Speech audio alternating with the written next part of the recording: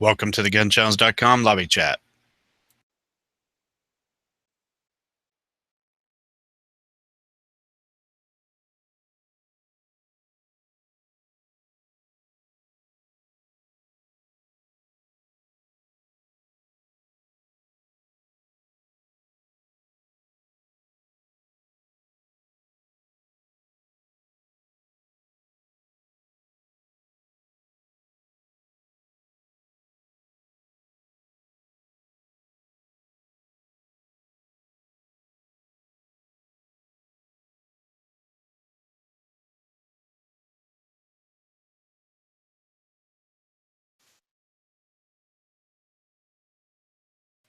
Welcome. Thank you. What's up, Pinks? You off today? Yeah, I'm off tonight. Right Definitely. So you got any matches this weekend? I had one last weekend. How'd you do? I thought I did pretty good, but apparently there was a lot better or a lot more experienced people there than last one. I'm looking real quick what number I was in. I was just gonna ask how you did on the qualifier. I hit every shot, so I didn't miss any. Didn't hit the no shoots. Let's see, I was 42 out of 70. That's not horrible, especially if other people are better shots, or not better shots, more experienced in the 3-gun world, or the USPSA. Is that it? Yeah, USPSA. Let's see, the qualifier, 7 alphas, 3 C's, and 1 D.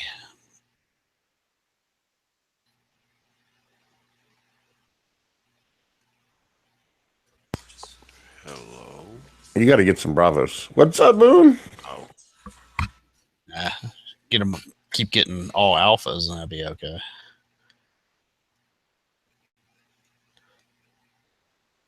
But yeah, it was probably just my time.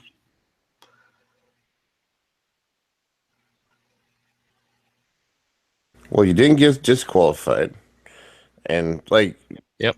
So you are now 2 qualifiers away from being ranked, or Let me look here.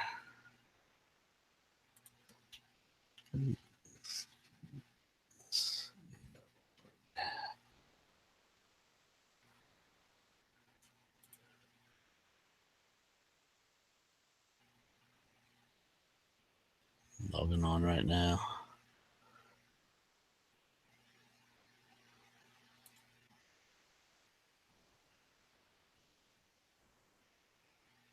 If it lets me, come on.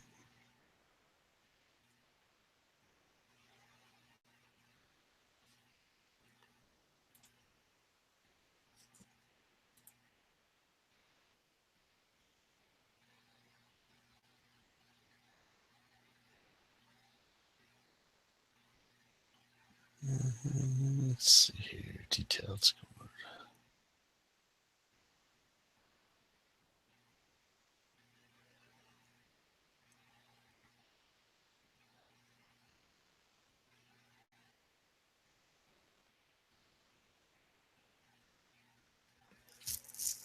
As soon as it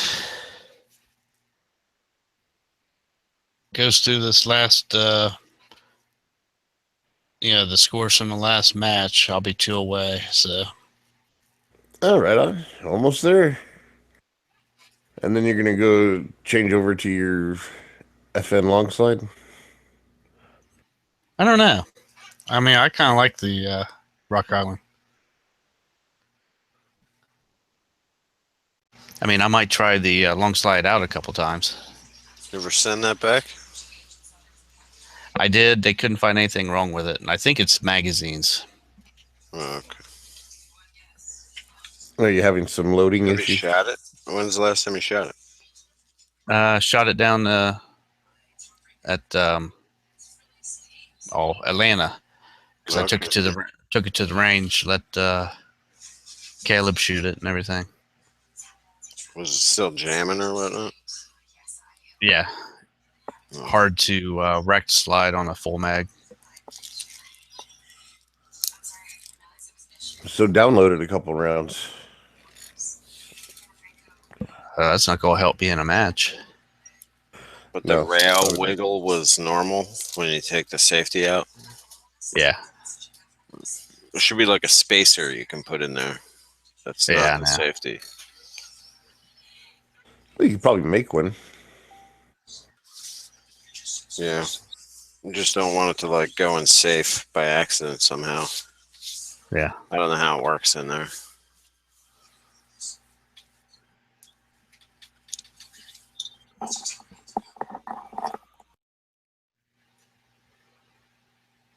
It's probably got a notch. Yup.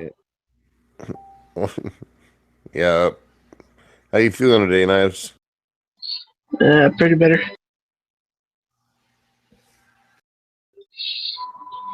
Much better.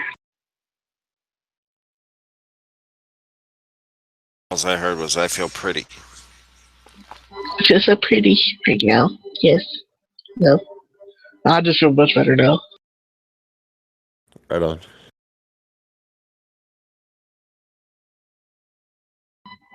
Don't get jealous, dude. I'm prettier than you. You sound so stuffy, like a stuffy turtle. Stuffy turtle.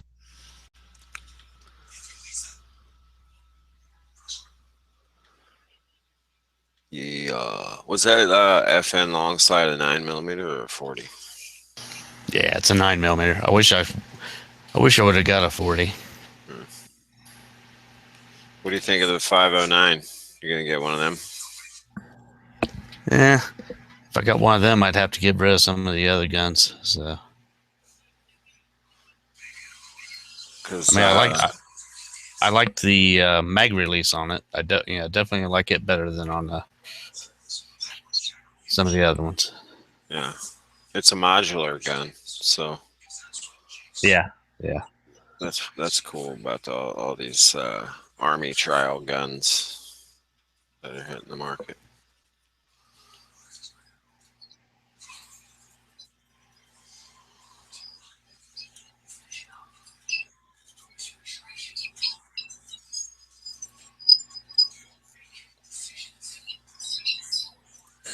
Damn, this shit's still thinking on mine. Oh well. it's what? Oh, I was trying to get the settings to turn off that stupid notification sound when somebody types in something. So I would hear boing, boing, boing, and fucking my computer's still thinking. Oh, now it's saying that it's not responding. So either wait or kill it. Well, I'll just wait.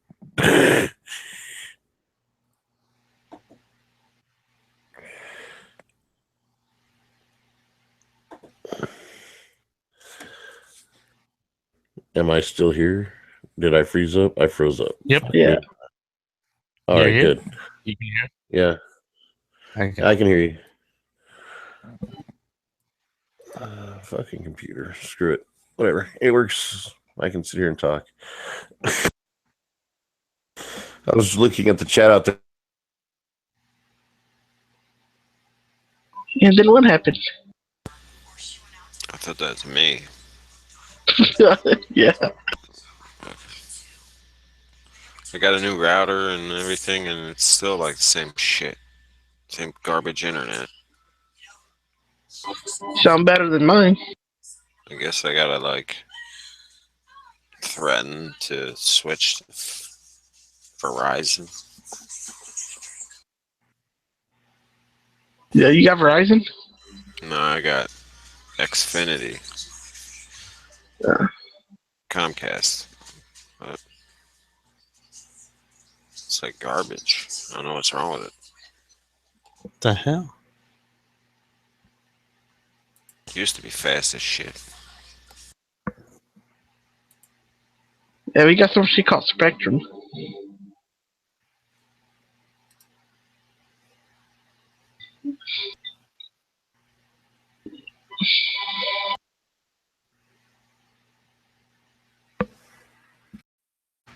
Can you guys hear me? Yeah. Okay. It must be my Chrome that's going nuts then.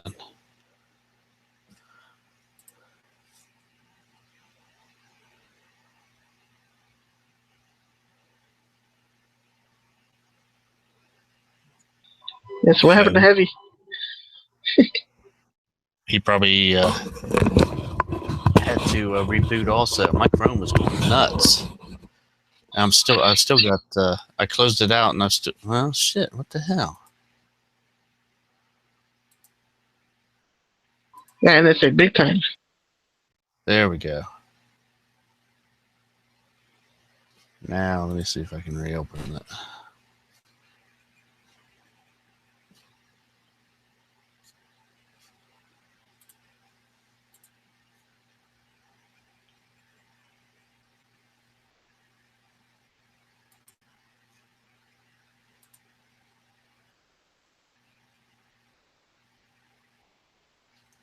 What happened to Heavy?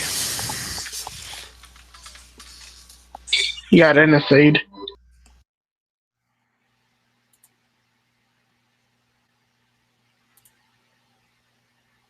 He was about to tell us the secrets of world peace.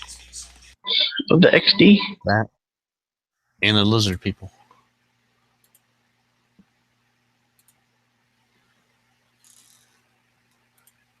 Do you see the new trailer for Iron Sky 2? No. Yeah, they got a new trailer out for it. Okay. Is Gun Channel's gonna load up now or what? There we go. Was that the Nazi movie? The Moon Nazis? Yeah. Okay. And Lizard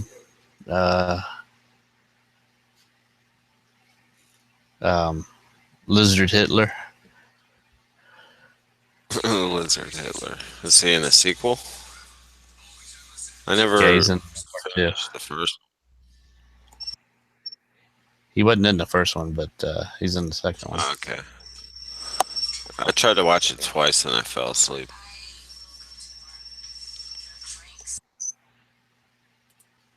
Let me see if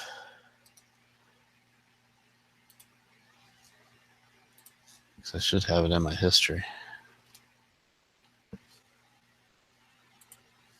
Next month's gonna be some good movies coming out.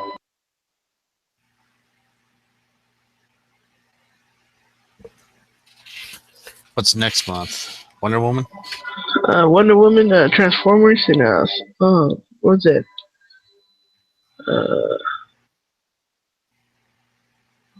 Cars, some other shit. Like King one? King Arthur or some bullshit?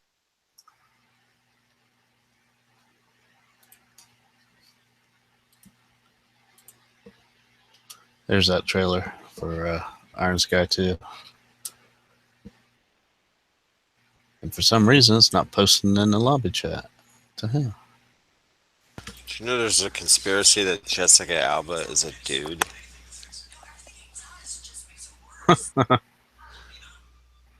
That's How funny. I stumbled across that video on YouTube.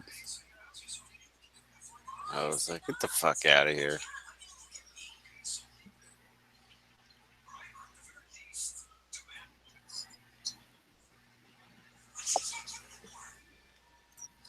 Who else were they saying? Megan Fox, and Jessica Alba, and then I just stopped watching the video. So I think they had like 17, 10. I don't know, it was like a top 10. So pretty much you're trying to say all like the hottest, sexiest chicks out there are dudes, really? Yeah, pretty much, I guess. I stopped watching it. And I don't even see you in the chat, Heavy. But I hear you. Really? And that's weird. How do I know if Heavy's real? Show us your face, brother. Jeez. Well, if you can't see me in the chat, And then Pink's thing went black. Yeah, see, I see him. If you jump out and jump in, you should be able to see him, and you should be able to see a non-black screen. What the hell? I jumped See your out. But I, face, could brother. still hear you. I closed it, but I could still hear you guys. Huh. Still in the chat. That's some weird fucked up shit, man. I closed the chat. It has to be. It has to be Google.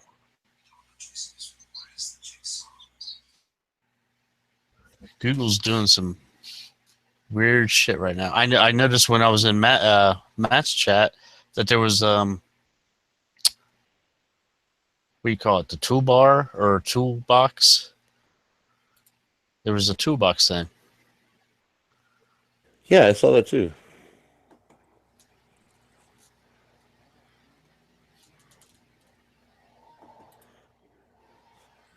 Yep.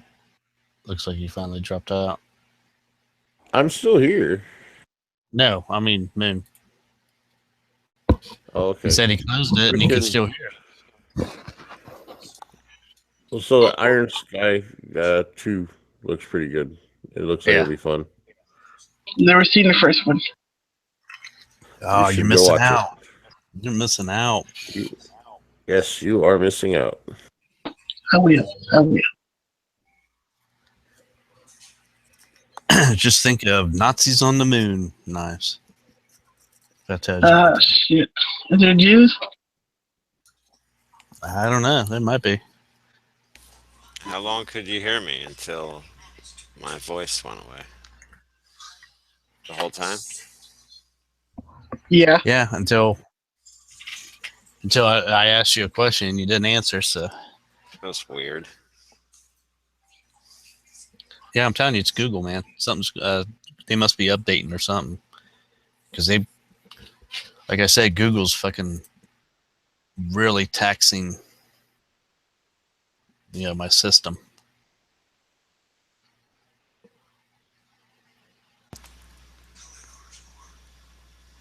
You have to like close out the gun channels and sign back in every half hour or so. I know. What That's the word it too. just actually, I had to kill it and reboot it just after like 5 minutes. It's the Chinese. North Koreans. I think we gave China like control of the internet.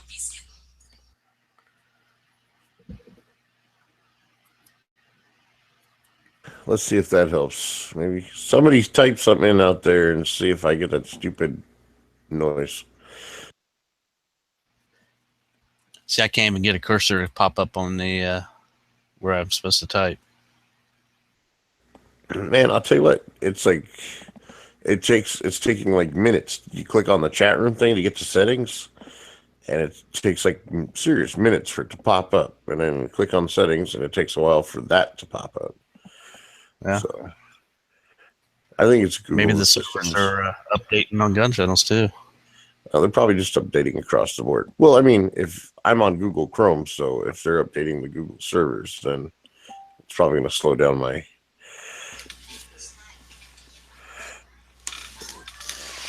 No. No? Okay. No.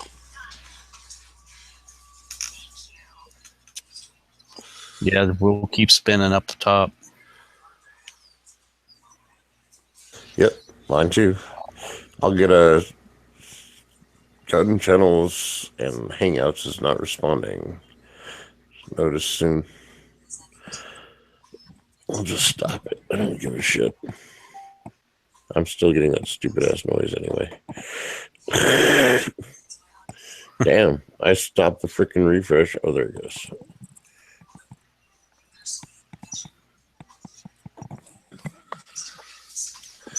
All right. Chat room sounds. You trying to turn them off? Yeah. Blood Ramsey comics. That's Did it work or not? I don't know. Type something.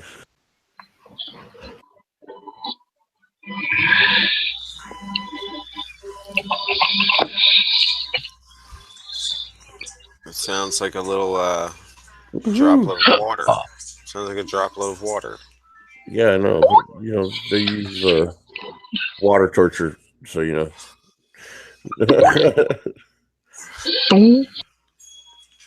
It's a pleasant sound. Oh, yeah, but you can mute it and it'd be better. You don't know how to turn it off, Heavy? Oh no, it's off now. Sometimes it doesn't. There's like two different ones, right? I don't know. I can still hear it. I shut them both off.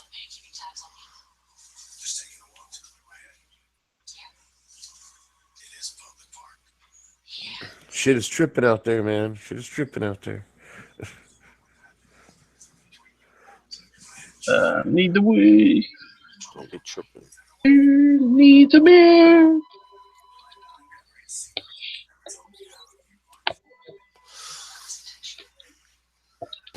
I'm freaking out, man. I'm freaking out. Totally.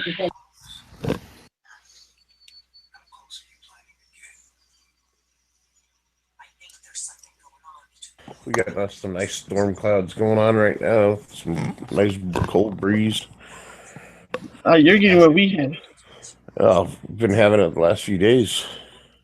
Yeah, I just had to kill my gun channel side again. Yeah, mine's thinking right now as we speak. The only person we gotta blame is on Obama would call me. No, it's Al Gore's fault. He invented the internet, remember? How's the Agenda 21 coming along out there? Same bullshit. Trying to take over the world. San Agenda 21. and the bike lanes. Pinky in the brain. You haven't No, noticed it's- all the bike lanes? There's always been bike lanes going on around here. That's what I'm saying. It's the New World Order. Yo, how the fuck you got bike lanes in the middle of the fucking ghetto, dude? They're trying to make you ride a bike. Because there's, dude, everybody in the ghetto rides a bike. Come on now, you know that. They I say heard they everybody want to drives get cars. they say they want to get people out of their cars and blah blah blah, but they really want to try to breed people that can jump really high with giant legs. Oh, Yeah, that would make sense. So if everybody Yeah. rides a bike, there'll be people jumping around like fleas. we got the NBA for that.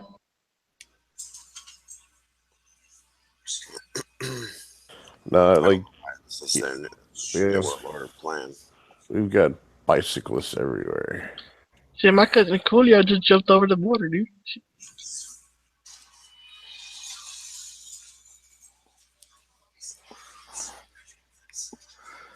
That's so you Knives. can jump up into your skyscraper apartment building that they shove you into after work. Yeah, Knives, that ain't too impressive. Like, if the wall ever gets built and then he jumps the border, then that would be impressive. No. There'll be a big electric fence by then.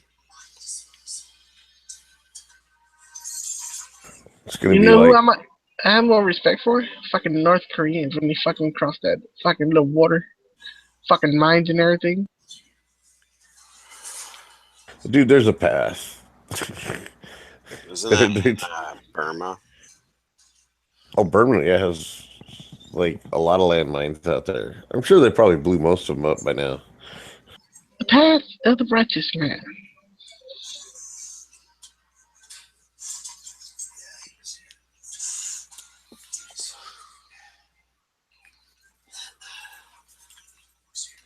Evie, how happy are you right now? About moving to Arizona, fucking ecstatic. Is time going slower? No, it's about the same. Like tomorrow when I wake up, I'll just pull all my shit out. Start sorting it and the shit I want to keep and shit I want to get rid of. And then I'll get rid of the shit I want to get rid of. And I'll start packing up all the shit I want to keep. So you're escaping the New World Order. Yep. Good job. If you stayed any longer, they would trap you in that city. And you would work there and shop there and never leave. Well, I mean, that's maybe a decade down the road. You would take like public transportation or ride a bike. And no guns.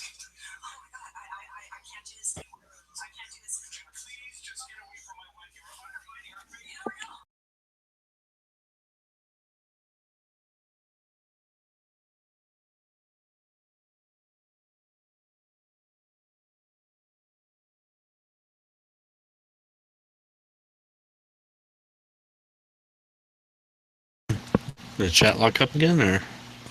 No. Oh, okay. I was making sure there. I didn't hear anything. I was like, oh, shit. I'm over here fighting with my brother. I muted myself because my girlfriend's phone is loud as fuck.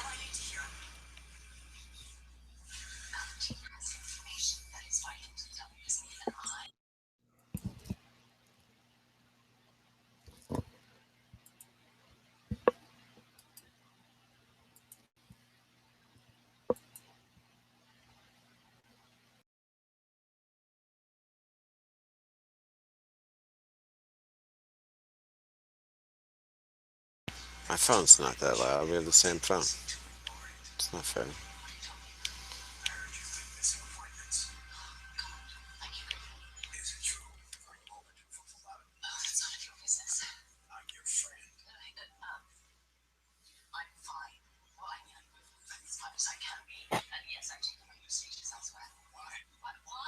My jungle love. Oh, oh.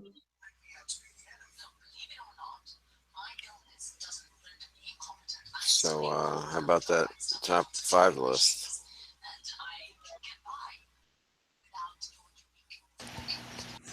Yeah, I was going to be sticking the lever action up next. I didn't know that we were only going to do one pick.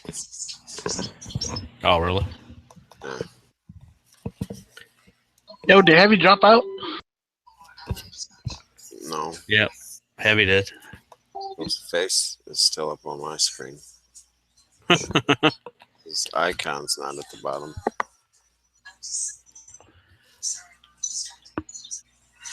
Now you got you got the Hangout open in Google, don't you? I know, I went away. There he's back. Right after you said that, Pink, shit fucking locked up on me. I'm kind of glad I got the Hangout running in Komodo then.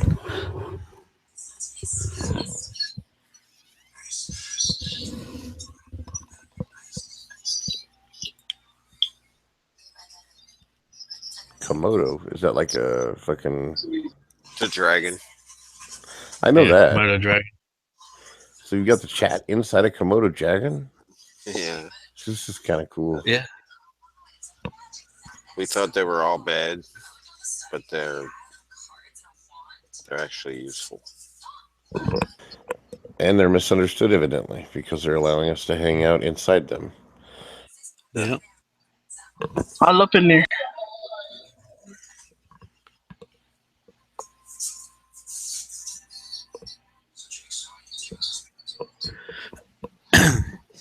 Yeah, I know at one time I had like 8 to 10 browsers on my old computer. That had to take up a lot of fucking space.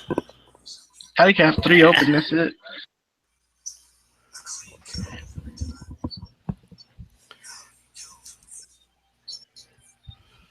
I only use Chrome. Yeah, I had Opera. Let's see. On this one, all I've got is There's Internet Explorer, but I don't use that. Google, Firefox, Komodo Dragon, and SWware Iron. Yeah, I got Internet Explorer, which I never use, and Google. I use Chrome because it has 666 in the logo. It does? Yeah. And that camera lens, it's like a spinning wheel of sixes. So it's all for bringing in the New World Order.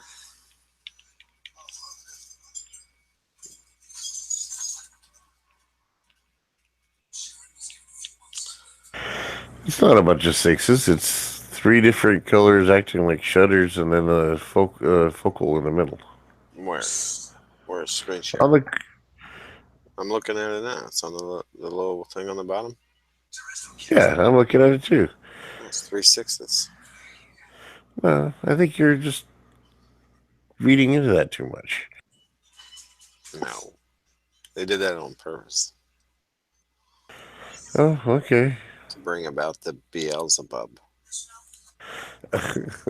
Lucifer. Both of them guys. They the same guy? I think so. There's an anime named Beelzebub.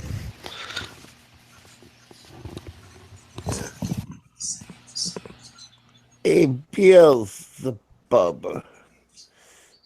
Call people Bub. Just call him Bub for short. Beals. That reminds me of Stephen Lynch. You ever hear Stephen Lynch's music? He's got some great comedy music.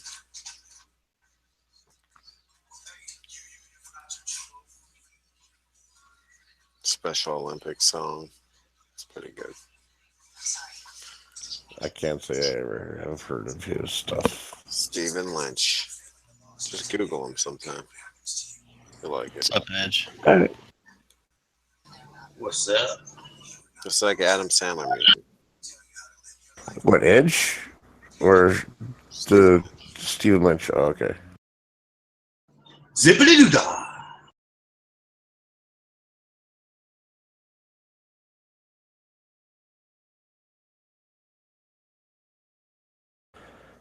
Well, I did like seeing Adam Sandler getting his ass kicked again by Bob Barker. the price is wrong, Bob. Now you're gonna get it, Bobby.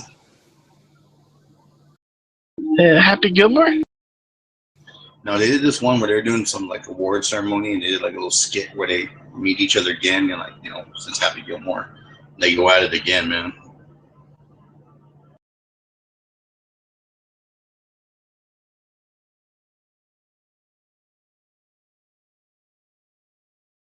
Well, that was quick.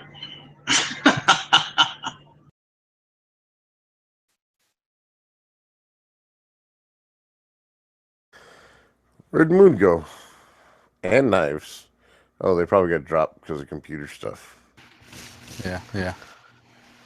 And I just logged in. There's 2 of you right now. Yeah, I know. I figured it out. Let's see. There we go. All right.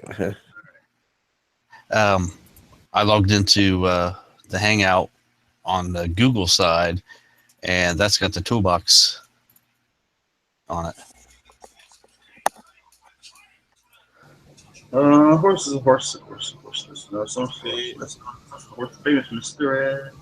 You denied the 666 and it kicked me out for it. Well, it didn't kick me out. Watch, there I go again. Poof. There's chat seniority, and there is not. So. All I got to say is whenever it comes to chats, people always want to be there when I'm there. And then they realize I'm there and they get the fuck out. Or they wait for me to leave, one of the two.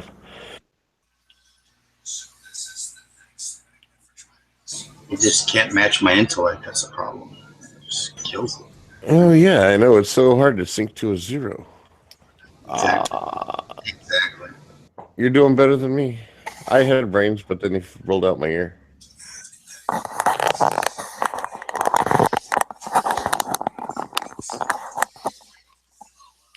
All right. Someone's got the cock ring on. Okay. No reason I logged into this one so I can screen share. But You trying to hack gun the channel? reason I have, You trying to yeah, the reason I haven't been posting on the main page here lately, because here, like, see right where my cursor is, how like the link pops up. Hmm. Okay, now when I scroll over to post something, look what it says.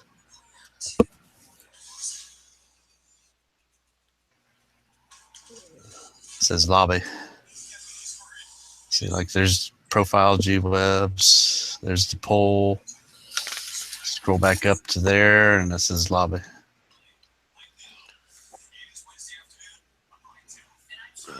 That's weird. Repeat that Yeah, again. no. Repeat the error you're getting.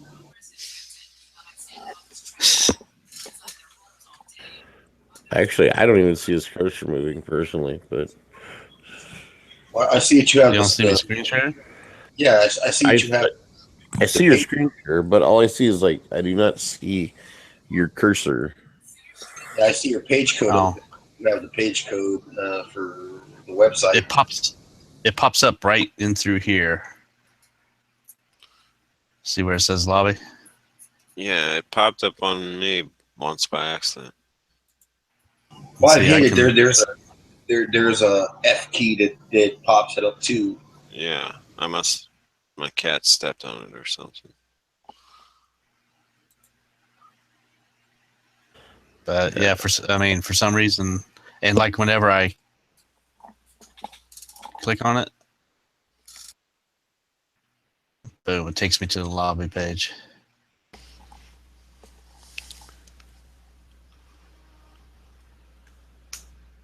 Well, something's going on. See, that's the thing. Have you tried clearing your cache and your history and then logging out, logging back in?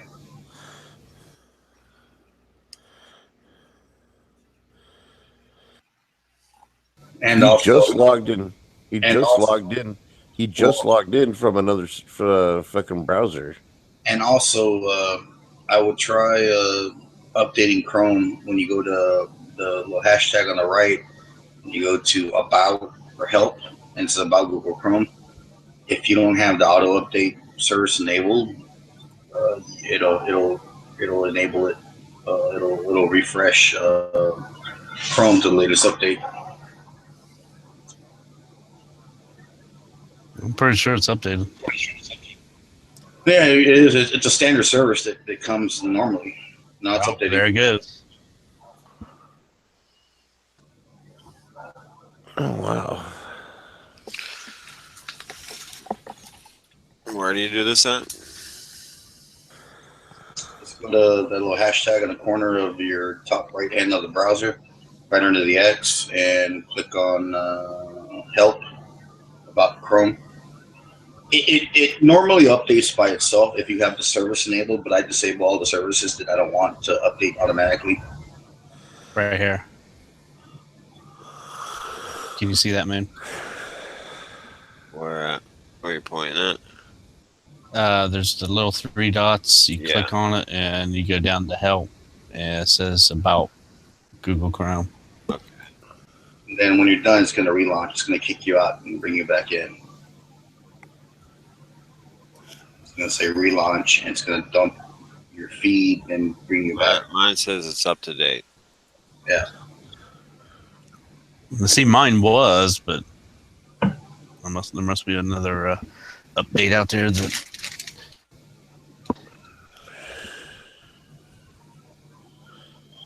When you do a lot of browsing too, man, you're gonna rack up quite a bit of cache that you need to clear out too. It helps to clear it out. It just that's PC 101 stuff. I'm sure you probably know that shit.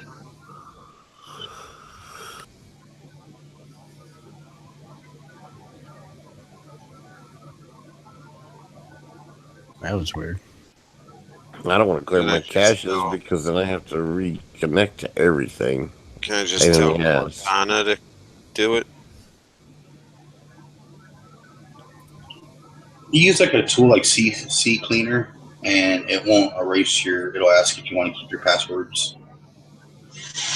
Cortana should just do it for me if I ask her. Or if I tell her. Demand it. You tell her, you know what? I want some Cortana. cream.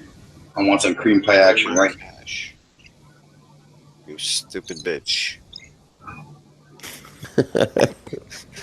Sorry, I do not recognize that command, you cocksucker. I'm not gonna be mean to the poor AI. It's not like she's Siri. Tell her who's the handsomest man in the whole world, but it is you. That's right. Thank you. Wow, how'd you get it to lie to you like that? Siri's like a liberal. Alexa is like a Fredericks, a Hollywood model. And Cortana, well, we all know she's the chick from Halo.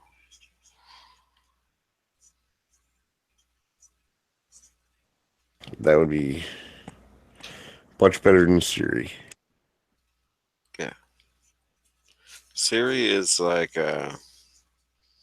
she sounds like Siri, but she looks like Sarah Silverman. Sarah Silverman was cute when she was like 20 years ago. She's like 20 something, but man, that chick got old and long in the tooth.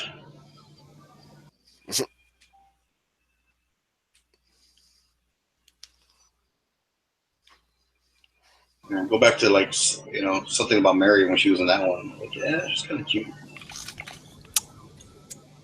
Who was she in Something About Mary?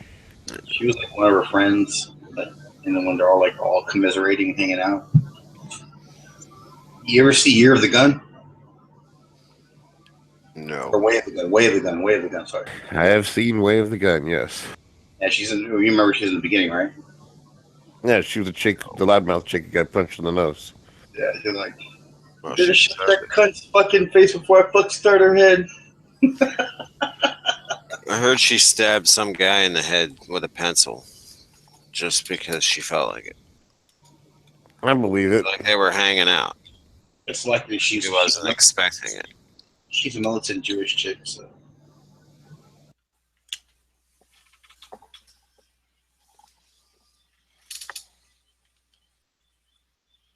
Would not surprise me in the least. I never understood that whole raunchy chick comedy stuff. I get some chicks that get a kick out of it. I listen to it, I'm like, I can't even laugh. I'm like, it's fucking ridiculous and disgusting. But then again, I can see myself hosting like my own talk show on radio, like called Turd Talk, and just getting into like your bowel movements and having a kick out of it. But that's just me.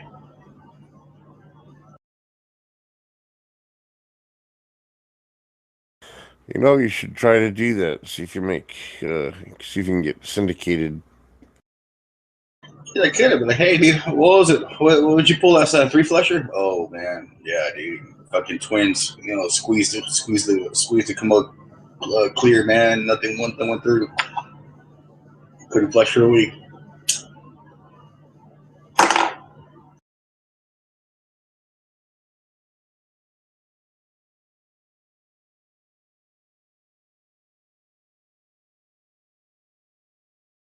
So is anybody else watching Last Kingdom on Netflix? No.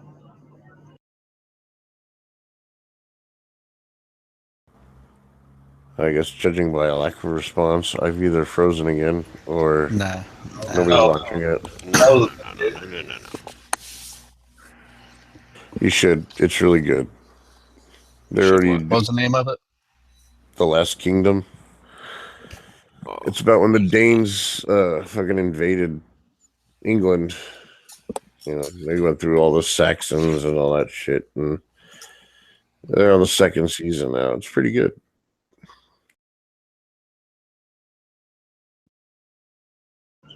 The Saxons before they became the Anglo-Saxons. I thought Anglo-Saxon meant like the Saxons in England, northern England.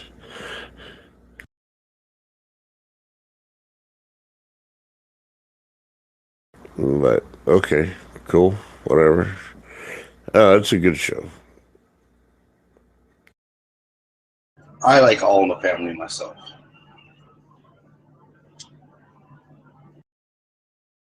I'm up to the third season now.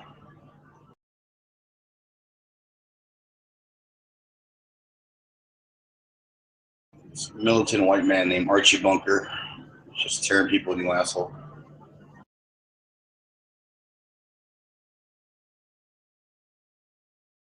Yeah, him and his son-in-law Meathead. So Meathead,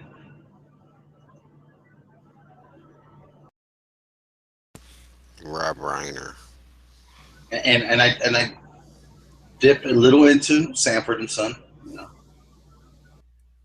You big dummy. Oh, my favorite one was like, Lamont, call the zoo.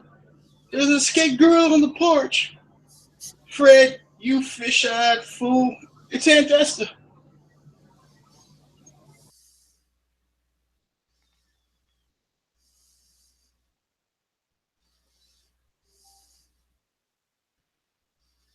I remember going with my dad watching Barney Miller and shit.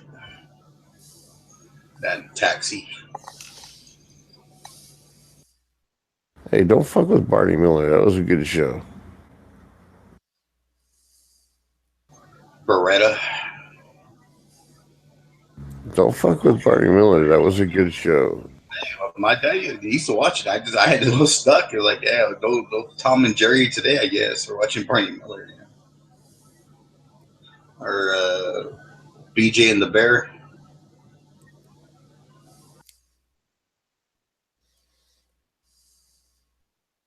And then the almighty Chips. Oh my god. Dude, you're forgetting about really good shows like The Fall Guy. Oh no. See, I couldn't really watch Columbo when I was a kid because I couldn't get it. When I was a teenager, like in high school, I loved Columbo. When I'd skip school, you know, fake being sick, I watched Columbo, you know, and Columbo's fucking awesome. Columbo's fucking cool, dude. How much So you what? You don't like The Fall Guy? that TJ Hooker and all those other 80s shows, Simon and Simon and Remington Steele and Scarecrow and None of those are The Fall Guy. Riptide. I remember the Fall Guy. You know, he had his pickup and he was a stuntman or whatever.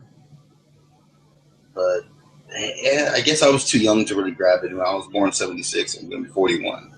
I just never really caught on to it. You know, I was born in '78 and I watched The Fall Guy. I watched it, but I never caught on to it. Knight Rider, I was a Knight Rider guy for sure. Yeah, I watched Knight Rider, Magnum PI, Fall Guy. Every time Airwolf would come on, click, I would change the channel. See, I was you were a big fan of Airwolf, huh? No. Oh, I liked Airwolf. I loved Airwolf. I thought it was cool as shit. And then they ran off that Blue Thunder TV series for a little while. That bombed. Yeah. Well, they tried to base it off the movie, but the movie was better than the TV show, or than Airwolf too. Do you guys remember that one show about that dwarf? I guess I'll use a PC term. It was called The Wizard. This is English dwarf. He was one of the guys from Time Bandit. I thought he was the guy from Willow or something like that. No. This is the guy from Time Bandit. He was like a genius engineer. He doing all kinds of gadgets and shit. He only ran like 2 or 3 seasons. Sounds vaguely familiar, but Yeah, I remember the show, but very vague. What was that one with those 2 guys? It was the older guy who was like a sex icon, Mr. Sexy Man, and the kid, and they would had this little talisman that would take them through time together, and they like go and fucking fix shit in time. What the hell was it? Is a dude he ended up killing himself on accident when he put a fucking 44 with a blank in it and put it inside his head and pulled the trigger and thought it wouldn't do anything to him. Dumbass. I know you're not talking about Quantum Leap. No, it was before that. What the hell was it? It was actually a cool show. Voyagers. No, I don't remember it. I'm sure if I found a little YouTube link, you But probably. does anybody here remember Street Hawk? Street Hawk. Is that the one with the motorcycle? Yeah. Yep. It was like the Knight Rider, but with a motorcycle thing. Yeah. No. You had Viper. Yeah, I remember Viper from the 90s, though. Yeah. Do you remember Misfits of Science? Nah. What That about was a good one. Stingray?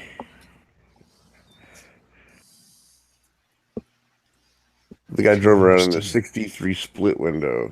That was all fucking rotted out. It was fucking sweet, but they called the show Stingray.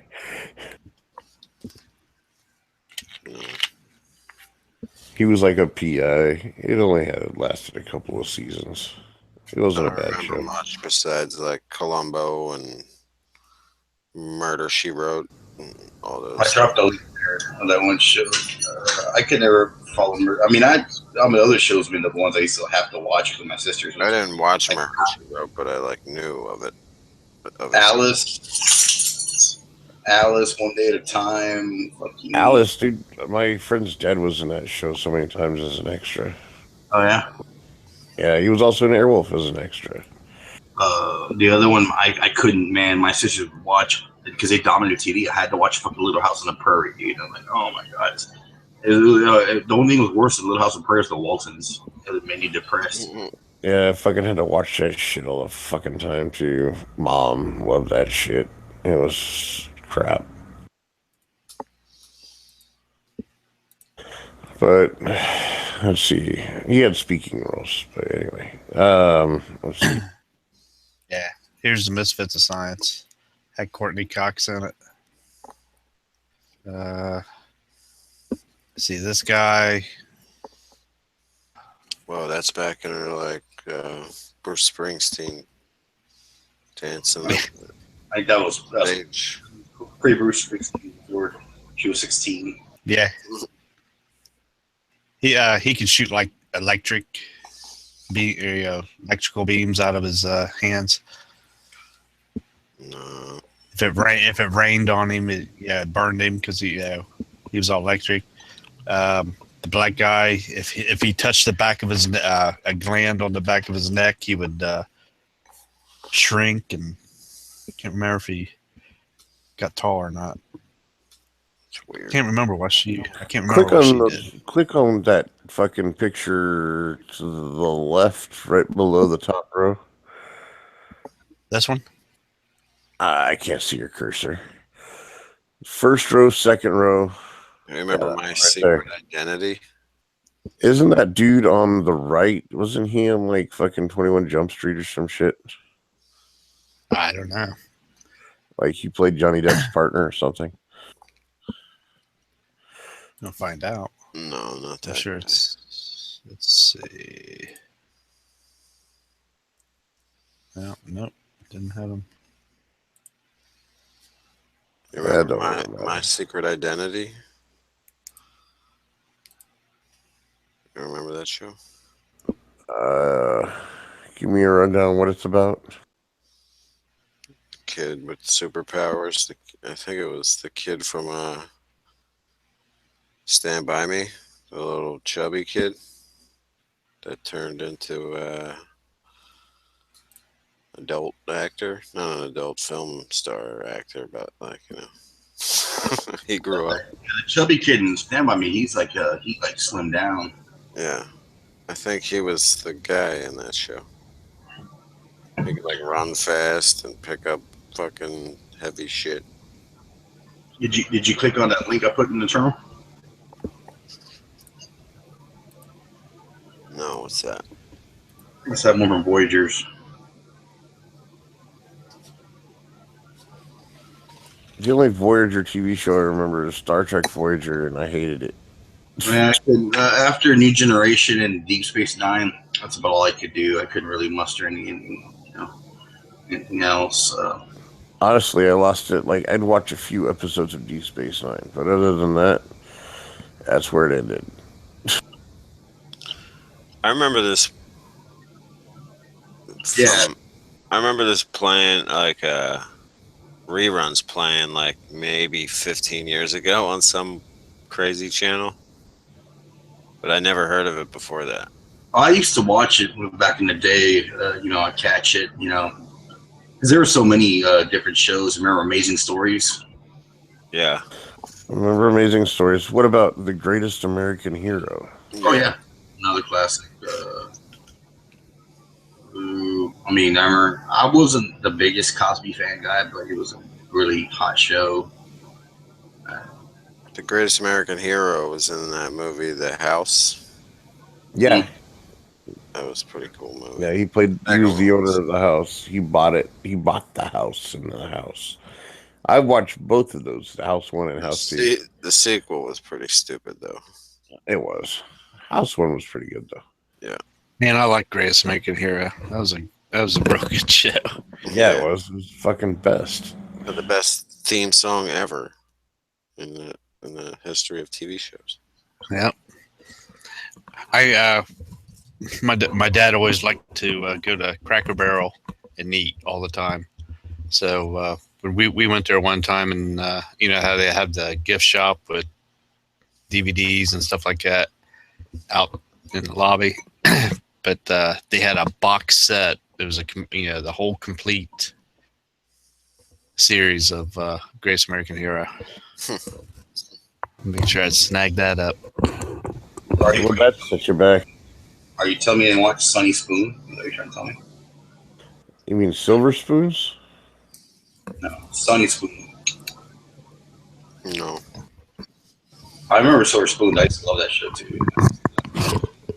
I watched Silver Spoons. Or what was the other one with? What was the one with? Wait, there were Silver Spoons, and then there was what was the other one with? There was Family Ties. There was another one with the guy who's Who's- also a kid of a rich dude with what the fuck's his name? It's escaping me. What you talking about, Willis? No. Talking about, Willis? Not that one. Webster? Different No, strokes? no, it was before then. It was that one with Ricky Schroeder. Yeah, Ricky Schroeder. That was Silver Spoons. Were you sure he was the Silver Spoons? Yeah. Yeah. I thought he had his own show. No. Uh, That was No. Okay, I'm getting confused. There were Silver Spoons and then there was Different Strokes. Okay. Yeah, Different Strokes had Yeah. what's his face? just, What you talking about, Willis? Dana Plato, Todd Bridges, Gary Coleman. Yeah, Gary Coleman. Yeah. Another one I had to watch was Facts of Life. Oh my god. Yeah, you take the good, you take the bad, you take them both, and there you have the facts of life. Wait, write that down. Believe it or not, just walking on in. Never thought I could feel so good. Or free, or whatever it is. Yeah, I don't know the words.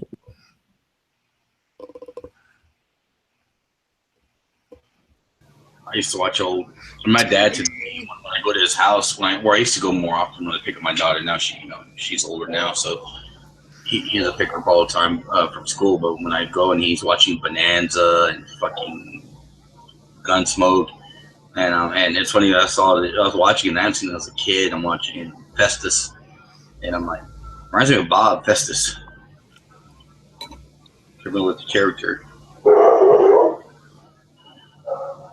But Oh, doggy's barking. What about Bosom Buddies? I watched a little bit of that. what was the one with Ted Knight? That one where he had Jim The hot daughter. No, it was the one with Jim Blaylock and Ted Knight was like the mean grandpa. and had that gay dude Jim Blaylock. I forget the name. That was his name. Yeah. I forget what. Yeah, I forget what the name of that show was. But Okay. I think he did have a hot daughter.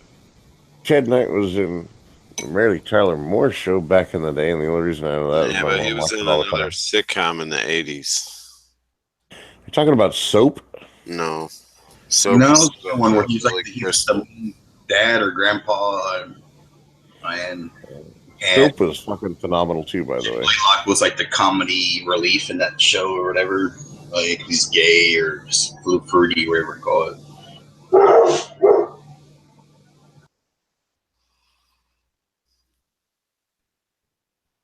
I remember Soap.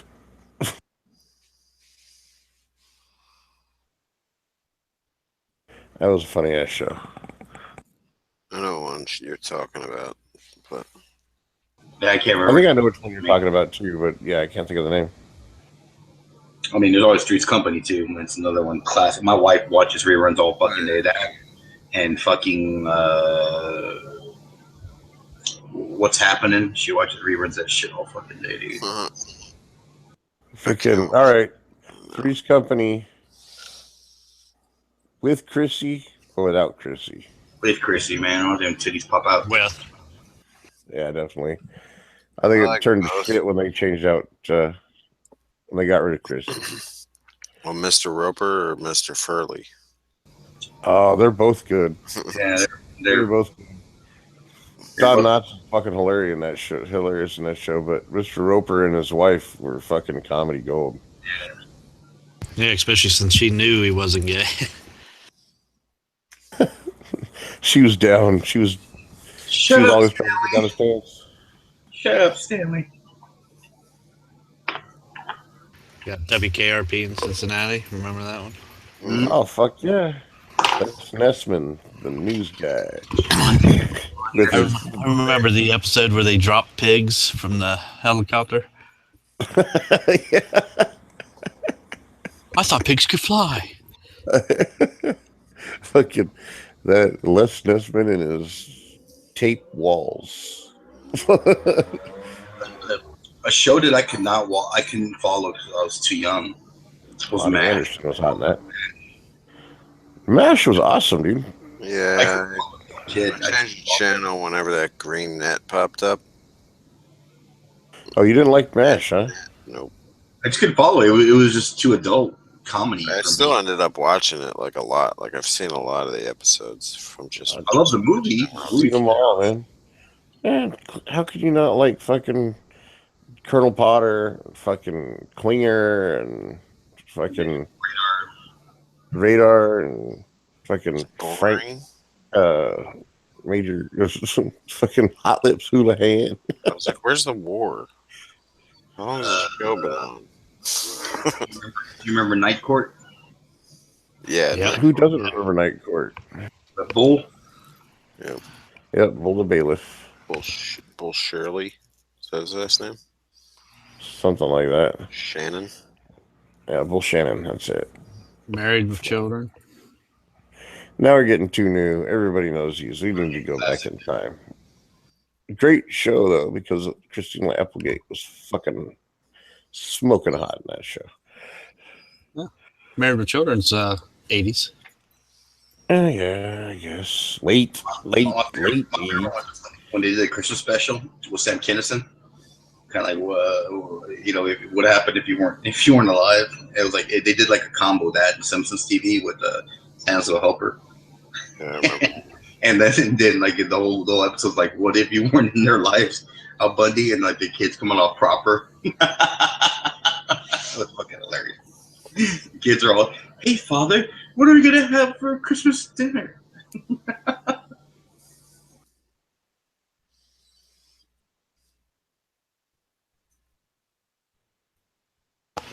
Police Squad. Now we're talking Files of Police Squad. There you go. I never got into the hospital shows. Like, what was it, like General Hospital, or not General Hospital? What was it, Saint Elsewhere? And then there's that one, Trapper John MD. Saint Elsewhere. The Saint Elsewhere was all just an autistic child's head.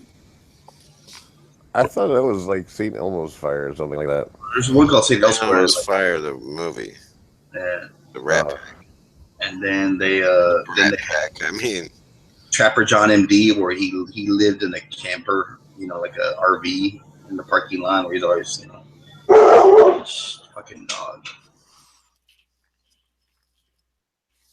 what about Hardcastle and McCormick?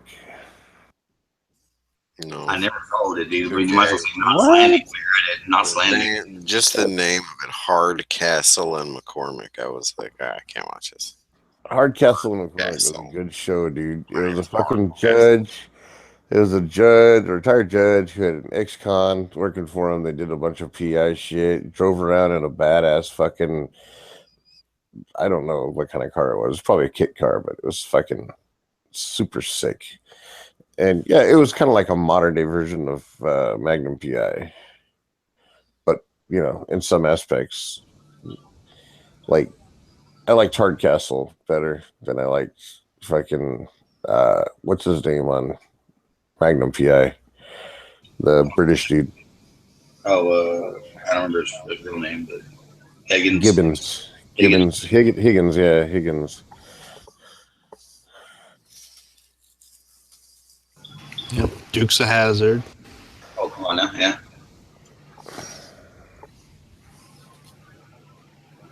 You know what's funny about those days? If you think about it, Dukes of Hazzard, I must have been like 6 or 7 when it came out, maybe 8, and they didn't have kid shows. Realistically, they had the kid shows were like Sesame Street, and that was it. Sesame Street, Looney Tunes, brother. Oh yeah, but there wasn't in between like now where the kids are like Bob the Builder and Teletubbies or whatever the fuck it is these days. Yeah, they got fucking super weird, dude, using like freaky things to try and entertain your children. I didn't like Hanna-Barbera, but I guess I liked some of it. But Yeah, some of the Hanna-Barbera was pretty good. Oh, I mean, there were some cool cartoons. Like I remember I had a friend. I was talking to her, and she's the same age as me, and she was telling me that she wasn't allowed to watch TV after school. And I was like, dude, fucking, I'd race my ass home when I got dropped the bus to go catch G.I. Joe and fucking and Transformers. I was like, oh shit, on the mission, dude. Dude, Robotech. Just throwing it out there. Robotech. Robots back in the day too, but the Transformers were a staple. Look, Transformers, G.I. Thundercat. Joe, and fucking GoBots ain't got shit on Robotech. Robotech was the first show where main characters were killed on the regular. But yeah, I liked Thundercats and fucking Thundercats too. Voltron and all that shit. Voltron. Yeah. Had to be the 5 Lions, not the. Oh, fuck yeah. I also like. I mean, believe it or not, I'll admit to it. I like Jim. Truly Outrageous, Jim. Exactly, dude. It was a cool show. Sometimes there were some interesting episodes. I was bored. You gotta watch it. Fuck it. I think I've seen a couple episodes. Of what? Jim. Whatever. Jim. Truly Outrageous. Truly Never outrageous. fucking thing. What about Tour of Duty? No. What? Brewster. You never watched Tour of Duty? Wow. That was fucking awesome. Awesome show. Mr. Belvedere. Mr. Belvedere. Remember Mr. Belvedere? One of my favorite cartoons that got canceled because some Christians got fucking their panties in a fucking knot crammed with their ass was Dungeons and Dragons on Saturdays. Dude, that played forever. No, it only lasts like 2 seasons. Well, whatever. My mom and dad got all tripped out when they found out I was playing D&D. Like, what are you doing? And I explained it to them. I go, look, You're Mom. worshiping the devil. I'm like, it's nothing to do that. We're good guys going against bad guys, so that's not bad. 2, it teaches us critical thinking skills. We have to think outside the box. We have to use our math skills. And my mom was like, See that? that's all good. Go ahead and play, kids. See, any Sounds like Baptist. the devil's work. I was gonna say any Baptist who would said, "Yeah, you speaking the devil's language. Look at you speaking in tongues. You know what the hell you're saying, kid? Shit." You just got to put it to your parents' logical aspect. Critical thinking skills, actually using math skills, practicing your writing. Oh, okay, cool. Spelling. The actual cartoon series got canceled because a bunch of Christians were saying that it's against the Bible and it's unholy, and they're talking about the cult and Satan and so on. A bunch of good people going around to kill a bad guy. Yeah, that's so fucking evil.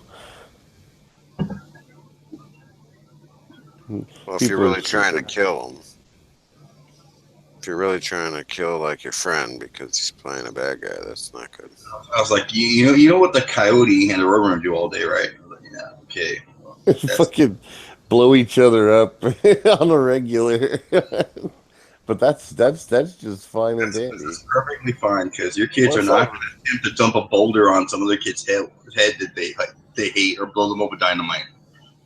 Freaking all this stupid. Well, actually, there was a lot of adult content in those. If you look for the references, and that's why parents could watch it too, so they could laugh. There was a bunch of most kids' heads. The original Cat in the Hat. When thing 1 and thing 2 come out, if you're really looking for something, and you see the postures and the poses that they make when they're doing it, you could find some pretty racy stuff in there, like, as they're doing it. Or as a kid, you'd be like, that is funny as shit, because your mind's not perverted or warped or demented or in the gutter. It's just all your opinion, realistically. I don't know, but still, freaking. I love the Cat in the Hat.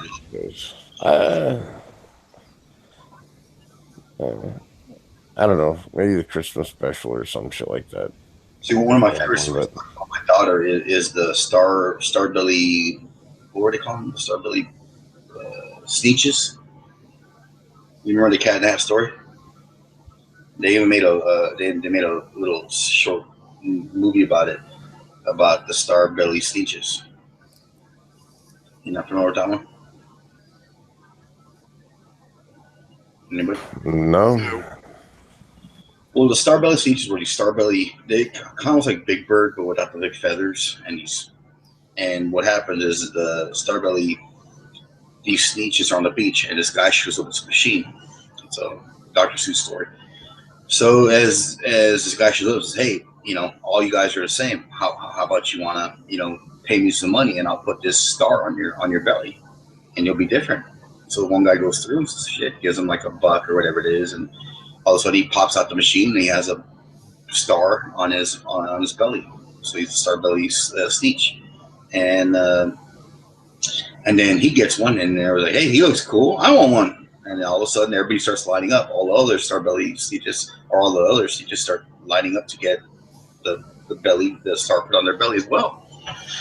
So then everybody finally, all of a sudden, all of them have it. And then the guy who originally first did it is like, "Hey, I did this to be different. Now we're all the same." So all of a sudden he goes back to the guy and says, "Hey, I want to be different." It's like, "Well, I'll take the star off your belly." So, okay, so he pays him again, and then he goes through, and now all of a sudden he's the way he was before, and all the other people are saying, "Hey, he looks cool. He doesn't have the star like everybody else does." So all of a sudden all of them start paying to get through the machine to take the star off their belly.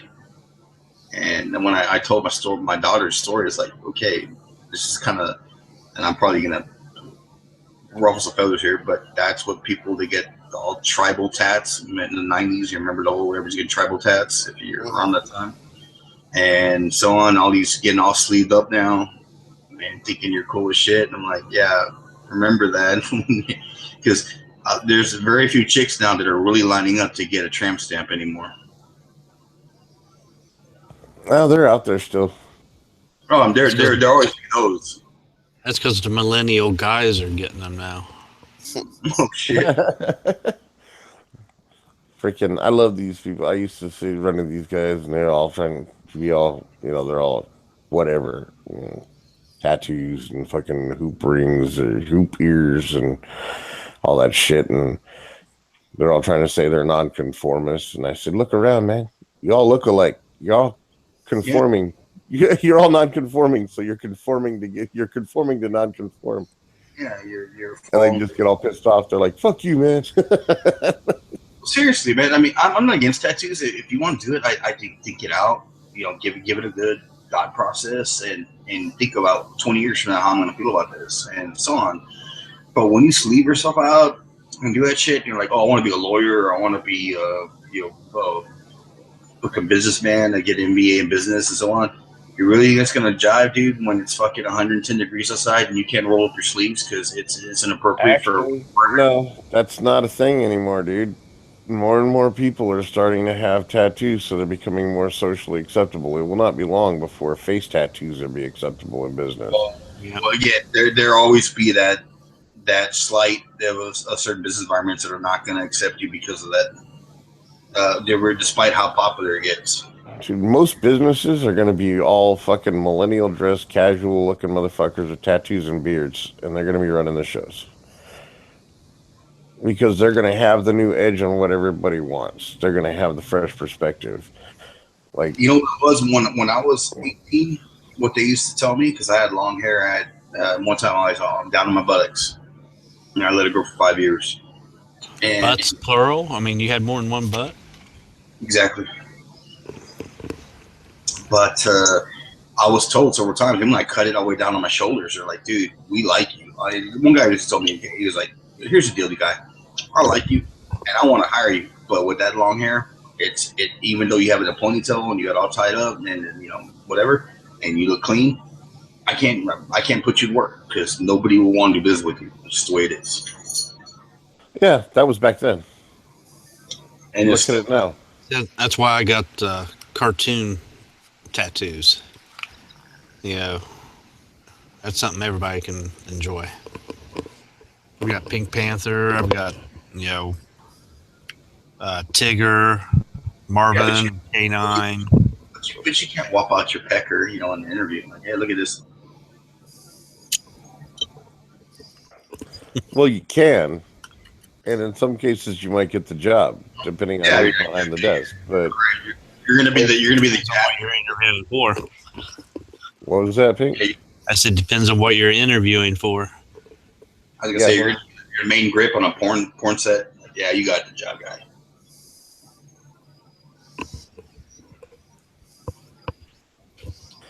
I'm just saying, dude, times are changing. People like me with that don't have tattoos, we're the rarity now. They do, but in certain circles, the ones I work in, they won't say it, of course, to your face, but they'll be like, no, it's just not gonna happen. A lot of these guys don't care though. They're just gonna go, okay, well, fine. You don't want to fucking hire me? Then they go off and they start something up. People like it, and then those same fuckers who wouldn't hire them come out and buy their shit. I'm not saying that's. I agree with that completely. And then all of a sudden, you know, it's all okay.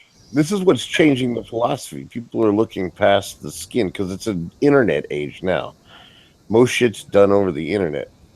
You know, okay, so those dumbasses, they go and put holes in their ears and put fucking rings the size of a quarter or $50 in their ears, and then they realize when they have to take them out because you're not allowed to wear earrings on the job or whatever it is, and they have that fucking twat hanging off their ear. You know, there's actually like fucking I forget, I read an article on the internet saying about it, that these guys are actually now paying to have their ears, you know, surgically repaired, you know, to fucking line them up again because they realize outside of working in like at a smoke shop or some head shop, you know, or whatever it is, tattoo parlor or some kind of construction job or any because forward-thinking business. Because the requisite is, one of them is that they can't have earrings in there, so they got to pop those suckers out, and they got a fucking vagina lip hanging off their fucking ear. We got a kid at work who's got those things. He's granted, like, okay, I can see if you're like in a in retail or something where you're dealing with people on a regular, but in most jobs nowadays, if you're behind the scenes, they don't give a fuck what you look like. I was going to say, even in retail, it's becoming more acceptable. I mean, there was one guy that worked for our company. He was the the most loved and favorite cashier in the whole company, and he had full sleeves, everything, you name it. And he was the best one. All the customers loved him. All everything.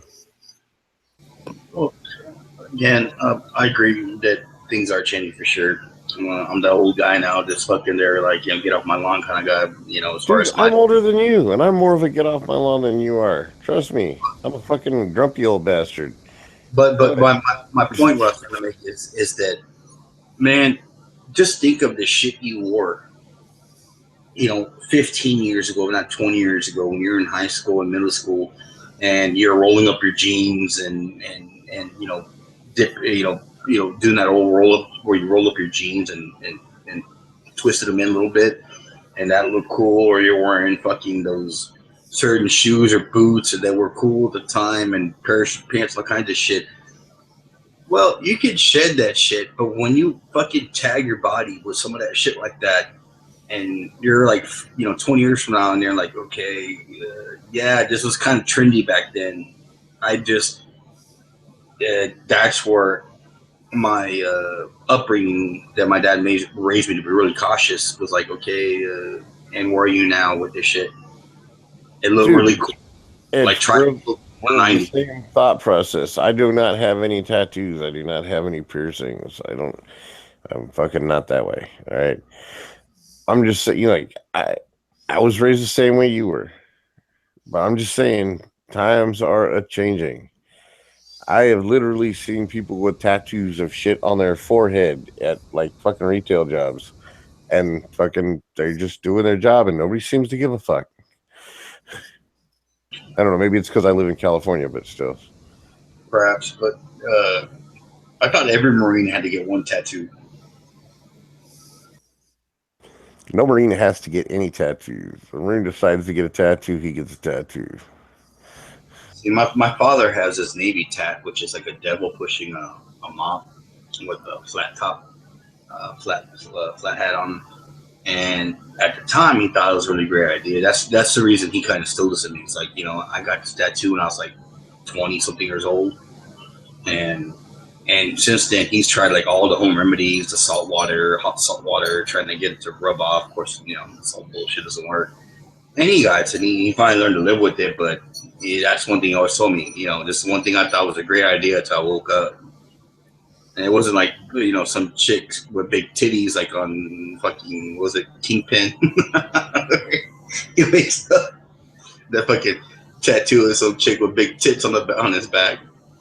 And, that's why I stuck with cartoons. Yeah, droopy heads. Those are always going to be trendy. I wonder if Jaeger thinks his tattoo on his arm is a mistake. I just got tribal, barbed wire, and a bunch of Asian writing. I was gonna say, I was bringing up the Asian writing, and you see all those people getting Asian. I'm like, dude, if you don't read that particular dialect or language, it's kind of a hip shot to see what they're actually marked you with.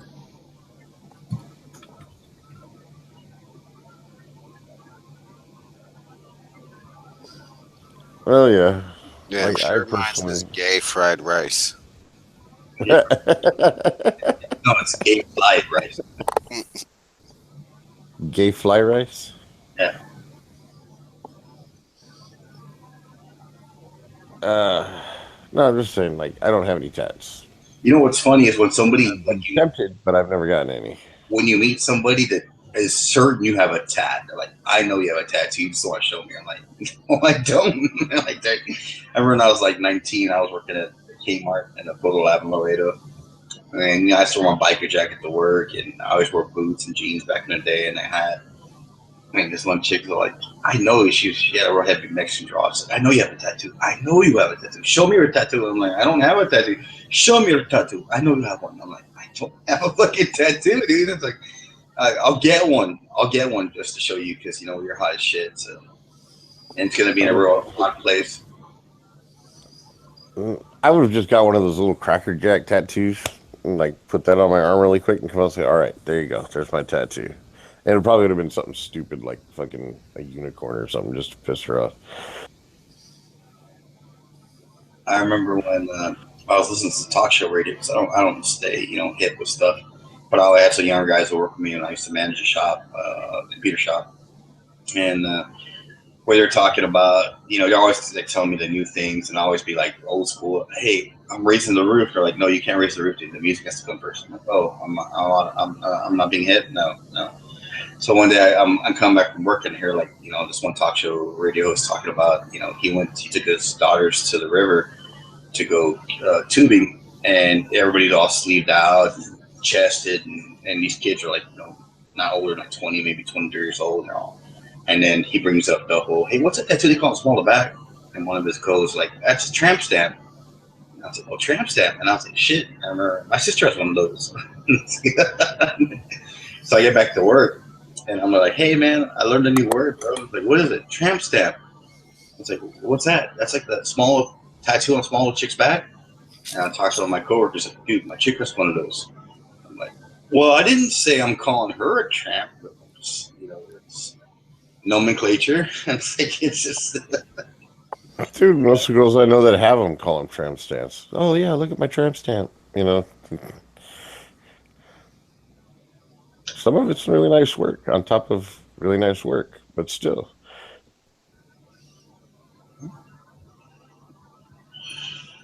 you want to put your mark on that at the end of the night. That's your business, eh?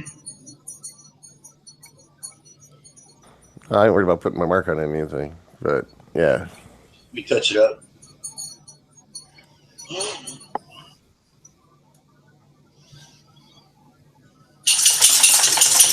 Hey, fucker, down. So, Pinks. Yeah. So you're gonna get a tattoo on your neck next of like maybe the Roadrunner? Well, I've got a tattoo on the back of my neck. Oh, you do? Yeah, I've got 3 on each Oh, shit. arm and then 1 on the back of my neck. What's someone on your back of your neck? Just some tribal work. Oh, okay. Cool. But the one I always wanted was a scene with Wally chasing the Roadrunner in the desert. He's carrying a fork and a knife, and all you see is like 20 legs on him, and the classic Roadrunner swirl feet. Oh, yeah, that would be a cool one. Yes, Where would you put But that, though? I was gonna have that across my my shoulder blades, across the back. Are you telling me you don't have Marvin the Martian? Do what? You don't have Marvin the Martian? We got Marvin and K9. All right. Gotta have K9. Yeah, definitely got to have K9. I think he was the smarter of the two. Yeah. I've got, I guess you would call it an evil Tigger because he's actually got claws. Because he's scratching on my arm. Got Pink Panther, of course. And then, let's see, I've got like an eagle head. And then like a Harley, well, it's a lot faded now, but it was a Harley tat with barbed wire around one of my wrists. I remember seeing a video of a chick getting her corn shoot tattooed. Her what? Her butt. Her corn shoot. Oh, her butt getting tattooed? Not the butt, but her actual, the exhaust. Oh, the hole. The brown eye winky. The brown starfish.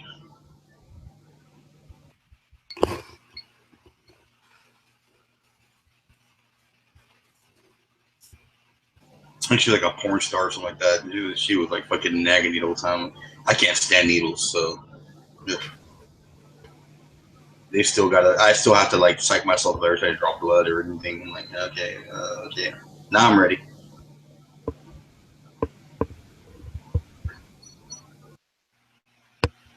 So you still gonna do the whole Roadrunner, the Wile E. Coyote and Roadrunner mural on your back? I don't know. That's been, I mean, I've been wanting that for over 20 years.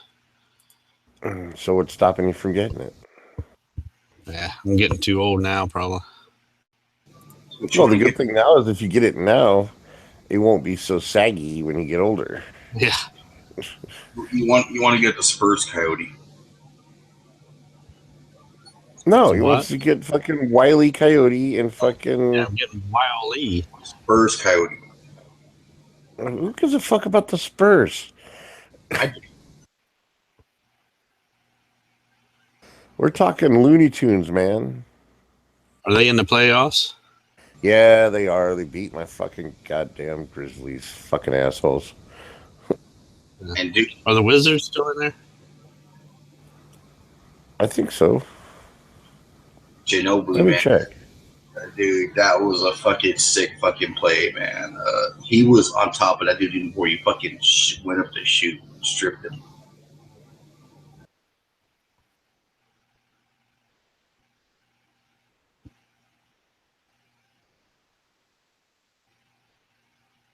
Man, I was fucking getting aggravated last night watching that game. God damn. Fucking vicious.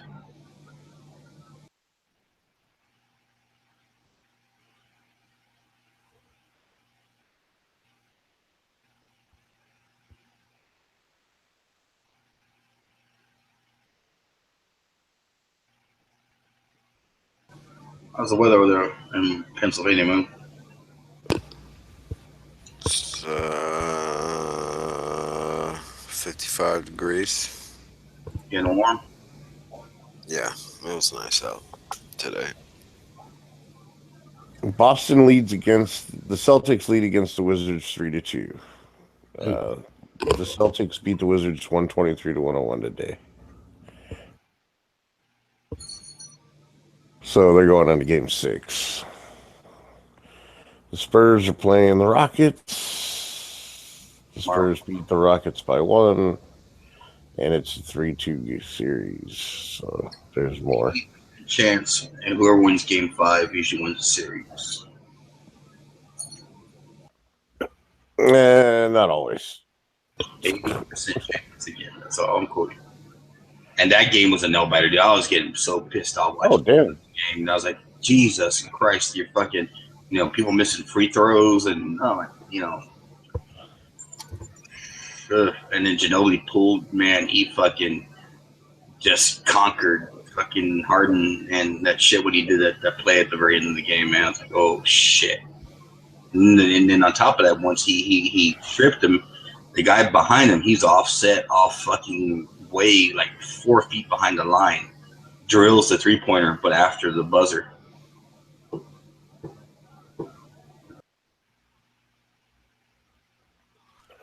Yeah, see, like that picture right there, but Wally had 20 legs underneath of him. Yeah, they were all running. I freaking find that to be cool. Shit, yeah. Let's see. Warriors, Jazz. The Warriors are still in it? Holy crap. Playing against the Jazz. That's right. Cavs and the Raptors.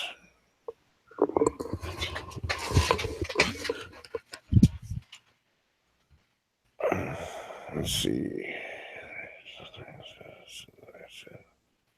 You ever see the one where it's Chuck Norris smiling and it says Chuckles Norrisley?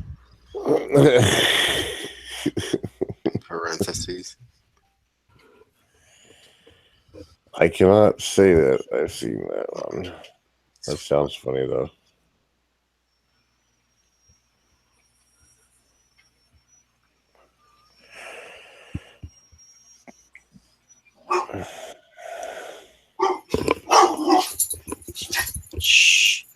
Penguins beat the Capitals. Senators beat the Rangers. Ducks beat the Oilers. So the Oilers are out. That should make Smeggy happy. Penguins are moving on. The Ducks are moving on.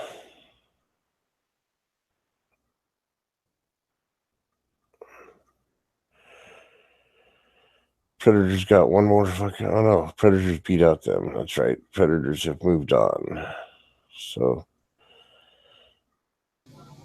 what do you guys think about that? What's that pistol? The 9mm striker fire wonder gun. The Hudson? are you talking about the Hudson H9? Yeah, what do you think about that? I like it. I think it's going to be better when they have the Hudson H40. No, I'll sell for a 9, but Well, you know, 45 maybe. I know you're weak-wristed. Can't handle it, I guess. Maybe a Hudson H45, a Hudson H10. That would be a badass 10mm, actually. No, Yeah. 40.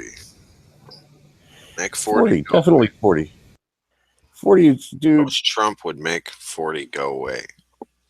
No, That's what. he's Executive He's order making it great again. is now banned. all you 9mm motherfuckers need to realize that the 40 is a better round than the 9. Get over it.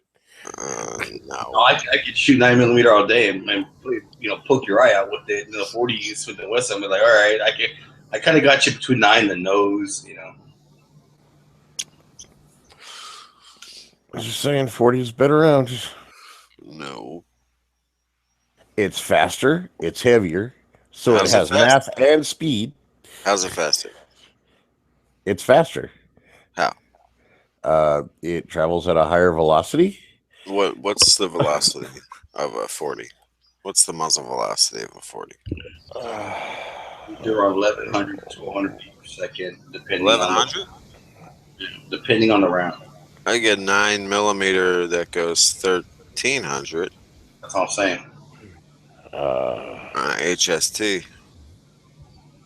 But if you like 40, I have 7 boxes of personal ammunition, all 50 rounds each, and I want to unload. If you want 40 that bad, I'm selling them $20 a box. They're all 50 rounds. They're PDX 1 and Hydroshocks government issue. That I'm selling for $20 a box, and you can buy them all for $140. There you are, Edge. It's Bob shooting the Hudson H9. Plus the 40 just beats the crap out of the gun 3 times as fast as a normal round, like 9mm.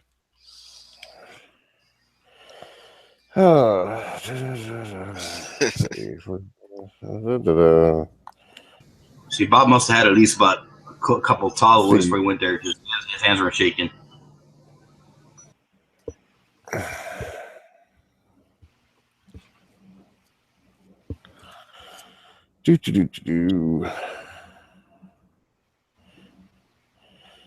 Okay. Let's see.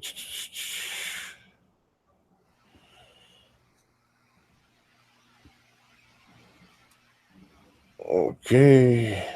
Bob's first appearance when he showed up at the house, he hadn't bathed in a week, but it's just me.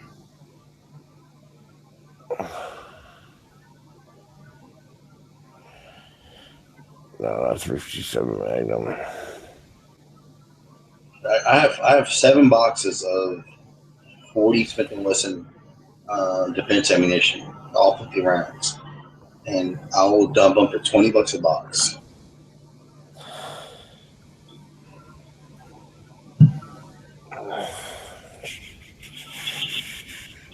If you're such a 40 Smith & Wesson guy. I bought into it too. Trust me. Make 40 go away 2020 is the next campaign. Yeah, I bought into it. I was like between the 45 and 9mm, it's the perfect one. So I got like 22, and I could shoot it but I had to really make an emphasis on placing my shots. That was not natural compared to shooting 9 or 45. And I had to really work at it. And then when I got to Glock 27 too, same thing. I could shoot it. I'd have a video on it, and I could place targets, center mass, and I could do with some accuracy, but not compared to shooting a 9 or a 45.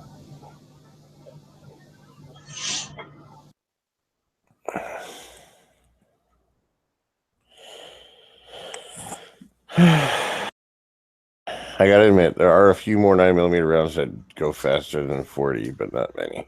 Look, it almost looks like the same hashtag. But let's look at muzzle energy, too. Oh, wait, the numbers are far superior in muzzle energy. So, just saying.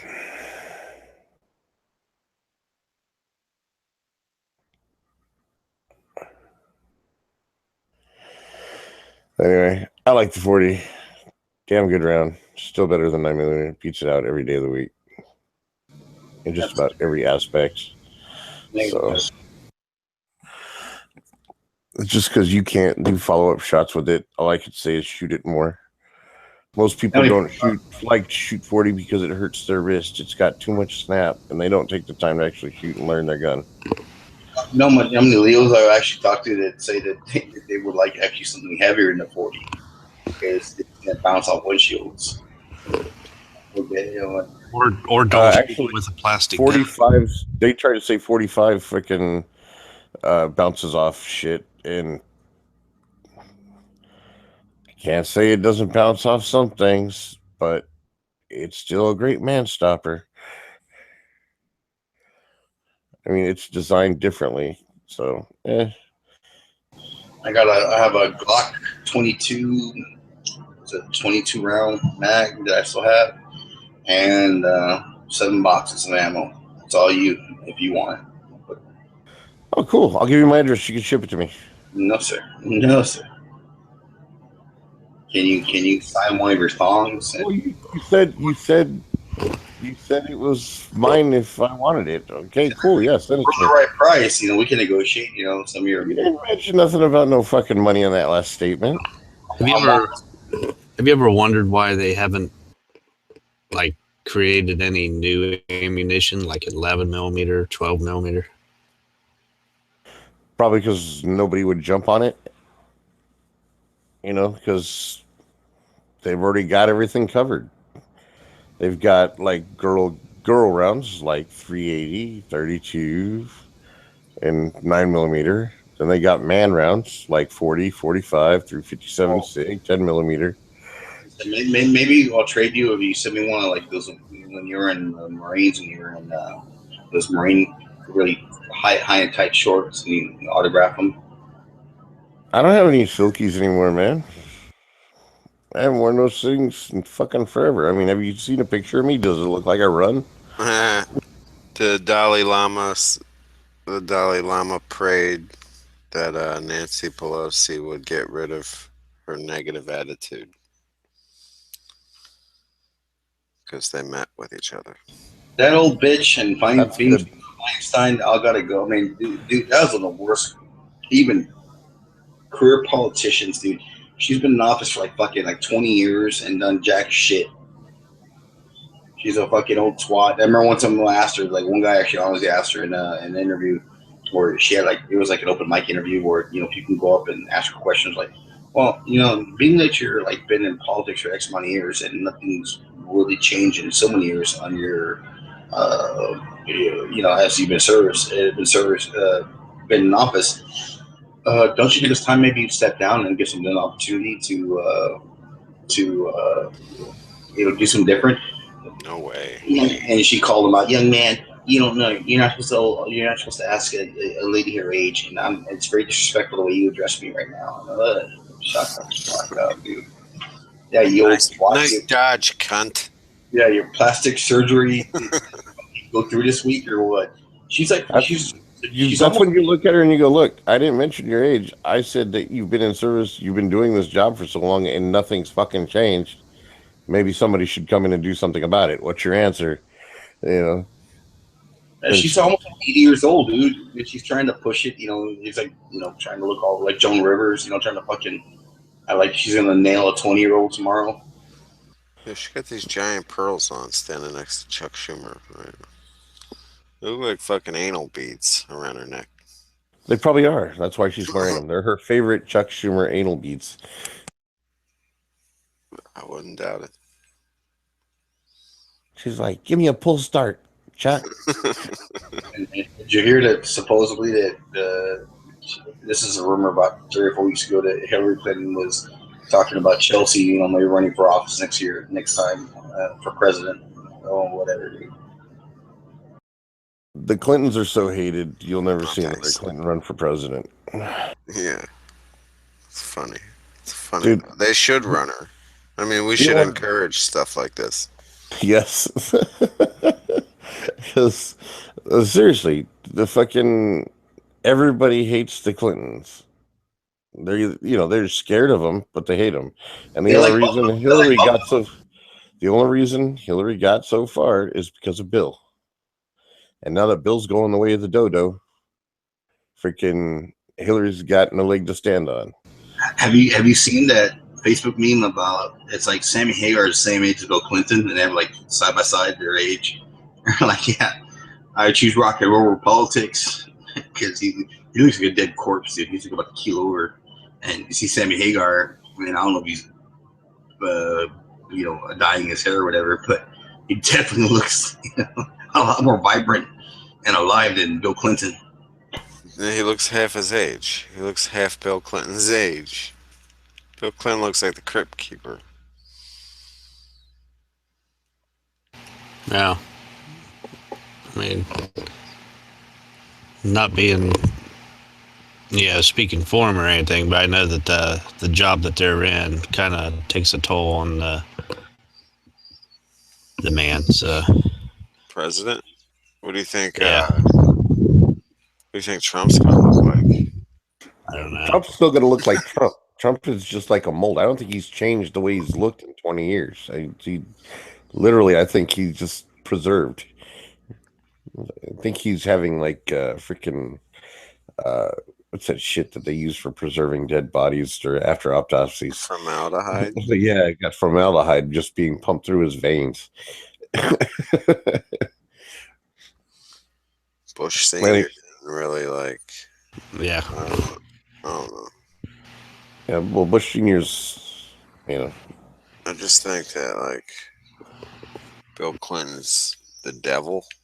So actually, the devil. I think that if you've noticed, a lot of these new or last few presidents, they're all suffering from memory loss and shit, and leading to Alzheimer's. It's because I think they're they're like drinking blood at spirit dinners and shit. I was going to say that they're getting like their minds altered while they're the president, and afterward they're no longer getting the treatments, and the shit's having negative repercussions. That's the aliens. That's the alien that's speaking to them, telepathically. So it's altering their thought waves. They're losing their memory from it. They're just meat sacks. I'm just curious if Bill Clinton can give it up without fucking 10 pills these days. It's like freaking brain dead little insects crawl into their ear and take over. Eat half their brain once they're no longer president. They just kind of crawl out and go into somebody else.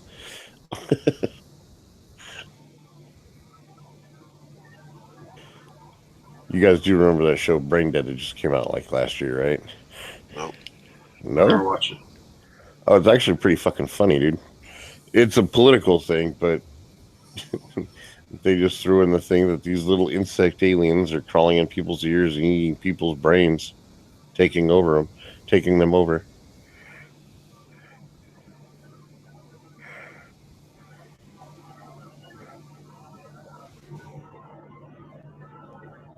That was pretty funny. You should go back and look at it. I believe it's only one episode or one season, so it's like 10 episodes or something.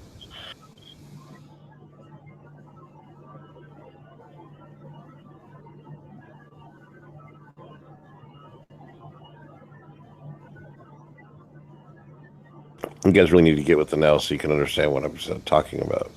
I'm not as hip as you. So. Dude, I'm far from hip.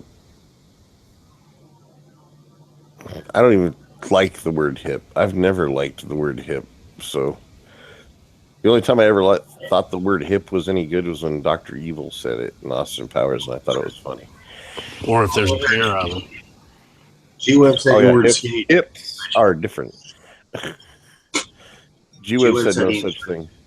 You weren't skinny jeans when For one, that would be funny to try and see me fit in the skinny jeans too. No, it would never happen.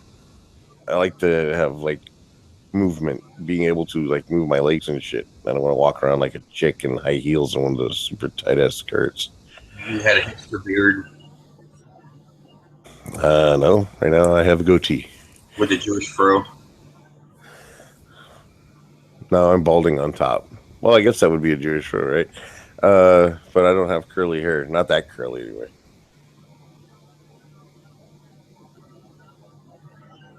And you were like, it's Saturday. I'm sorry. I can't pull a trigger. Well, then I know you're lying because I wasn't there on Saturday.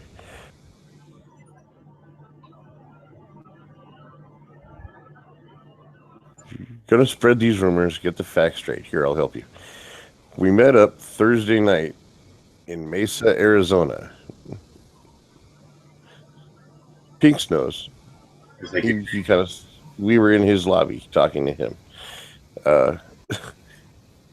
It was me, Bob, and G. And as usual, we never saw G's face on camera.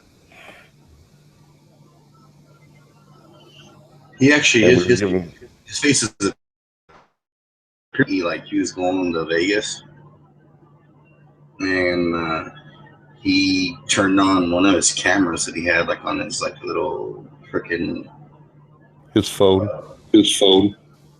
or that something was tied to the fucking visor on his car, and for like about 5 seconds there, you see him, brown hair with little goatee or whatever he had going on, and his cop cruiser. I'm like, when I told him, hey, your camera's posting, right? And he was like, oh, okay.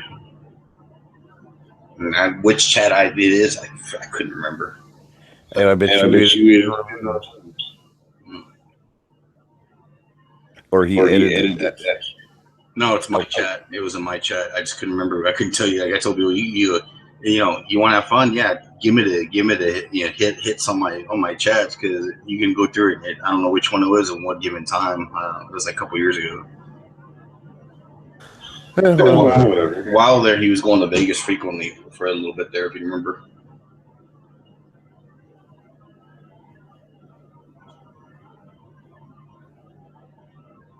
His face has been on the internet.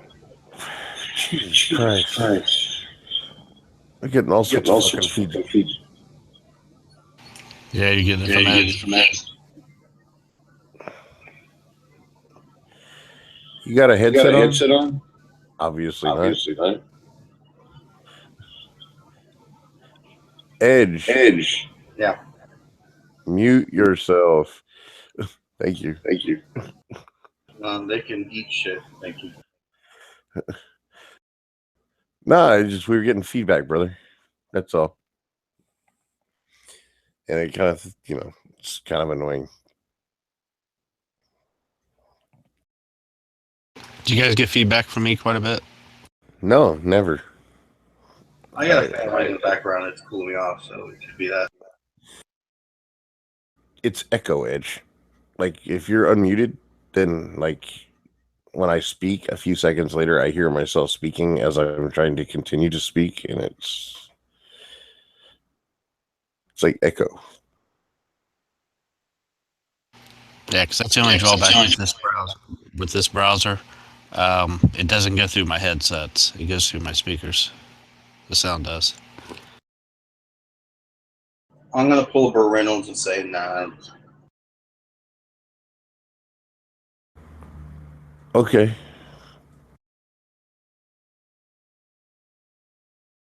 Now, what was I saying? It doesn't matter. It wasn't important, evidently. You're about to declare your favorite tutu like the wear Nancy Ellis in the park in the midnight of the evening. No, I haven't done that since I had to fight that case in court. Yeah, so I had to prove that I wasn't a freaking sexual deviant. I just told them, Edge told me to do it, so I did it. And they're like, oh, okay. It was on there. You're supposed to get $1 million, and I reneged. Yeah, which, by the way, Edge, I'll tell you what, I'll settle for that 40 stick mag for the high cap mag for the Glock 22 and that ammo, and we're good. I'll have my lawyers contact you.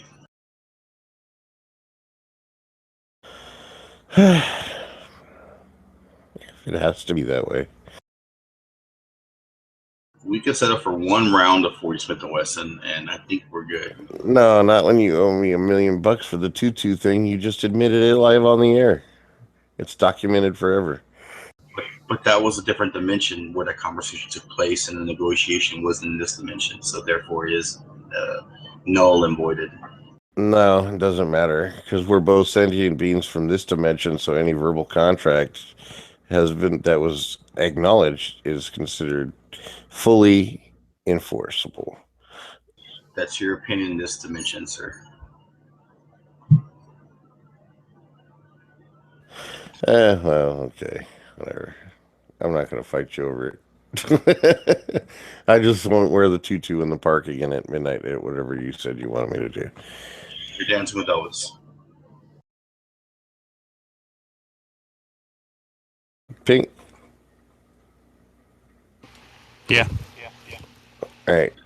Just be forewarned from now on.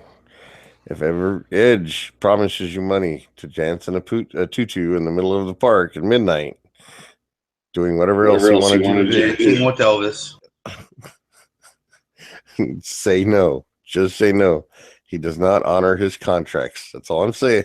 Either that or get the money up front. That's what you got to do.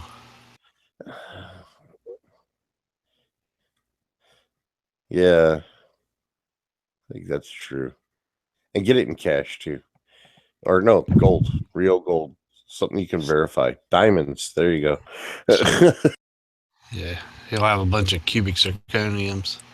I was about to say, yeah, there you go. I got some great stuff that I can hit you up with. Electronic transfer then.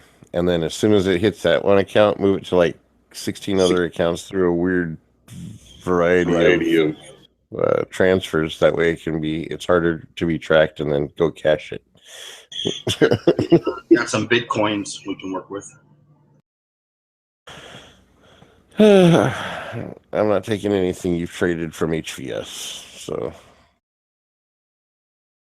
Bitcoin's the new currency, man. The latest shit, cyber currency. yeah, I don't know nothing about that. I think Moon buys guns is like all these Bitcoins that are coming in, man. So if I can cash that shit out, go into Bud's guns.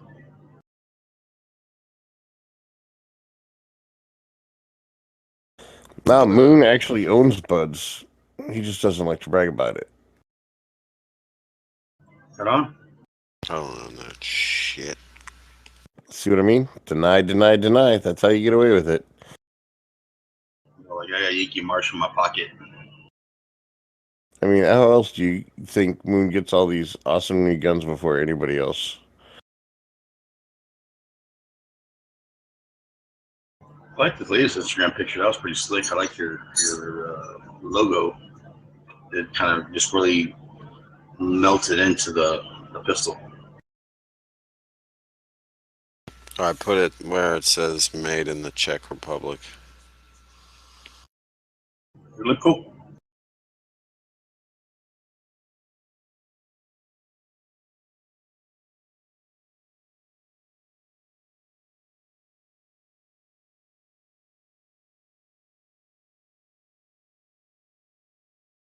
Anonymous is trying to warn us of World War III.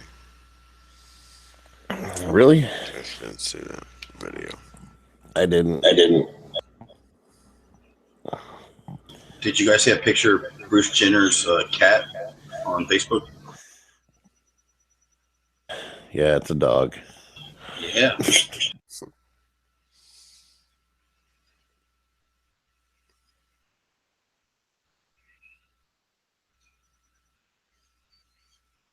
Have you guys follow Ben Shapiro or know of him?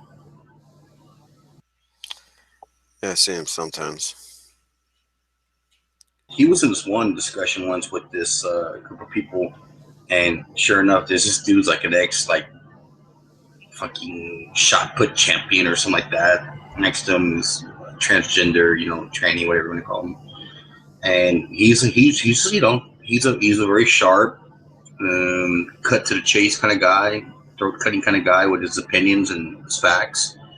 And man, the dude puts his arms on like, you better cut that out right now, honey, before I'm gonna have to talk to you, or I'm gonna have to do something to you. And get your fucking hands off me, you fucking Neanderthal. And this fucking Bill Tranny was like fucking putting his hands on him, because he didn't like, she didn't like his opinions. He was being respectful and this and that. I was like, fuck out of here, dude. Come on.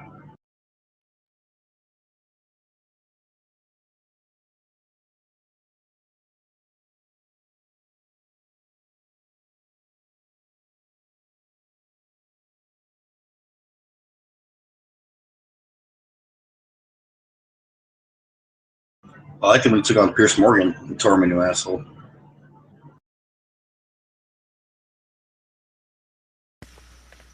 Yeah.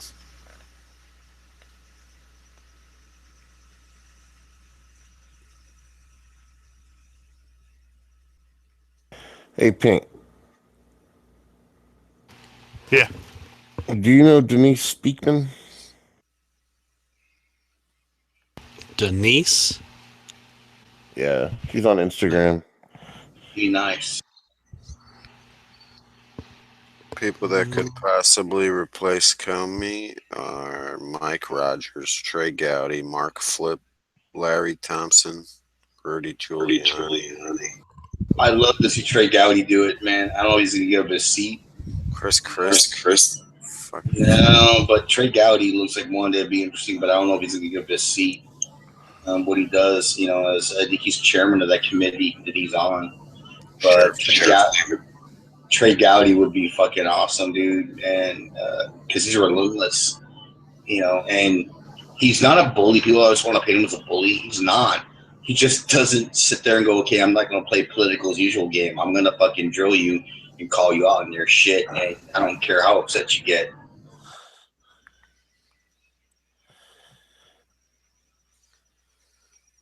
It says that they wouldn't pick Gowdy because he would be biased against Hillary. What other person haven't picked that's completely neutral? They're always sided to one party or the other. I never understood why they picked CIA directors, NSA directors, and FBI directors that have no history with that culture or that at least have a respect for what those people do and come up, somewhat, like at least be someone in there. It's like when people hire, like the city I live in, they hire some dumbass from Illinois because they want to fucking get a big time police chief in here to really change things up and do things more metropolitan than the previous chiefs that have been assigned that were more local, and they fucking bring in these transplants, and that's kind of like what they're doing there with that shit. This police chief we got fucking such Bill McMahon is a fucking piece of shit. It's he was against constitutional carry because it's going to make policemen's jobs harder to do with not being able to identify who can carry and who can't carry a gun and all kinds of shit. Constitutional carry. Fuck him. Go back to fucking Illinois, dude. Illinois. Fuck out of here. And that's what they do with those. They appoint people that don't have any history or any understanding of the culture of the people that they're going to lead. They're supposed to go in there and just say, "Hey, I'm going to do it this way because it's politically aligned with X amount."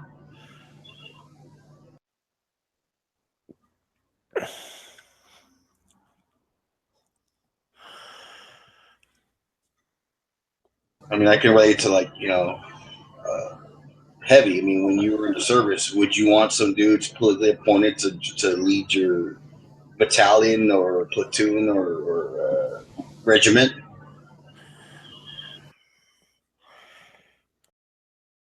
Kind of what they do when they, you get your sergeant, somebody promotes them to a sergeant, and then puts them in charge.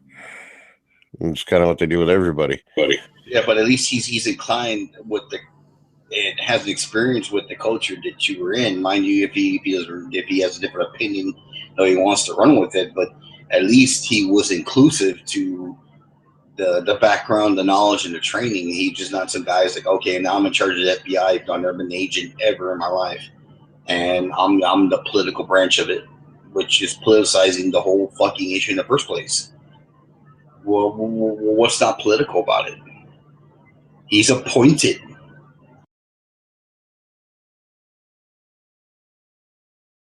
He's appointed by whoever's in charge at the time, and they want people that think like them. So that just makes sense. It happens. Whether we want it or not, it's still going to happen.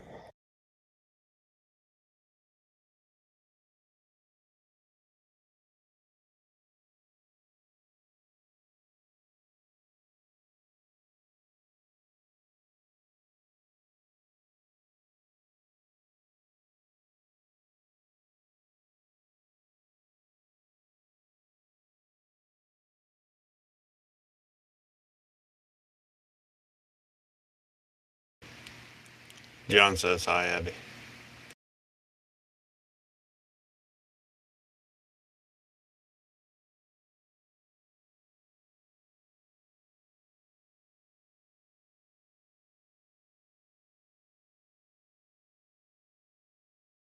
Who says hi? John does. Oh, hey, what's up?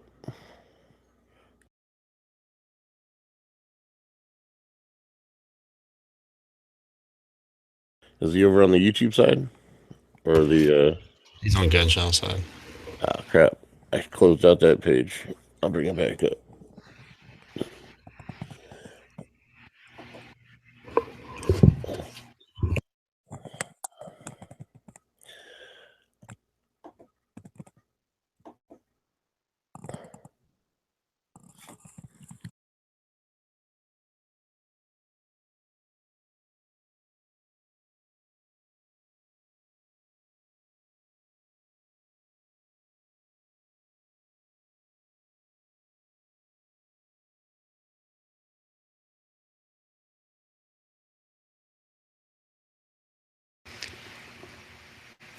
Yeah, I was just reading the YouTube side. Harry Henderson said he went back and watched Greatest American Hero, that it sucked. But, I mean, at the time, it was probably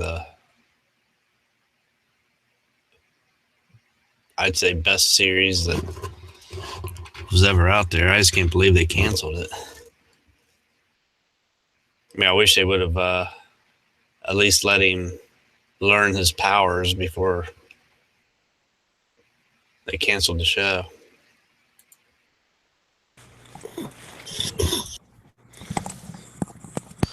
Those things you try to go back and watch suck. Yeah, that's only because of the times. 90% of the time. Sorry, Pink. What was that? What show? What are you talking about? Greatest American Hero. Harry said he went back and rewatched it and said it sucked. Pink, don't hate. Oh, I'm not hating. I mean, I'm just saying, Pink. Can you hear me? Are you muted? Could we freeze? You might have froze. You guys or I are did. both fine to me. There it is. It's there. What show were you talking about, Pink? Sorry. The Greatest American Hero. Oh, yeah. That was Harry said he went back and watched it and that it sucked. What? But I just wish they would have let him learn all of his powers and everything, and at least learn to fly. You know what Correct. doesn't suck? The first season of Miami Vice. Yeah. Watch that. It's like a 13-hour movie. I forget how many episodes. I have the box set. But That's the only season I've watched so far. That's a great first season. Best soundtrack ever. And then I remember that one episode of Greatest American Hero where he had amnesia Oh yeah. and he could actually fly right and everything else.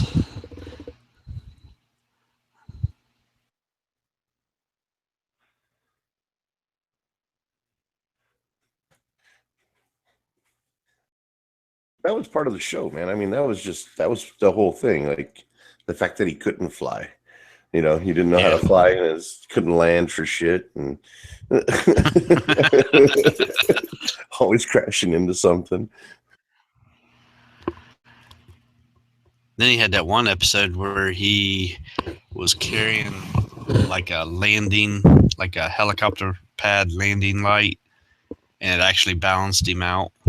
So he was actually flying straight.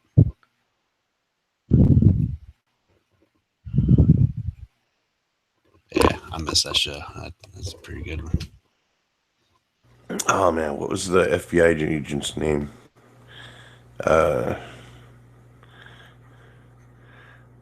He carried the twin 45s. Yeah, you're gonna make me go in there and get that box set out, aren't you? Nah, you don't have to. There's a guy that worked at the gun store I worked at. His name was Forrest. He was passed a while ago, but he looked a lot like that guy. And we used to give him shit about that all the time. And he's like, I'll pull out my twin 45s, boys. We kept asking him, where's the suit? Where's the suit?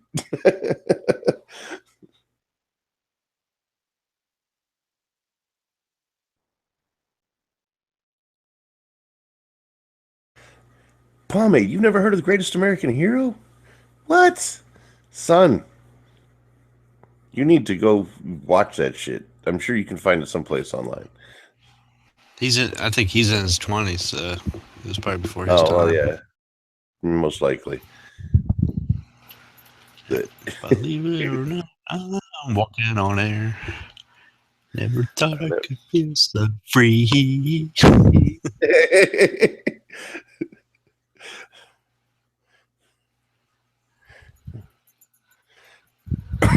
Yeah, that was a hell of a show. Look, you get a chance, go back and watch it. That show was great. It's from the 80s. Yeah, it's an 80s show. So you got to realize, it's not going to have all this newfangled shit you're used to, but it was still pretty good. It's a classic. It is a classic. I'm just having a hard time believing that you don't know about Hardcastle McCormick, Pink. Yeah, I know about it. No.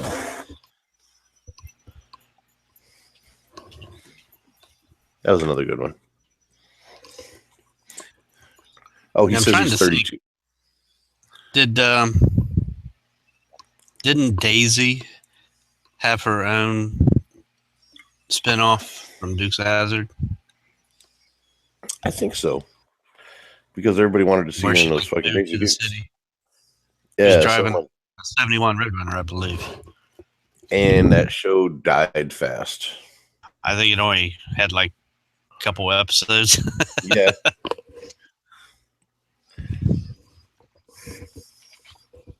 Somebody was trying to cash in on that Daisy money. Pomade's 32, Pink. So, yeah. Let's see. That would put. He was maybe alive at the time, but Yeah. nah, I don't know. Uh-oh. Are you trying to say something's going on out there? It says NSA pop, damn it. Yeah, he mentioned that before. I mean, like I said, it's probably the chat. Yeah, it was Probably. glitching. That's probably why you didn't hear me and everything else. No, I didn't hear you because there are several buttons on my little thing for my headset. One mutes me. You didn't hear anything I just said, right? And then No, I the other heard it. one mutes everyone else. Mutes you. Like I mute everybody else. Like you guys could talk all you want, and I wouldn't be able to hear what you're saying right now. Oh, okay.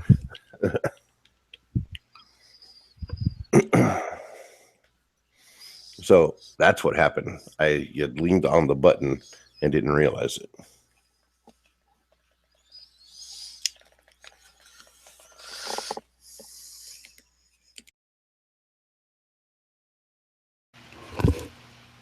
I always like watching Kojak.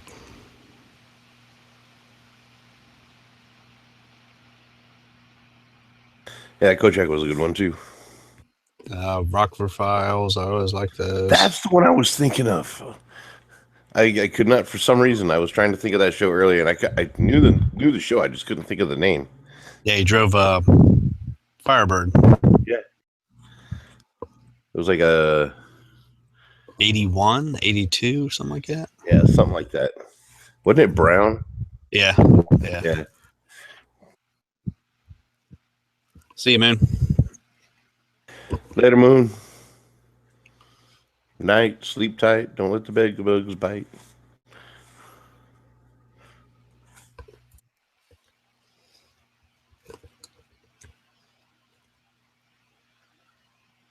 I'll be right back. I gotta get some more water. Okay. Go ahead. Sorry. Go ahead.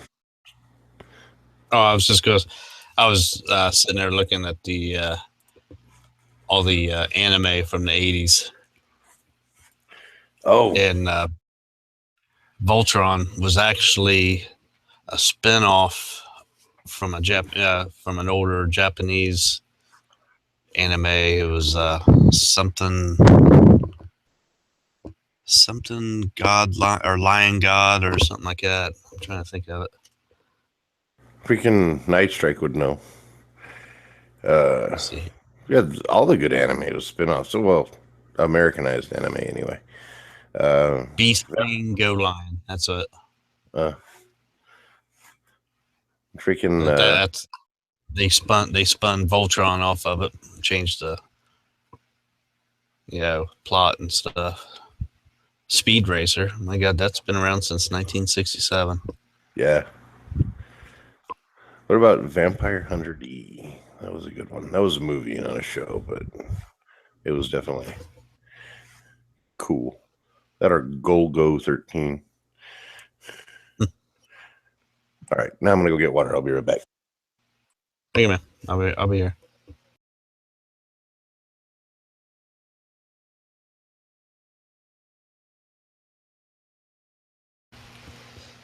Yeah, a lot of the anime from the 80s was like the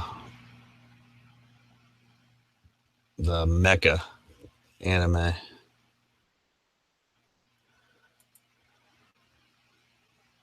Everything had a robot in it. Mobile Suit Gundam ZZ 86 to 87.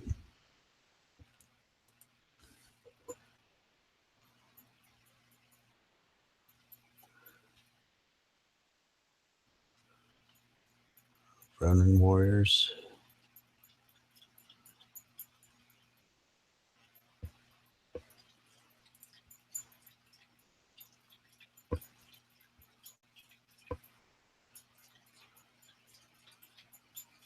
'82 to '83, the Super Dimension Fortress Macros.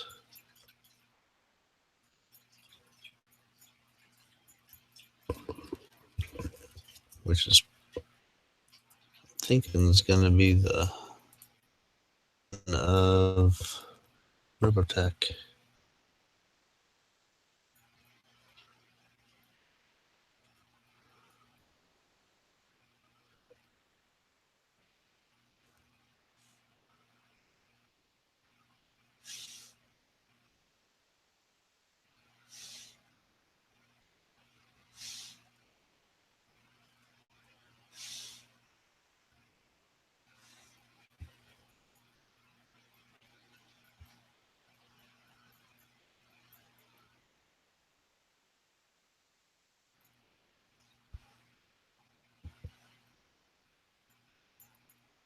Well, maybe not.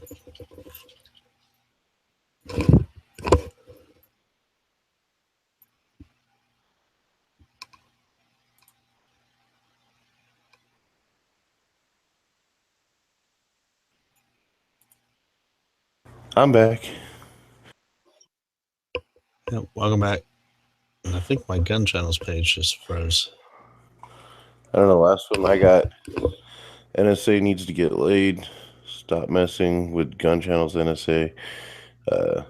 Gundam Z was good. Was awesome.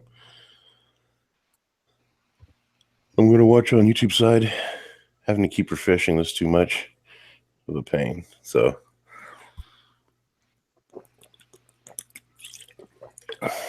Yeah. all right, I'll It's on open up the YouTube YouTube side side. now. So then I say popped his gun channel side. Yeah, mine's white. My whole screen is white for gun channels. They refresh it. So you're saying your gun channels page is racist? I mean, it's just blank. There's nothing on there. Well, yeah, mine's thinking too. So I'm going to go ahead and jump over to the YouTube side as well.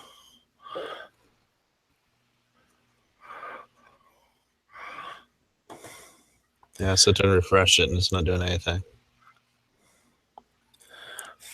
Well, like you said, it's probably updating or something.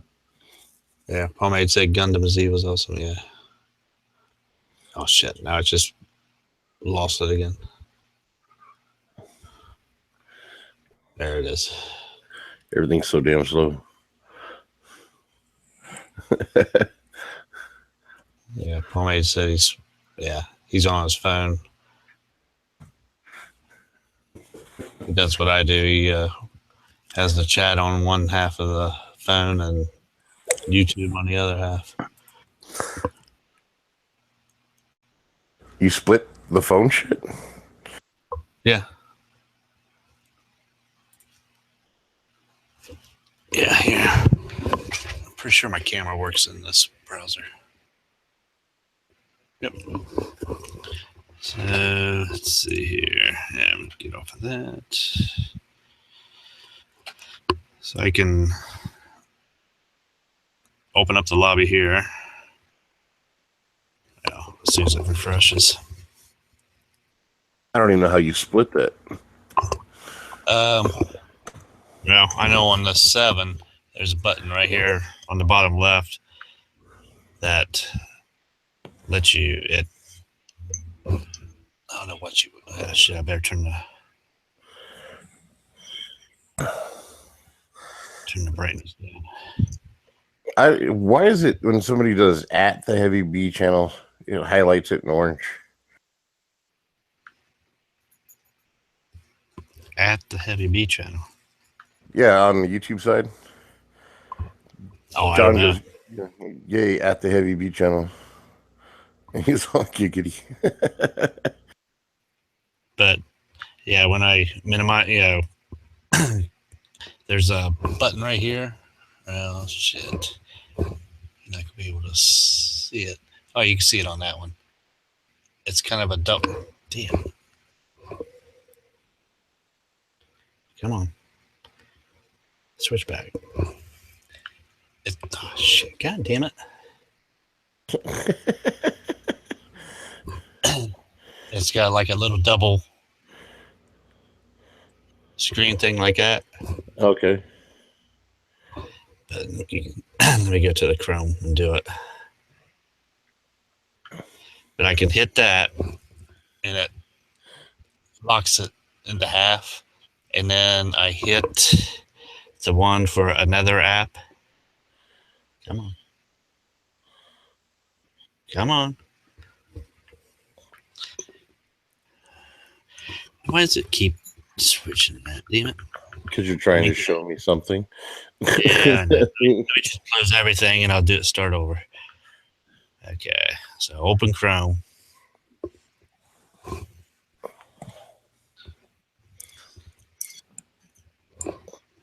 Turn the brightness down a little bit more.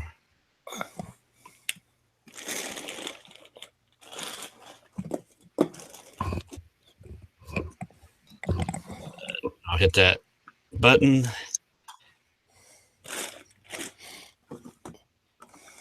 And I'll go.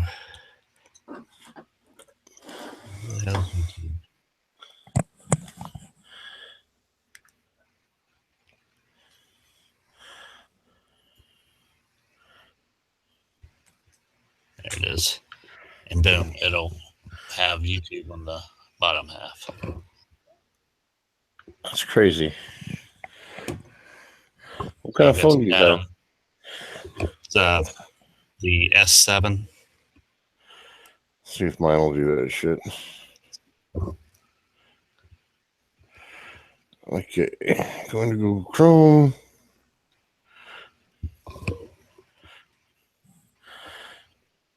And then, where do you go again? I'm trying to think of what that button is. Down at the bottom. It's the Okay. That one there. Okay. Got it. And then you should once it minimized it, it should have. Let me see here.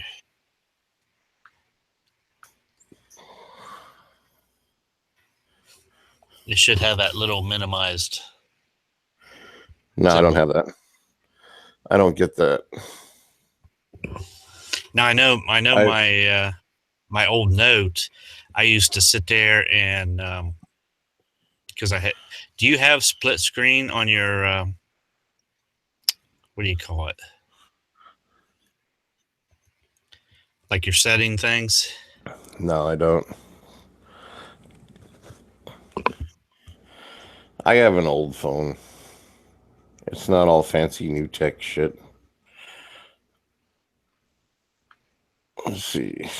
Yeah, because I used to have, like on my Note 2, like if I opened up, well, let me go ahead and open that.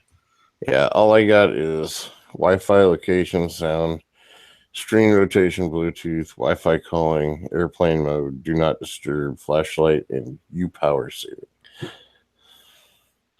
So yeah, it's old. Yeah, I used to just to have the chat up like this, and with my Note 2, yeah, those little side menu bars that had apps in it. I used to sit there and take like YouTube, hold it, move it down to the bottom half of the screen, and it would split screen that way.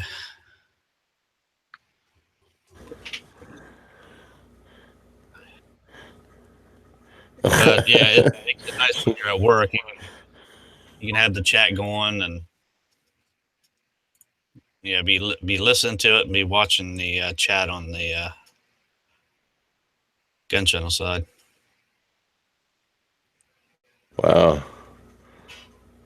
Pink's chat. He's waving at Pink's lobby room. Let's see. He says, yeah, so you can see it, especially when the chat is scrolling so fast. Yeah. And then I'll sit there and leave the chat running after closing. I'll leave it or leave my phone lay somewhere to where it's got good reception, and of course, turn the camera off. I've got the Wi-Fi headphones, and I could be 50 feet down an aisle and still be listening to the chat and everything else. So I don't even have to be around the phone. That is cool.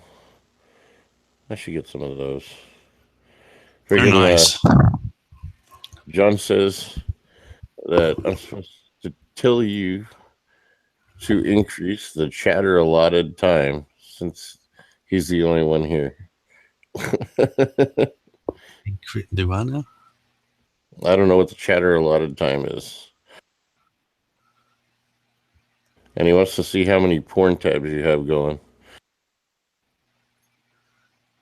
Yeah, I don't have any porn tabs. That's on a different computer.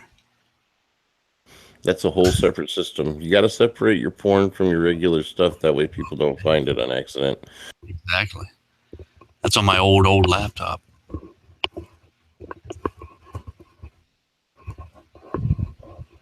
Like, how old is your old laptop? God, when did I get that? 15, 20 years ago?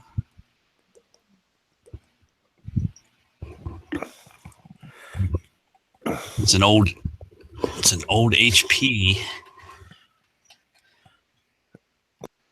Half the ports don't even work. Let's see. So like I can't plug any like what do you USB call it? drives. Yeah, none of the USB drive things work. You got to have it. It won't run unless you have it plugged in because the battery's shot. Oh, John, this is his old laptop. This is where all his porn tabs are at. They're not on his phone. Yeah, the laptop I took out to SHOT and down to NRA was a $128 HP laptop I got at Walmart on Black Friday. Oh, that's nice. John wants to know, can you plug the coffee maker in at least? Nope, afraid not. I mean, it won't take anything. All the ports are dead.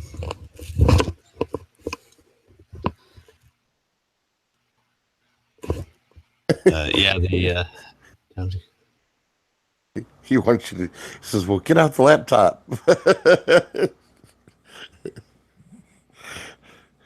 Oh, brother. That $128 laptop, it's good enough for chats and stuff like that.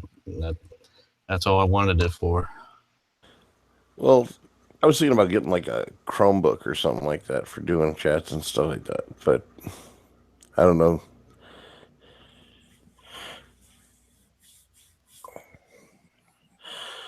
Yeah, I just got my little Asus to see. I have that, my tablet with a cracked screen, and my phone. See, Yes, my my gaming desktop, it's broke down.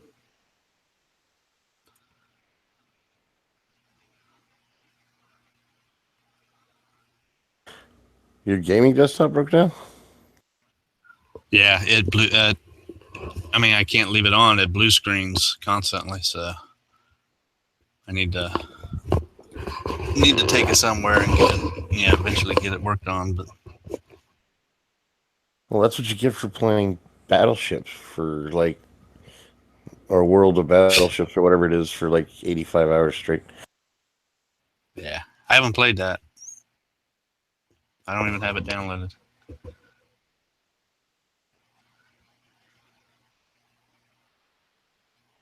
That's why I was looking at gaming laptops here recently. I just don't know if I want to play games on a laptop though. Oh, Alienware, they're supposed to be good, aren't they? Or is that old?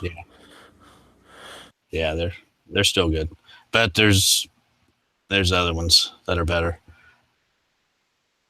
Why would you want? Well, I guess the reason you'd want a gaming laptop is so when you go on trips or whatever, you could still game. Yeah, true.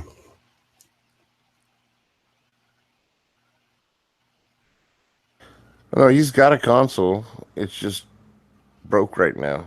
He was playing World of Warcraft for ever. I don't know. I don't know any of the games people play anymore. I was going to say that this laptop or this desktop is, I don't know, maybe 6-7 years old. John wants to know why we don't build our own laptop or our own computer. One, I don't know how. Two, it's expensive. I'm sure it can't be too difficult because most of the stuff's plug and play now. But formatting and all that crap. That's what this desktop was. Somebody built it for me, and it blue screens constantly. I mean, it's never really worked 100% like it should be. It should have been.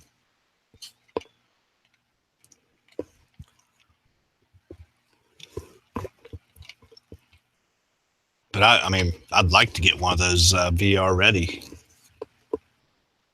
laptops or console or desktops. Well, what do those run, $8,000? No, they're like $1,000 to $2,000, but I'd like to have one of those. John says he can build them for us. He can even make it work. See, I think there's what you call it. My pieces aren't like working together fully. Yeah, I was thinking I'm probably gonna have to get a different motherboard and shit like that. Shit. Man, at the time it was a quad core Asus motherboard, and at the time that was the biggest one you could get. My laptop's an Asus. Steadily, what is console casual? I don't understand that. You're talking about a computer idiot right here. I'm not very smart when it comes to computers.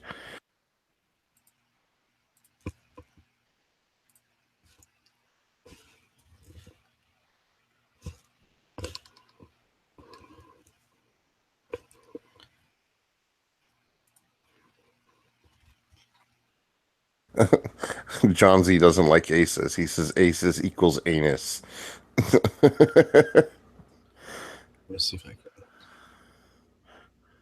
see gaming laptops. At least you say it right, Pink. Everybody else they're like Asus or whatever. I'm like, no, it's Asus. ASUS. Or I guess it'd be Asus. But Let's see, MSI. If I'm not mistaken, MSI was one of the top dogs right now as far as gaming laptops. holy crap. And what do those cost?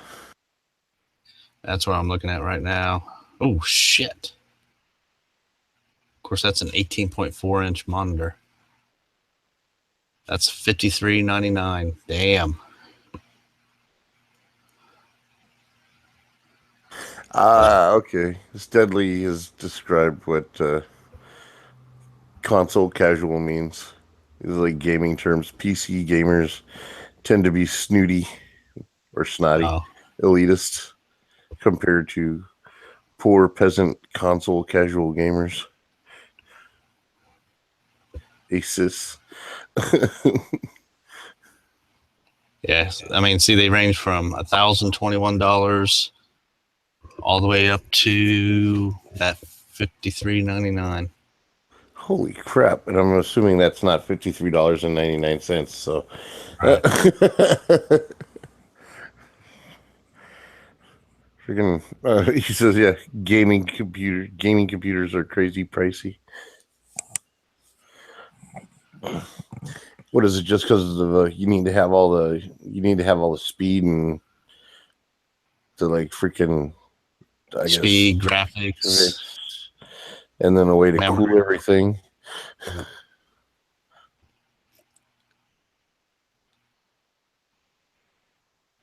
Oh, wait a minute. Like console non-gender binary cupcake.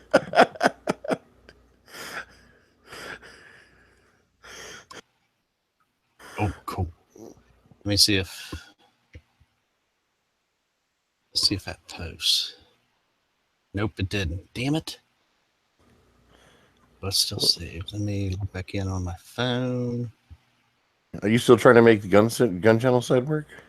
No, I've got a link saved on my the clipboard on my phone from last night's chat, and it was our gaming PC.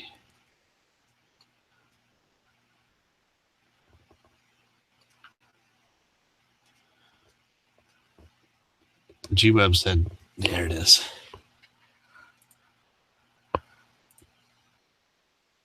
Okay, why didn't it refresh? Oh, it's because freaking Gun Channel's locked up again. Damn it.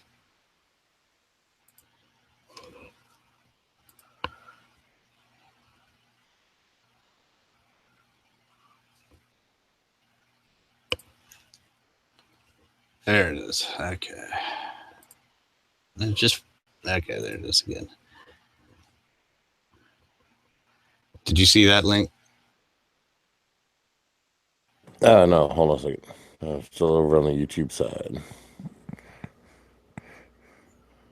Bottom link? No, it's Catch You Guys Later is the last one I have from Moon. So I don't know. No, it's on Gun Channel side. Oh, I closed out Gun Channel side because Oh, it wasn't did working. Let me open it back up. No, hang on. I'll No, copy it.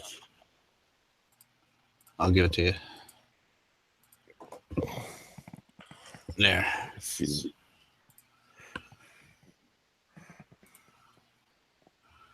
See, that one's a quad core, I believe.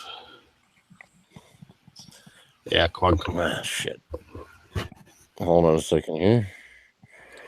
See, my computer, I can't, like, if you put links in for some reason, just in the internal, I have to copy the link address, go to the tab, put it in, and then paste and go. Because for some reason, my computer can't handle the just go, hey, go here. Oh, that's only $414. That's not bad. Yeah. And yeah, it's not bad. I mean, 16 gig of RAM and R6 graphics. So it's a quad core, 3.2 gigahertz. Yeah, that is a much nicer computer than I need. Yeah, exactly. I don't game, but that would probably be good for video editing and shit like that, I'm sure. Yeah. That's And one see, reason. that's not really a gaming laptop. It's not. But I mean, with that graphics card, you could probably, you can use it for not extravagant games, but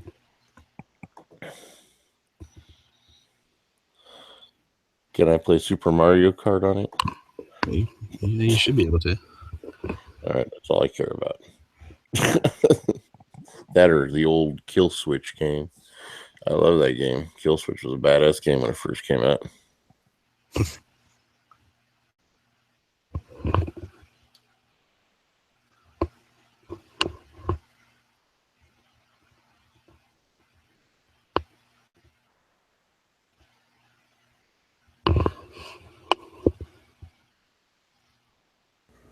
Yeah. I say Pop Cheesy. Later, Studley.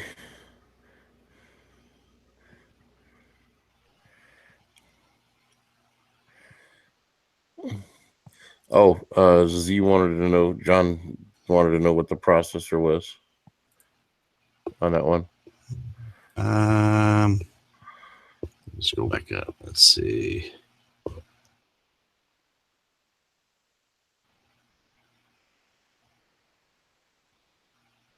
AMD quad core A10 8700P.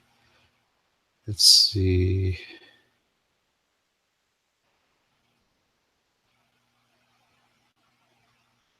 Yeah, quad core AMD A10-8700P APU.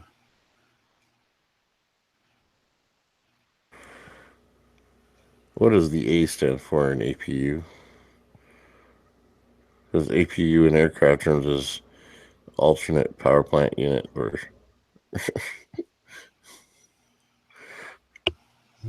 Something processing unit. So, yeah, it's an AMD there, John.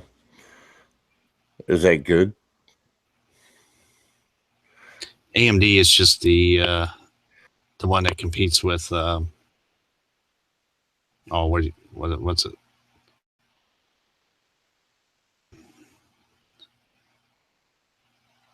Intel. Oh, You got- okay. You got an AMD, you got AMD processors, and then you got Intel processors.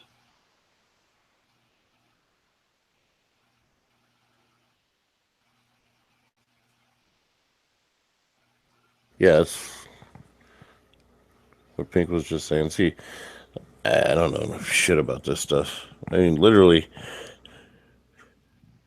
maybe I should start a tech channel and learn, and people can laugh at me and shit.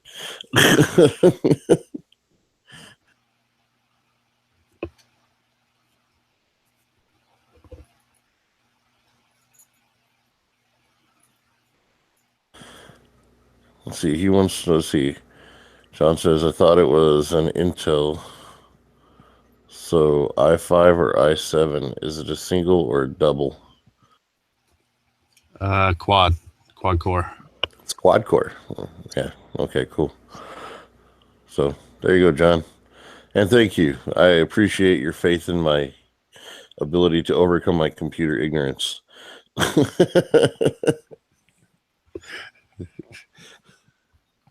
Yeah, just think you can have four porn hubs going at the same time with 4 cores. He says I'll be a porn guru in no time. I mean, computer guru. Same thing, right? Oh, man.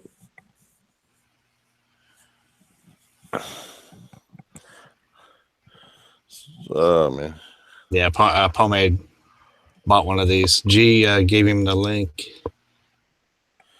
Is Pomade still around, or is he... He's out there.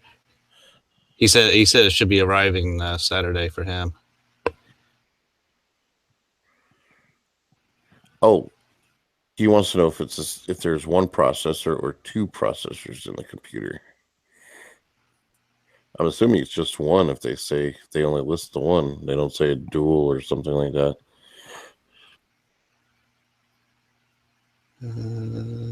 Yeah, I think just one processor, 4 cores. Yeah. Yep. From the description, it's saying we're gathering that it is a single processor with 4 cores.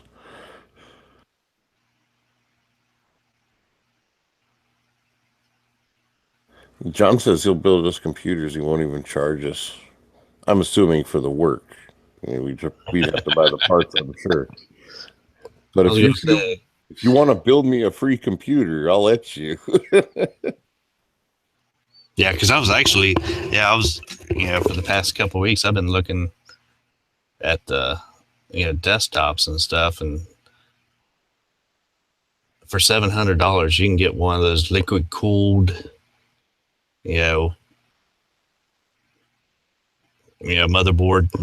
processors and everything else that like Flippy has. That's crazy. But, hey, it's just like anybody else's hobby. I mean, we spend money on guns and shit, so. Yeah. He says he'll do that as soon as he wins the lottery. I'll tell you what, if I win the lottery, I'll let you build the best computer, one for each of us. One for you, one for me, one for Pinks. And Pomade over there in Gun Channels. Come on, work. I'm really gonna check over. Refresh again.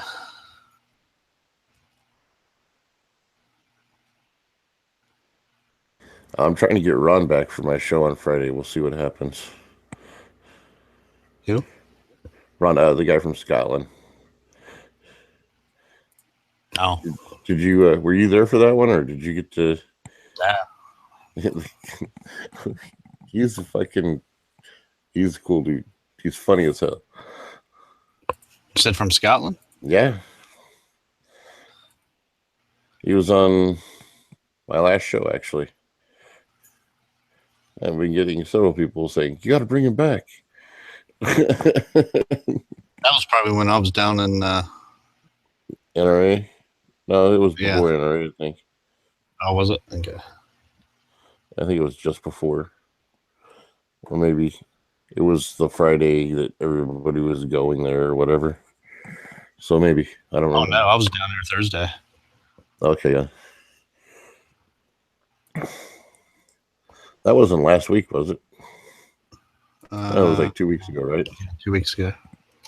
Yeah, because I was still here.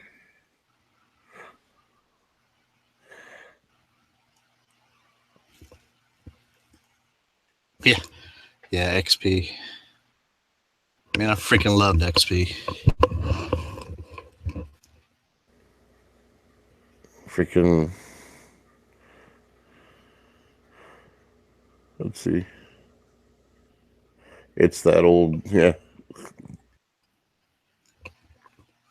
Yeah, see, all the computers I've got are, well, all the other ones are Windows 7. That laptop is Windows 10 that I got to get a SHOT Show. I don't like it. I mean, it'd be nice to find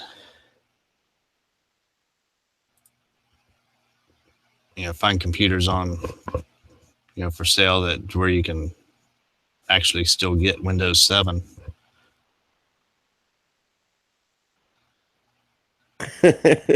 Pomade says, I'm on YouTube now, so now you got to deal with my nonsense in stereo. More power, brother. I just actually uploaded the Gun Channels page, and it was reading over there.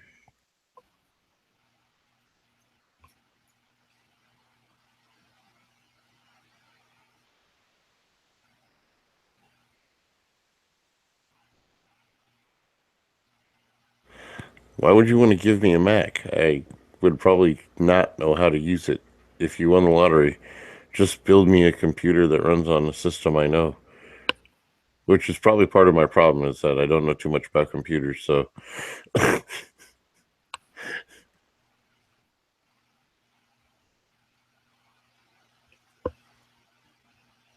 Oh, yeah. Asus has its own line of gaming computers also. I mean, ROG, Asus ROG.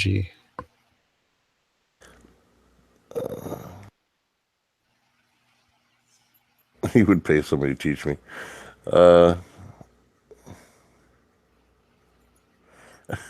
Pomade says this will be a cool day in hell before he owns a Mac. Even if it's given to you, Pomade?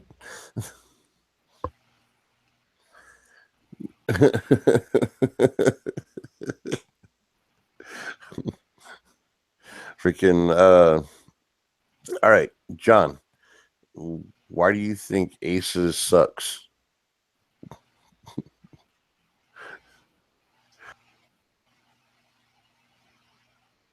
He spelled gaming like Night Strike with a Y in it.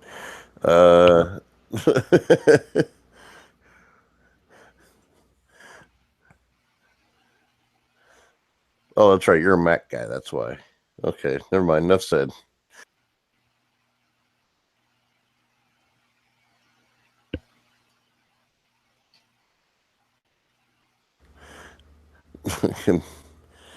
So, Pink, do you have a Mac at all? Have you ever used a Mac? Nope.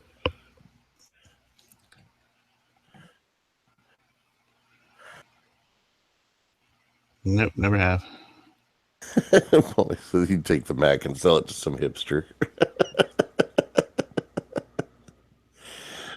I gotta admit, the Apple products are nice, but they're expensive, and you have to pay for everything.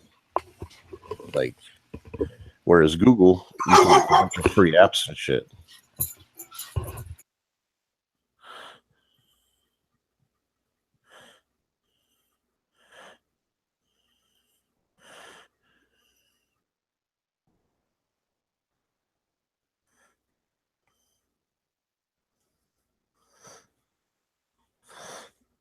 Guns.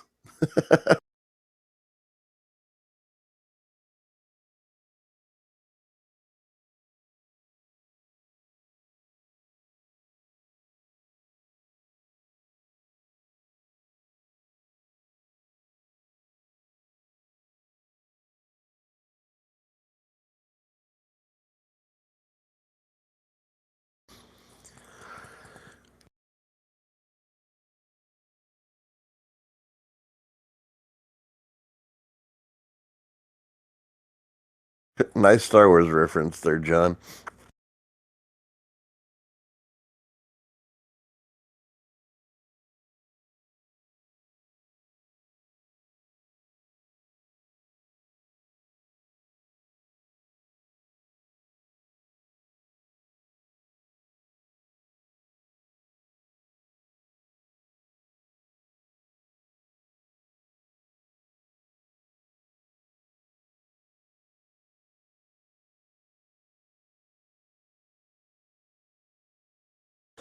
Yeah, the problem with that guns is I'm computer illiterate, so like Google platforms or just Windows works good for me.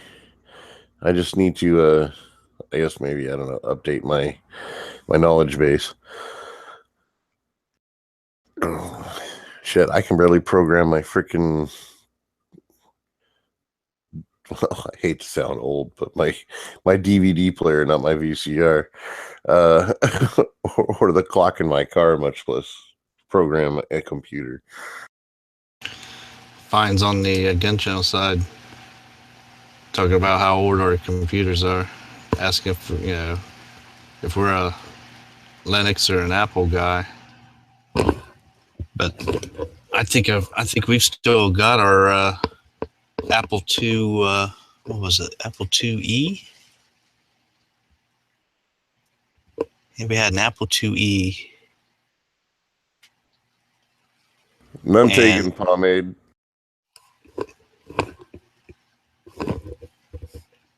I'm trying to think if it was the Apple IIe that had the Wozniak edition that had his actual signature on the computers. Yeah, Wow. yeah, they were all floppy. Yeah, they were all floppy computers. I got a computer in the garage that I haven't used in a long time. I forget what it is. It's an old ass computer. It's in who? I know it's an HP, but yeah, it had floppy drives on it still.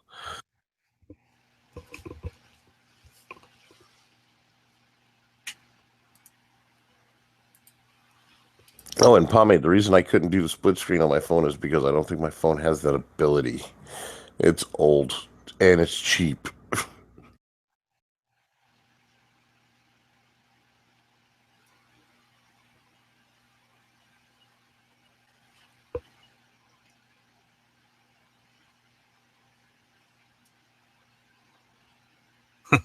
Mac will make you wiser. And Guns is very, very, very honest with his assessment of my computer skills. Yeah, all that shit is out of my league.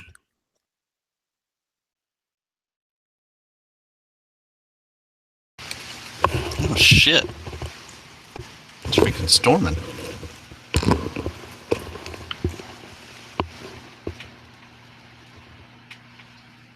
So I better check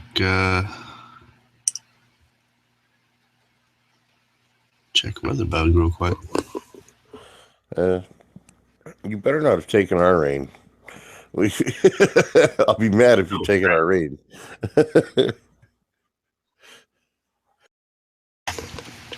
Yeah. Yep, it's definitely stormed.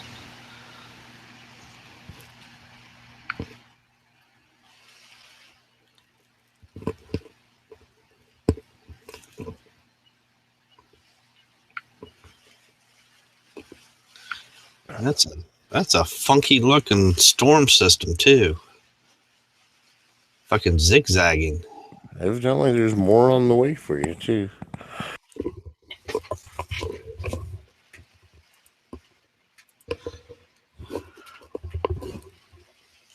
I mean, look at that storm system. Oh, it's fucking zigzags.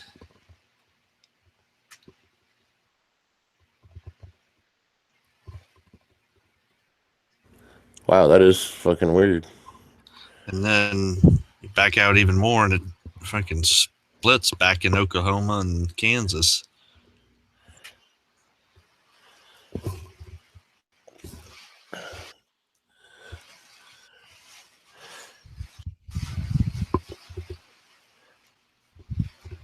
Wow.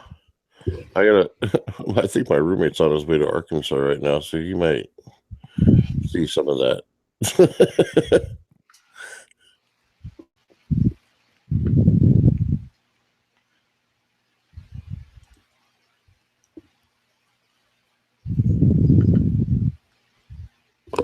I'm glad I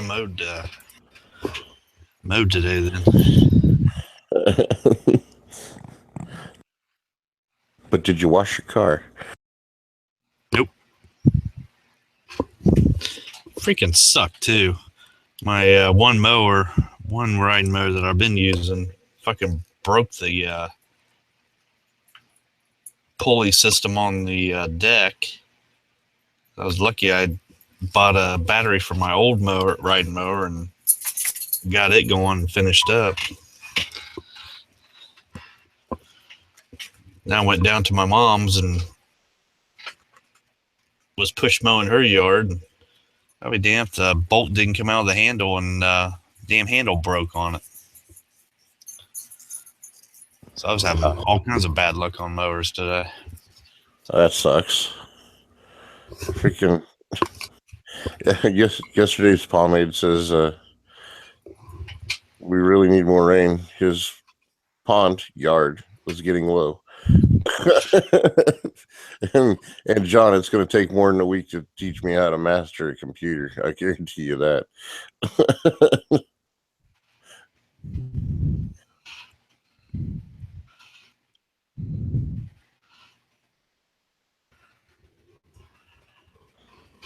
Freaking no, we definitely need. I like the fact that California's been getting a lot of rain, so we need it. That way my mom and dad don't have to worry about running out of water.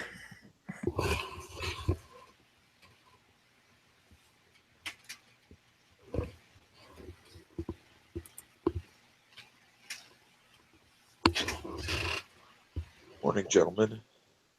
Morning. What's up, Dana? Are you just waking up or getting off work? Actually, just got up to do a late night run to the facilities. Yeah, that happens. Well, not a run, but you know what I mean. And I thought, I wasn't sure if this was still being broadcast.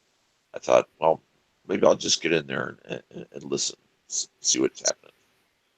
We're talking computer stuff right now, and people That's are fine. educating me on which ones to get. And then we brought up the rain. Dano, John says hi. Okay, good job. So, you mean, so I haven't talked to you since you've begun. I mean, directly since you've begun your new venture in your new state. Is that still waiting on that one glitch, or has that been taken care of? Everything's taken care of. I got a place to stay, got the job. My last day at my workout here is the 31st of May. I'm going to move on the 2nd, so I'll use the 1st to get all situated and shit, go to bed, wake up really early on the 2nd, and drive out before the sun really gets to be a pain in the butt because my AC is broken in my car. But that might be fixed before I leave. And I move in. I'll spend the 3rd with my brother, and then the 4th I start work. Oh, I didn't know you had a family member out there. Yeah, my brother's a fireman out in Chandler.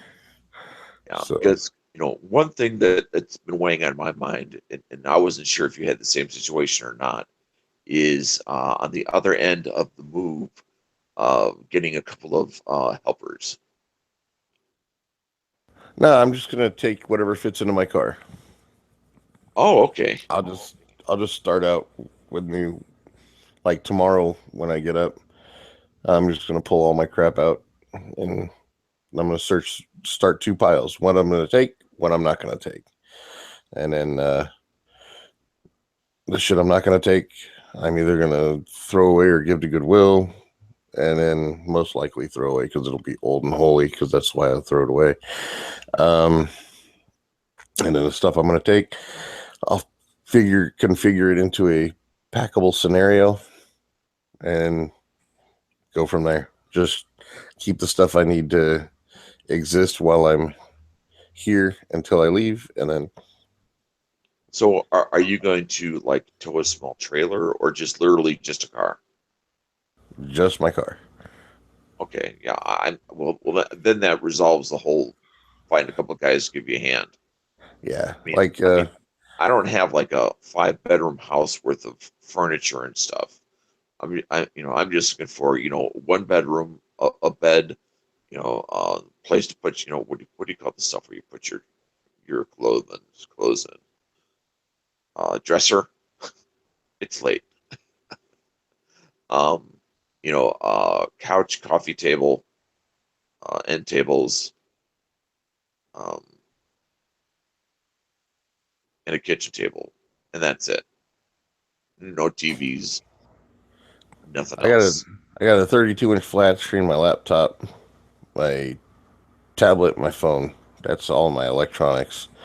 Then I have my guns, my ammo, my gear, my clothes, and some memorabilia. But other than that, that's all I got. Is your TV relatively new? Oh yeah, Oh, okay. it's a flat screen, so it's actually my roommate gave it to me for Christmas 2 years ago.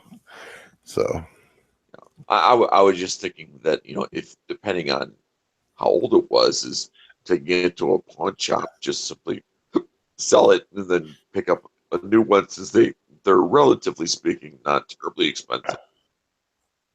I'm nah, it was a Christmas present. I can't get rid of it like that. I gotta keep Gotcha. that.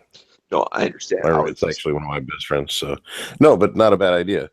Although I am still selling my safe. The buyer for my gun safe has fallen out, and so far I'm still on par to sell my 44 to a friend of mine, and then I was thinking about getting rid of my shotgun and my 9mm. What And then what kind of 9 do you got?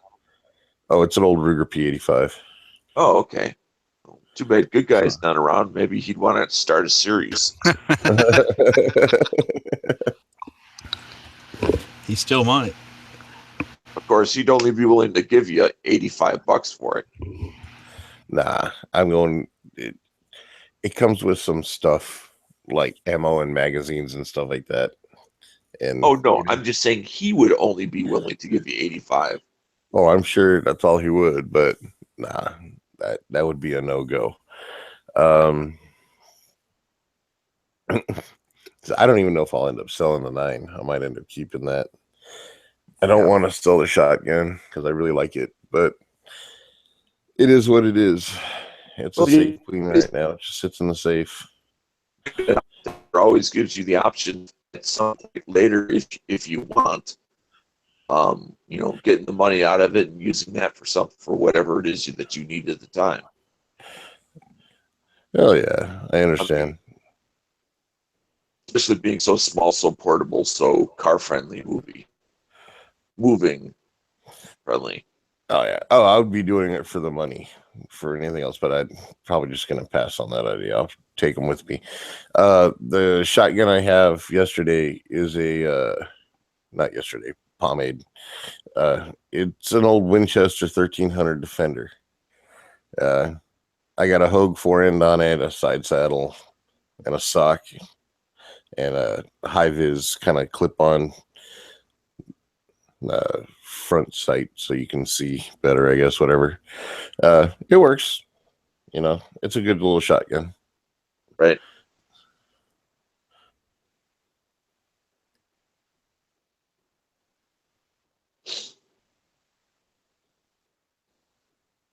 Yeah, I forget what shotgun that I used to have back in the 90s, but it was like an old police riot shotgun. The foregrip, for charging it, had a flashlight with one of those pressure sensors built into it. Was it a 870 Police Magnum with a Surefire for it? I don't know. It might have. But I just know it was an old one, and I saw that flashlight on there, and I was like, "Cool," and bought it. Yeah, those things are pretty Cool. badass. Actually, they're actually very functional too. The problem with them is, oh my god, I'm starting to sound like Night Strike. But the at least I didn't say the issue. They have a problem with the old ink, the old style bulbs that after a while the recoil Right. would cause the bulbs to go out. So that's a simple fix. Just get an LED bulb for it, and you're good to go. Yeah, I think it was C size batteries it took. Oh wow, that is way different. That's not a Surefire then, because Yeah. Surefires. Well, I don't know. Maybe the Surefires did take C's. Yeah, but I doubt that's definitely like Gen 1 sort of stuff. Yeah, Yeah, that's I shouldn't have got rid of that one. no. You shouldn't have, but you did. So it is what it is. I mean, I wish I didn't get rid of a lot of my guns. Yep. Yeah, I definitely should have kept that Desert Eagle too. Well, you could sell it. No, you could have. Well, you did sell it. So yeah, the price probably would have gone up on it. But yeah, there's a lot of guns I wish I would have kept. But you know, See, it was one of the, I think it was a Mark 7. I mean, it was. See, I bought it in '92. So yeah, it was one of the early gens.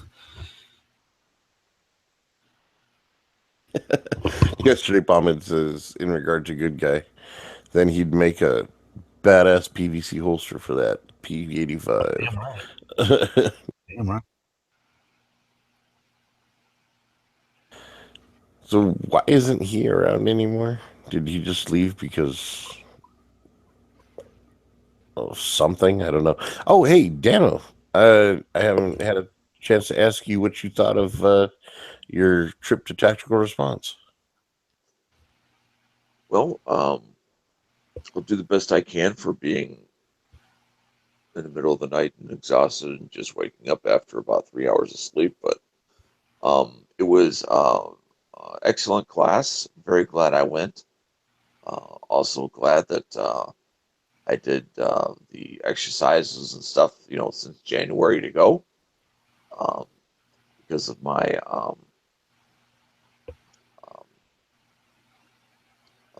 spinal surgery and stuff, limitations that impacted, I think, two for sure. I can't remember if there was a third exercise or not that I was not able to do, but they are very open minded in regards to, if you can't do certain things, modifying the exercises, is they very much push the idea of they do not want you leaving with injuries that you did not have before you came. And that was a very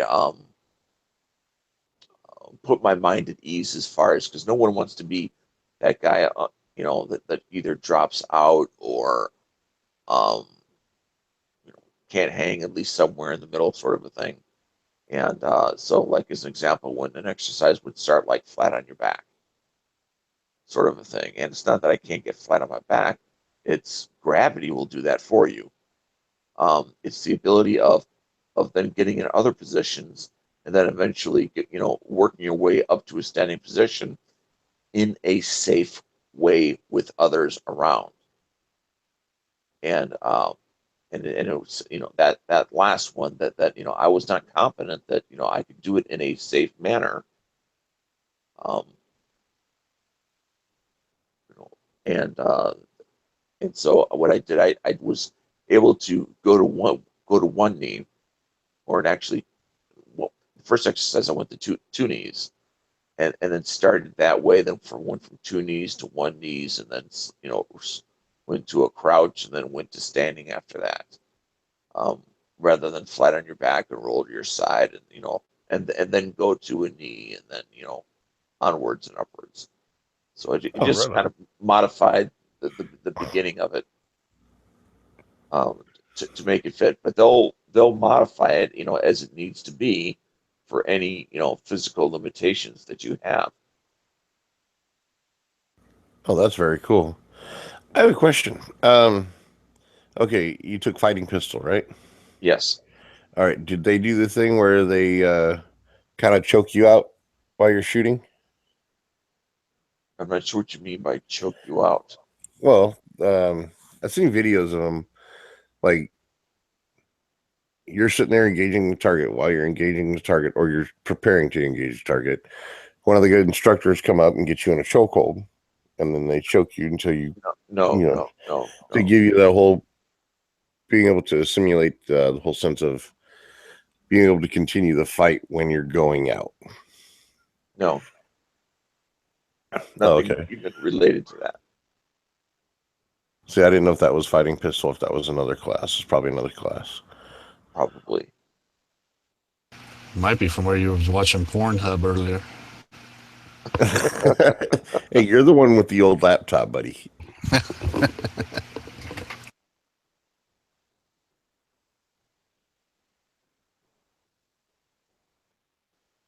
I mean, I guess it's in some of Jaeger's older videos. the only thing that I can think of, which isn't that, but is vaguely about reducing head injuries, is there's a couple of one-handed exercises where you take your weak hand and then you do it reverse later with your strong hand, and you put it back on the crest of the back of your skull to prevent people from either going around your head or punching you directly in the face.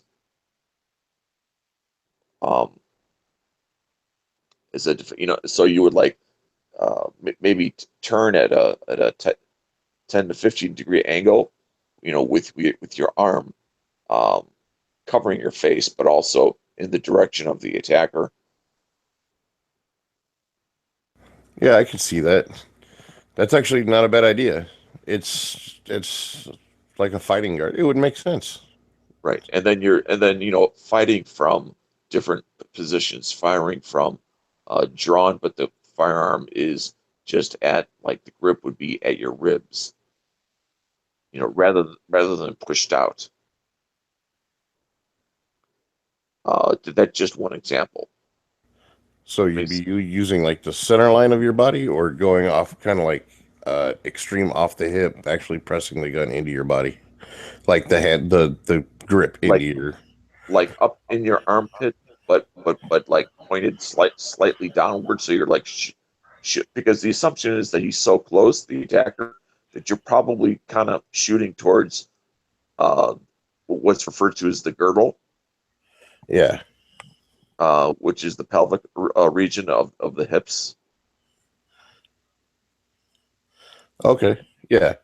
So you're shooting low to get them away from you, and then you can get space, Yes. and then bring the firearm up and and then finishing shot. yeah, and that's the starting position, and then you work, you fire, one or two shots from that position, and then you transition while walking backwards to a more traditional position, as space is created. Yep, shoot him in the dick. That'll definitely create space. Yeah. Fuck you guys. Not you guys. The guys out the YouTube side. Pomade asks, sex choke out. Is that a Carradine? And then John goes, it's a heavy B channel. Yeah,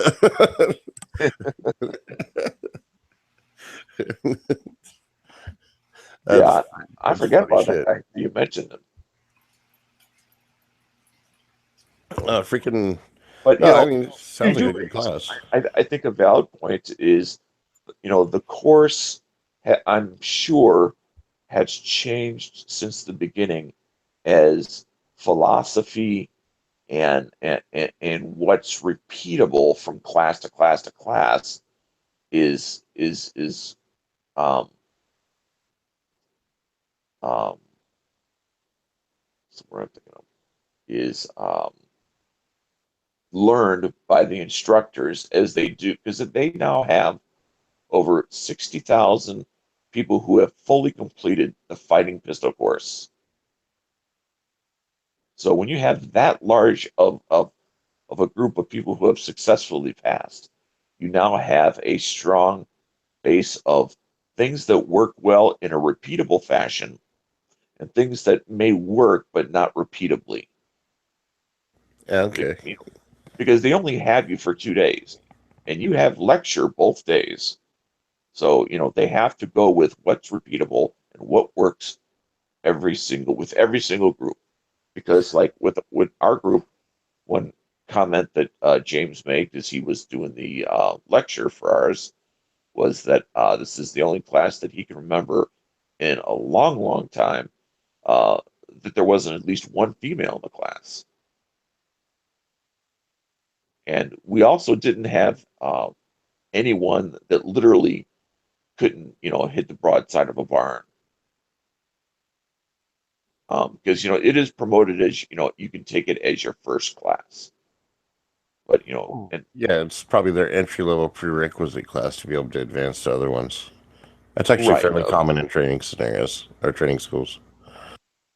Right. But if somebody really, either, didn't grow up around guns or it was their, their first gun ever, and, they didn't understand what a draw was, didn't necessarily have the rules of safety kind of mentally ingrained, not so much as memorizing them, but as far as practicing them. They didn't have to think about what the rules were. They were able to use the rules in normal range behavior. Where for somebody cool. new, So it didn't impede that's always a question. So it didn't impede the class anything. Everything was able to roll smoothly. Exactly. That's always a good thing. Yeah. Plus, you got to think, Heavy. Look at how long that James has been teaching that class. All that time, he's been taking classes from other instructors too. So he's going to take what works in those classes, incorporate them into his. So I think his course would have changed over the years. Yeah. Well, no, he openly states that his courses have evolved. So yes, I've got no issue with that. I was just wondering. Yeah, and he also restates that, in the lectures as well, because there were parts like I could tell were, lifted directly from Asad Ayub, as well as he does give credit where credit is due when he's talking about whether it's a Farnham quote or a Cooper quote or a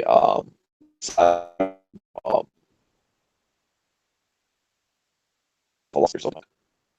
So there's no, at least what stealing or anything. He says, I've talked to all these people, especially I forget which one, for the stead now. Back when he was alive, about is it okay if I use quote X, Y, and Z, or philosophy X, Y, and Z, in my training. So very straightforward. Gives credit where credit is due to others. He is personality-wise, he is what you see. He is honest to a point of brutal. If you value honesty highly in others, James is someone that you would probably get along with. If it's a quality that you feel that should have rounded edges at times, then maybe you would have some issues. But I always prefer honesty, and if it hurts, at least I know what the person thinks and feels. I don't have to guess. Yeah, I definitely prefer the direct approach myself. But it's not for everybody. Exactly. So let's see. Oh, John wants to know, did you enjoy yourself? I believe you answered that. I believe you said yes, and that you were glad you went. So, yep. That's actually, it's one of the things I want to do. I want to be able to go train with a lot of the big trainers. Like like I said, my instructors, they're gun sight people that have their own schools. I went to Firearms Training Associates here in Southern California, and Bill Murphy he's a senior range master for gun sight. He's also affiliated somehow in a big way with the Surefire Tactical Institute. Great instructor. I love what he taught me. But I am also curious to see what other people say and how other people do things. So I definitely want to be able to go out, and I want to train with Reed and James. And if I can get a Masad Ayub course before he retires, I'd like to get one of those, what is that, Mag 40? Yeah, That would be really nice. There's a Mag 20 and there's a Mag 40. And then there's two variations of each of those classes. There's the classroom edition, and then there's the range edition. And as an example, when Masad Ayub came to Southern Wisconsin, which is the one I attended, they were only offering the 2-day classroom edition, so that's the one that I took. But that's also the part that even James was remarking on it, that the courtroom and the legality aspects is where Masad Ayub really shines. And from what I was able to hear, in regards to Masad Ayub, I would agree with that statement. He is absolutely outstanding, in that regard. What was he carrying when he did your class? Actually, as far as firearms, nobody asked, and I didn't think to ask, and he didn't just come out and say. Well, actually, he did. He was carrying something else last week. I forget what it was. It was one of those test guns, and now he's back to one of his Glocks. No, I'm at Masad. Oh, Masad Ayub. That was a year ago, April, which is not that long ago, but I can't remember what it was, because he does have, since he is a reserve officer, he does have one of those federal, I forget what it's called, but the ability to carry from state to state, including in non-carry areas. Right. There's a name for that. I think that's card. Like something safety or something like that. Anyway, it's a law enforcement thing where, all law enforcement officers can carry, right, active or reserve can carry anywhere in the country. Yep. Yeah, because I know when he did our class, I'm thinking he was carrying a 9 because he was joking that his girlfriend was carrying a 45.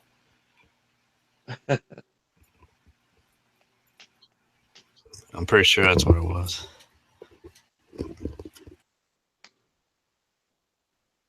Yeah, I know for carry purposes, Masad mentioned that, he favors the lighter calibers, meaning the 38 special, the 9mm, for repeatable shots. And he favored, at this point in his life, semi-auto loaders because of capacity issues. Because, you don't know, it may take, he may be dead with the first shot, but he's still standing because he doesn't know he's dead yet. Because, his blood pressure has not dropped. Things like that. So, it may take numerous shots, including shots to non-vital areas, including maybe some misses that go beyond 5. Which is different than if you read his book In the Gravest Extreme, where he clearly favors the revolver. But that book is a product of its times, where revolvers still had reliability, hands of, I was going to use a phrase that I can't even remember, that had reliability far exceeding most semi-autos at the time, because it was written in the 70s. Yeah, well, I was going to say, when he started out, that's all they had was revolvers, so. Right.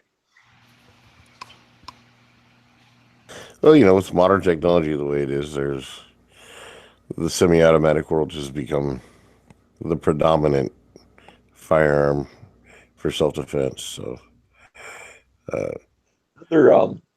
This was unrelated to the class, but today, because I had no class today, I stopped by Tactical Response just to pick up a couple of T-shirts and swag and so forth before I headed out of town.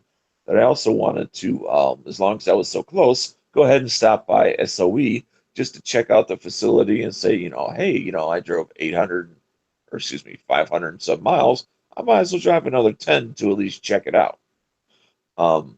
And went there, and it's not really set up as a retail store, although they do have racks full of additional items, overruns basically from other orders that they made. And I thought I would go check out some concealed carry magazine pouches because I have a set that I use when I take training classes, and for the most part they're fine. But I'm always keeping an eye out for something that might be a little bit better for use in daily life. But to make a long story short, I went there, talked to the salesman, mentioned to him how I was coming from a class, and all I said was a class with James, and that's all I said to the salesman. And then within like a minute or two, some guy who came up behind me that I didn't see, and the guy said to the salesman, "Does he have a size yet?" And he said, "No, not yet." And then I continued to talk to the salesman. Again, I never saw the guy. It was a very quick, like he was just walking through sort of a thing. And then went through, because I had an existing belt from 5 years ago with me. And I wanted to see if it could be extended, and for various reasons, it couldn't be. But what they could do is simply cut off the attachment device and put a new belt on it. And then they said, go ahead, and then they would, ship it to my location once they got that done. I said, oh, that sounds great. So I tried on, the most likely belt that would most likely fit, just to verify all was good, with my gun on, and verify the size, and then over my shoulder again. I didn't see. All I heard is what's the size? And the salesman says 40. And by the time I turned to look to see who was there, the guy's gone again. Again, because it's all like a series of racks and rows and things like that. And then, so the guy gives me like the long tour of the product line, that they had, which was fine, because I was also there just to kind of get a tour for what the place was like. And essentially, with the exception of like the merchandising, which is the baseball caps and the T-shirts and that kind of stuff, that their product line is targeted towards the military and police that are in that militaristic role. It's not necessarily a concealed carry sort of products, if that makes sense. So they didn't, it's not that it didn't have, 2 mag pistol holders, to carry on the waist. They just didn't have 2 that were,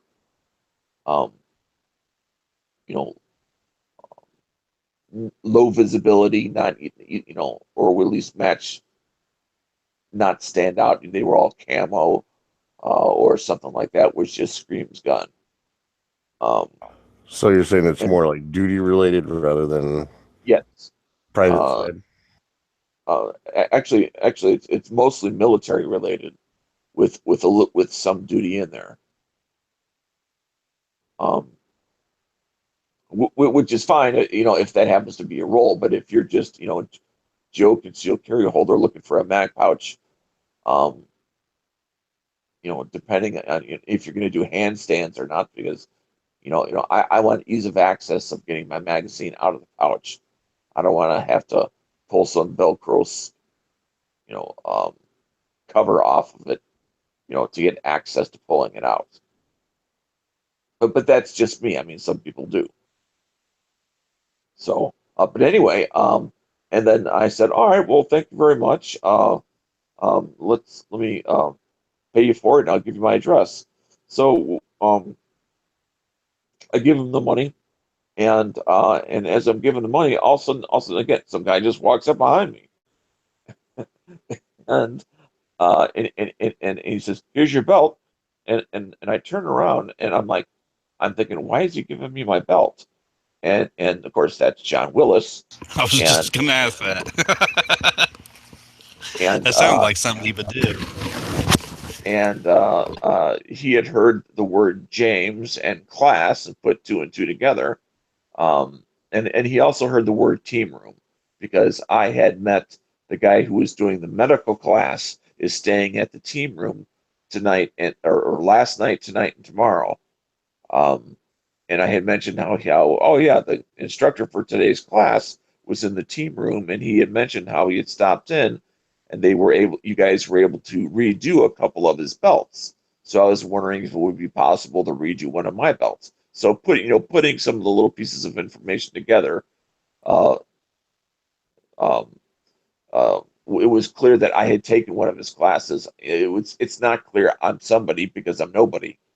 Um, but the fact that he just put that together for me on the spot, it really kind of blew me away because I'm just Joe Nobody.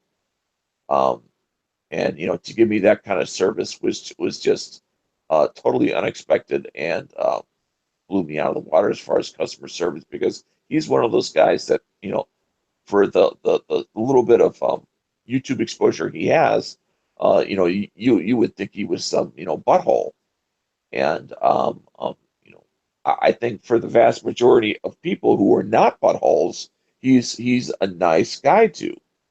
But if you're a butthole, he's going to treat you like a butthole. Who Sort is of. this again? John Willis, the He's a owner guy. of SOE, Oh, Special okay. Operations Equipment. Yeah. Oh, wow. Okay, cool. That's actually pretty cool. So, saved me the shipping charge and the fact that I had the product made, right there, and the fact that he made it himself. Yeah, He stopped what he was in the middle of doing and did that. that's actually pretty cool. I was really kind of dumbfounded. And then I talked to him for about 10, 15 minutes just about, what I thought was the brilliance of James doing literally free marketing through YouTube, where most companies will spend hundreds of thousands of dollars to advertising firms to put money out there and then get very little return for it. Where if you go on YouTube, people have to type in what they're searching for. So the people that are going to see your products are people who are interested in guns or gear or gun training, where a sign on the side of the road, you may get 100,000 eyeballs, but how many of those eyeballs are going to be interested in what you do? Where the eyeballs that go to your YouTube site are purposely seeking out gun stuff. So your return on investment is going to be dramatically higher. And he was very much in agreement with that concept of a free tool out there for small or medium sized businesses to use, because he had said how he had put ads in Recoil magazine, and he said they spent thousands putting ads in there. He says with very little return, and that's why they stopped doing traditional um, advertising and have gone to Facebook. It's the other variation, free marketing, where they can do those sales that cost them nothing to do as far as paying money out to some third party and still promote their business. And then he had mentioned that James is trying to get him to use YouTube to help promote the business, and John is trying to get James to use Facebook to help promote his business. And he had mentioned, I forget the exact numbers, but John had far more Facebook friends, is that what you call them, whatever, hundreds of thousands of friends or followers, whatever, and James had maybe 10,000, and yet vice versa on the YouTube side, James had far more um, viewers of his YouTube stuff than John did, because John doesn't do it very often and does it erratically, and that sort of thing. So that was Well, my my thing SOE. is like, oh, that's actually pretty cool. Uh, you should have said, yeah, and you both should be using Instagram. Yeah. Well, I'm not a social media guy. I'm not far from an expert. I'm not even in the middle. I'm barely scratching the beginner of the concept, let alone to be telling people what to do. Well, no, but I mean, it's another free platform for them to advertise on. So, Yeah. uh, did you get to meet Jay? Yes.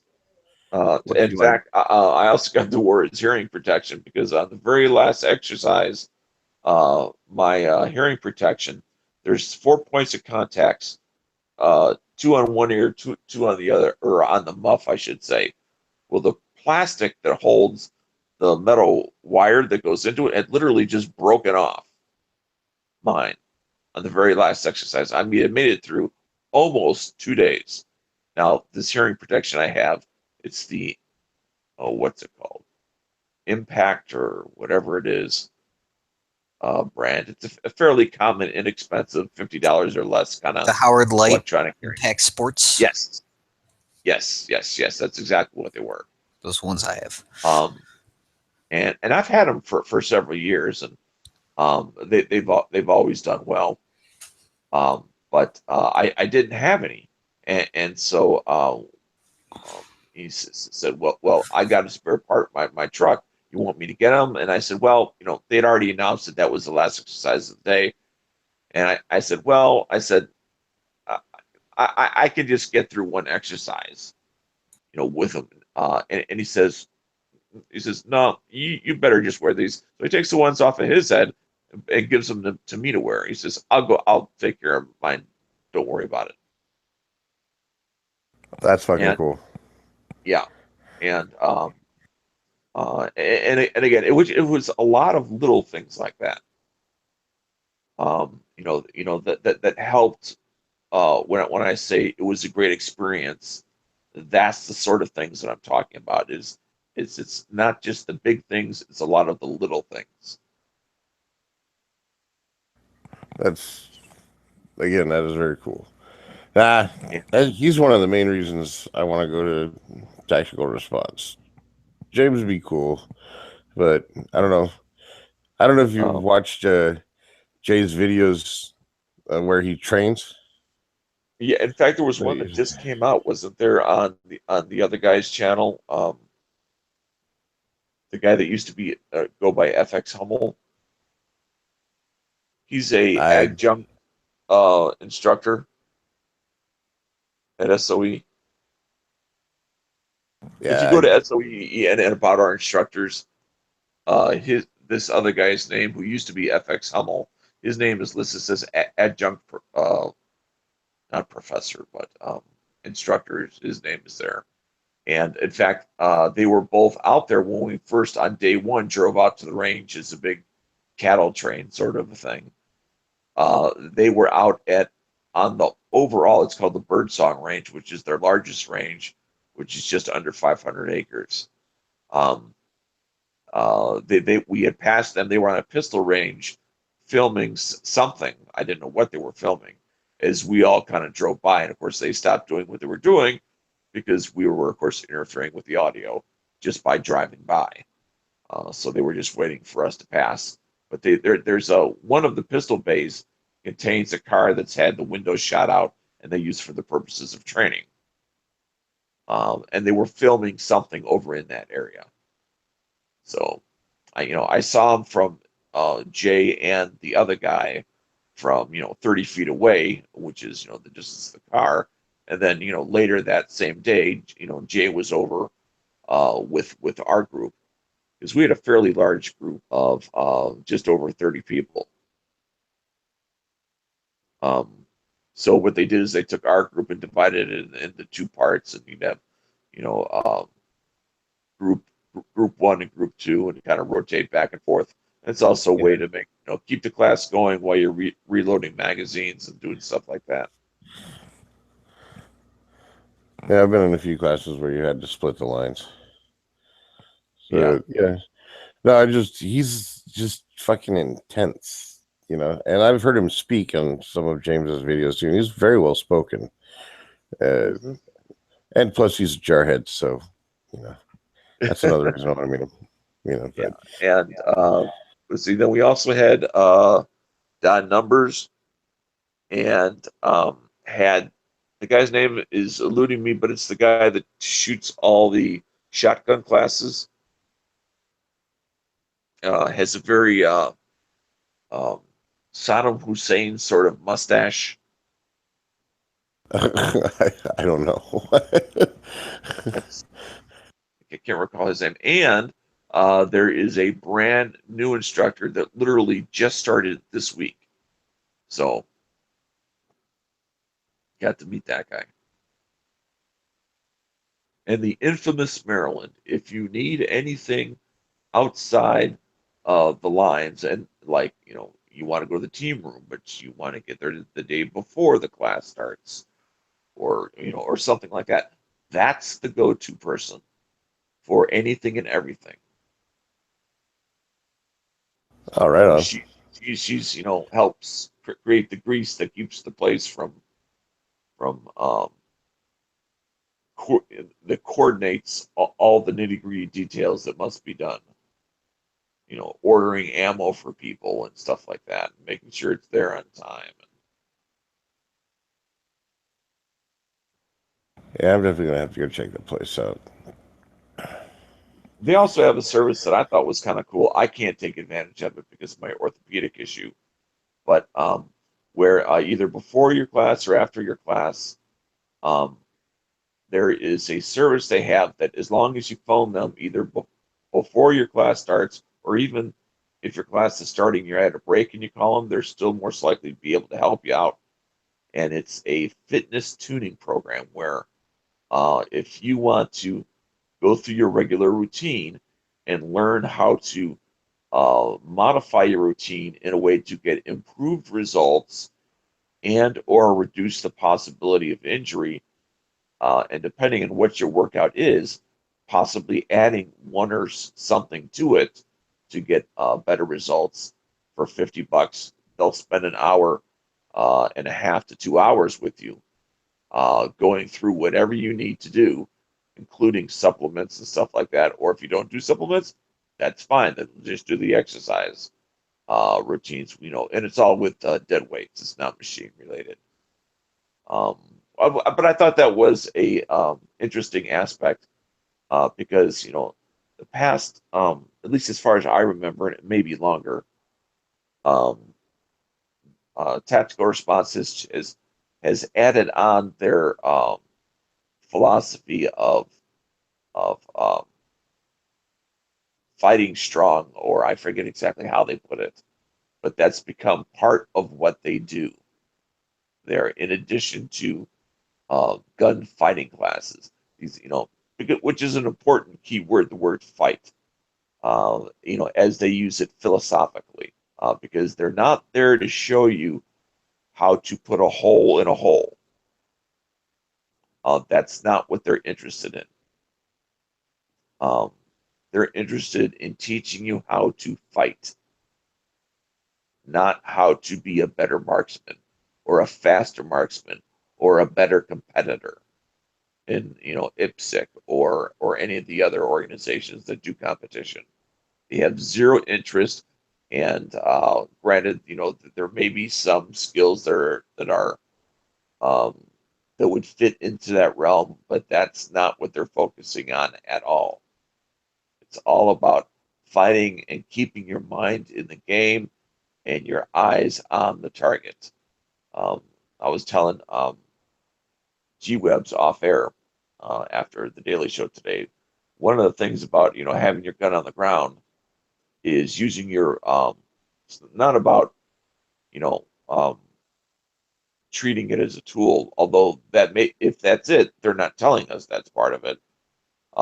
It's not like training a chef where if you drop a knife, don't try to catch it before it hits the ground because you may catch the blade. It's not like that. What they're teaching you to do is to use your peripheral vision to see the gun on the ground while maintaining your eyes on the attacker.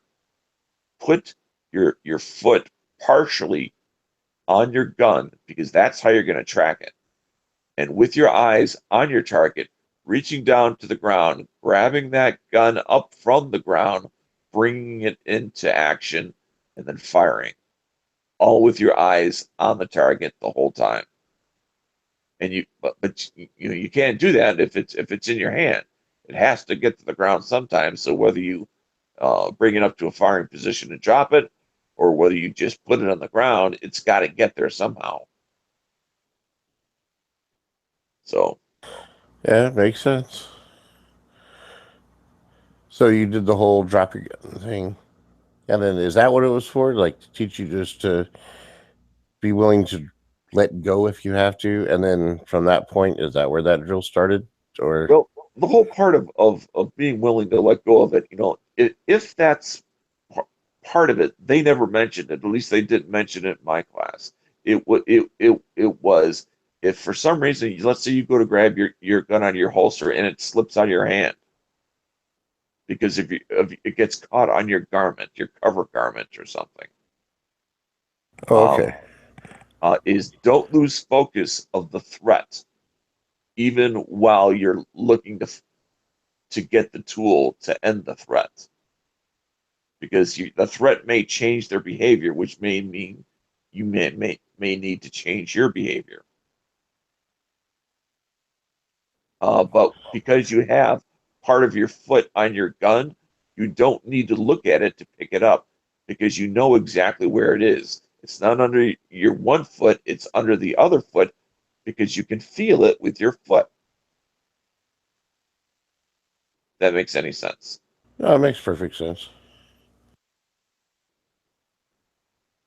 Because usually in the middle of if you're walking down the aisle of a convenience store, there's not bag of potato chips in the middle of the floor that you're going to step on or something hard like that, a big giant rock. At the exact same moment that there's somebody threatening to kill the cashier.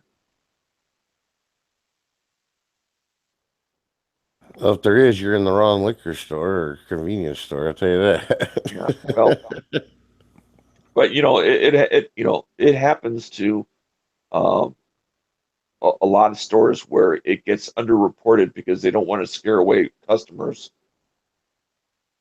As being, oh, that's the place that gets robbed almost every weekend. That doesn't they don't underreport it, or they may underreport it in the news, but everybody in the area would know. Visitors, very not, true. But the neighborhood will know. Absolutely.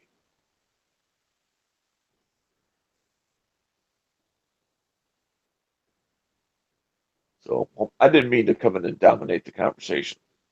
No, I asked these questions to get these answers. So Actually, you didn't dominate. You just informed. So listen for a few minutes before I went back to bed. Now, are you back in Chicago? No, actually, I'm still in Tennessee. I used this trip twofold.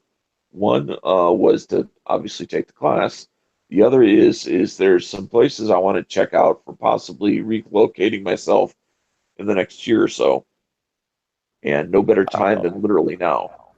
Yeah, right on, dude. Tennessee. I love Tennessee. It's a beautiful state. It's just a bit too humid for me during the summer.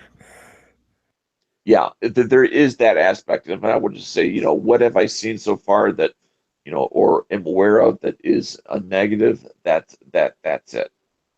Well, I mean, I figured you'd be used to the humidity there in Chicago. Well, my understanding is you get a little bit more of both the heat and a little bit more of the humidity. Yeah, we get a lot of heat and a lot of humidity.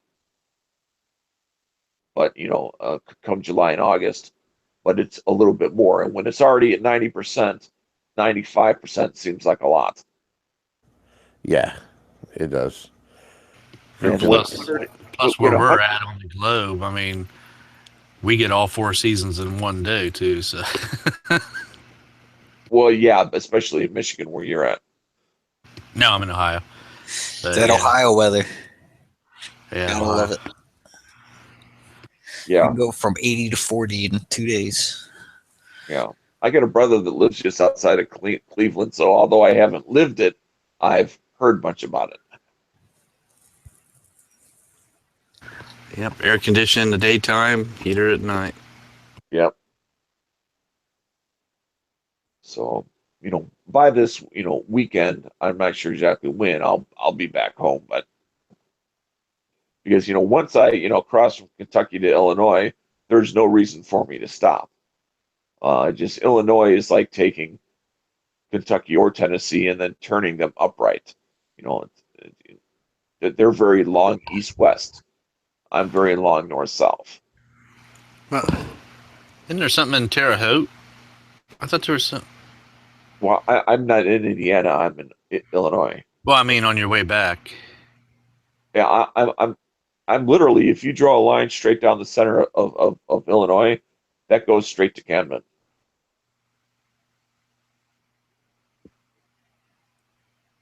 Because Illinois dead ends at Kentucky with Tennessee directly under.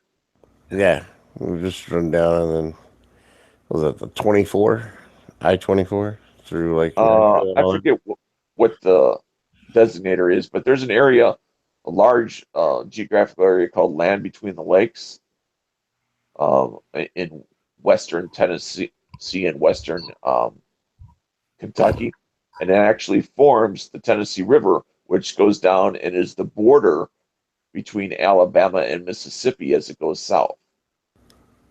That would be the Mississippi River, right? No, on the that Mississippi is on the east side. This is on the west side. Oh, okay. Yeah, I mean the river changes.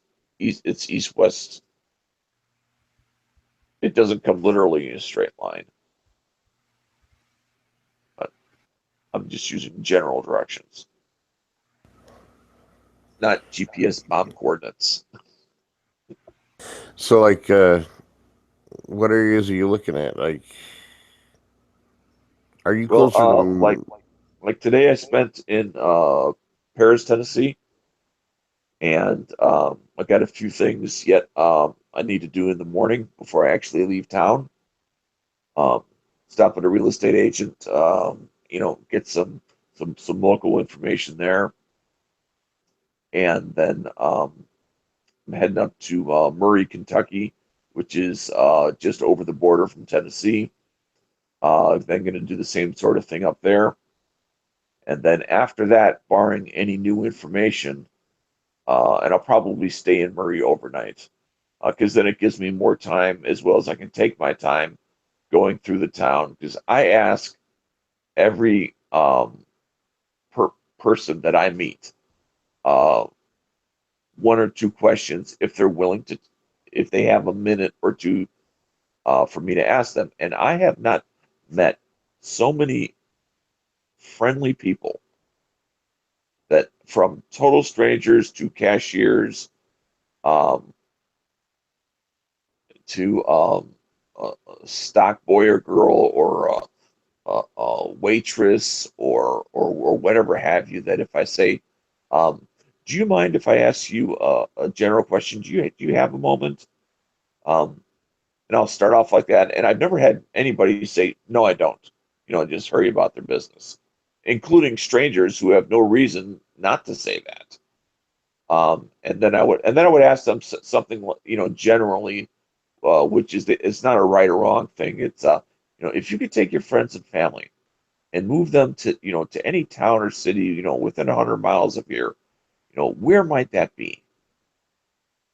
And I don't ask them the why. I just ask them the where. And then some of them, they'll think about it for a minute or two. Some of them will come up with a, well, off the top of my head, I might think this, but then and then they'll come out without me even asking, saying anything, and then they'll tell me the whys, which of course I really want to know, but I didn't want to pressure them to feel like they got to be committed to some stranger to give me the whys. But but I've been able to get a lot of consistent answers out that way too. And Paris, Tennessee is a town that numerous people have mentioned. So, that tells me, on my information gathering tour of 2017 that it's a town worth checking out. So far it's a really nice town. I noticed it on my way down to Camden. In fact, I took about 15 minutes just to drive around town before I continued on my way. That seemed like a real potential, and I think it is. Oh, very nice. Very nice indeed. So you're going to relocate to a free state as well. Look at that. Yeah, but my son's going to be living in Illinois for the foreseeable future. So, and he's not moved out yet either, which is the other issue. He graduated just a year ago,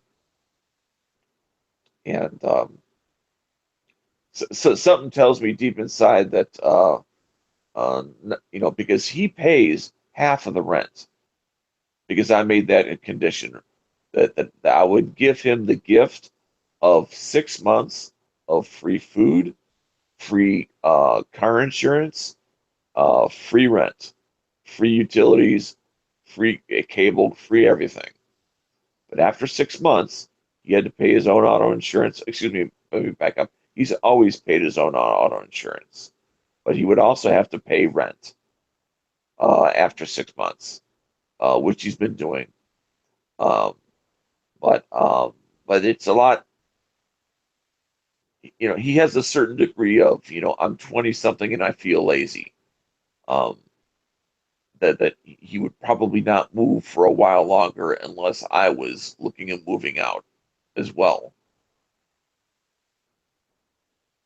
Yeah, if you pick Kentucky, it's in Kentucky constitutional carry state now. I'm not sure. I mean, it may very well be. I know I have reciprocity amongst both Kentucky and Tennessee. Yeah, I'm thinking Kentucky. It's either Kentucky or West Virginia. I'm thinking Kentucky. Mm-hmm. So.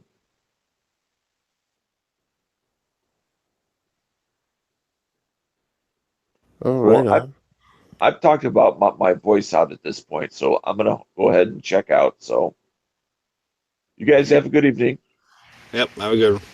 And we'll catch you later. Dana. Yep.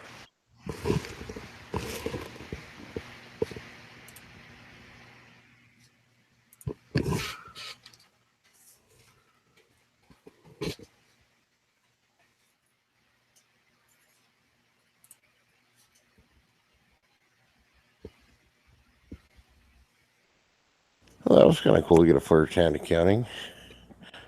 Yep. I just refreshed the page on that laptop. Earlier it was only 3 left. Now there's 17 left. So, you think they got more in that time frame? Hey, you get those little hands working in those sweatshops, and you can push out a bunch of product. What's this for? Laptop. Oh. I got mine. Homemade bot. I got mine for free. Nice. Because eBay. The seller screwed up. Bought this laptop for like $360 used. And it said it came with everything. And when I got it, it was like in this box that was like 3 times the size of the laptop. And they only wrapped it once around with bubble wrap. Like I picked the thing up and it's just flopping around in the box. Open the box, there's no power supply, discs, anything. It's just the laptop. So I'm like, all right, let's see if there's any battery left in this thing. I turn it on, and the hard drive's just clicking, and it's dead. So I email Saul. I'm like, hey, you didn't send the power supply. The hard drive's bad, and I don't have any disks to reload the operating system. And I'm like, so for what it's going to cost me to fix this, I could have just bought a new laptop. They didn't respond, so I filed a complaint with eBay, and eBay gave me all my money back, and I didn't have to send anything back. I found a power supply for $10, and I had a bootleg copy of Windows 7 laying around. Oh, and I got a hard drive for like $30. There you go. Shit. These are things I'd have been like, computer broken, new one. Rah, can't fix. Yeah, I should do that with that Dell sitting over there. Man, I'll be right back. I've got I've got 3 laptops sitting here. 2 up. Well, I've got that one that I paid $128 for. I've got one that was given to me by my neighbor, and I think the hard drive's out of it. And then, of course, my old HP that none of the ports or anything work on it. I've got, let's see, 1, 2, 3 towers next to me. Now you sound like me. I've got one in front of me that I'm on, one behind me that runs XP that I'm pretty sure the hard drive went out on it. Now I've got my gaming system in the living room that I've got a blue screen every time I turn it on. I always like repurpose my old computers. I can't throw anything away, so it's like I got my newest computer that I'm using. Like I got an old HP that runs my downstairs TV. I got an old Intel Core 2 that runs my upstairs TV because I don't have cable. Instead of buying like a Roku or something, like I have these old computers laying around. They're good enough to stream high def video on. Yep. I got this old Dell Pentium 4. It's running like a TeamSpeak server.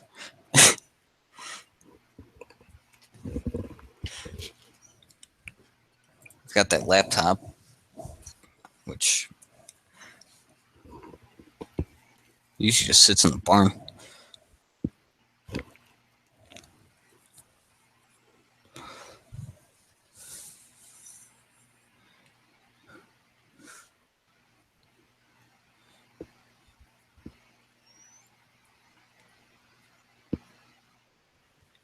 Yeah, I don't even turn my TV on anymore. I cut my cable a year and a half or 2 years ago. It was pointless. The like 1 or 2 shows that I want to watch are on while I'm at work, so I have to watch them on demand anyways. This is like, why am I paying $120 a month for this shit? Yeah. So I ditched the cable. I doubled my internet speed, and I'm paying half of what I was paying before. And then got like Hulu, Netflix, and between Hulu, Netflix, and YouTube, that's TV for me. Let's see. After I got divorced, I got Dish. Had it for a couple years, and then after that, after 2 years, I just got rid of everything. So probably in 2005. I haven't watched TV.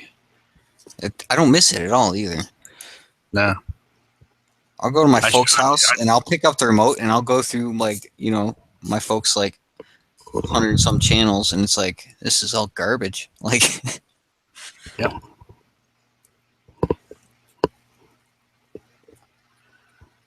Yep. Don't miss it at all. Because everything I want to watch, I can watch it on the computer. Yep. And you don't have to deal with commercials every 5 seconds. Yep. Well, I mean, there's commercials on Hulu, but it's like 2. Well, I don't even watch Hulu. I watch Flash. I go straight to CW's website and they'll have ads, like maybe 3 ads to the episode, but with my ad blocker, it kills it. I pretty much just watch like Family Guy and Vikings. Now I've got my special websites that I go to watch, the episodes of stuff that are on cable. What he's trying to say is he goes to special websites for his porn. Yeah.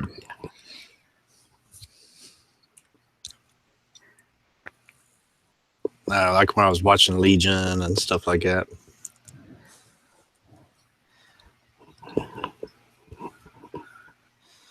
Really like House of Cards. It's on Netflix with Kevin Spacey. Yeah. That's a fucking good show.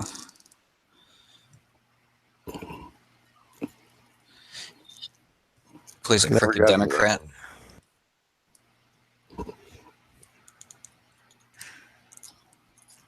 Go ahead. I'm sorry.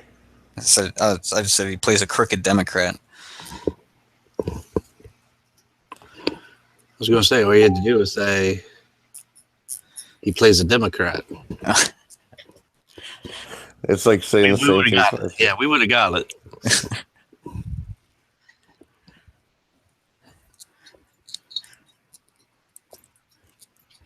You're not trying to say they're all crooked, are you?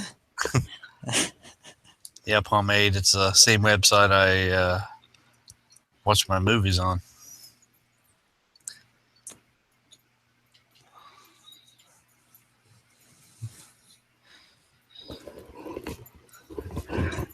Did you put a link in or what?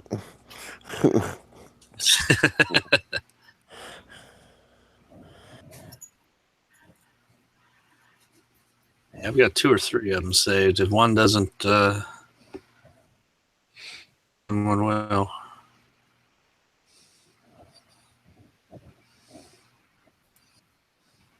You got my email address. Feel free to send me links. And in case you don't know what it is, it's the heavybchannel@gmail.com. So if you have any questions for my show, send them there.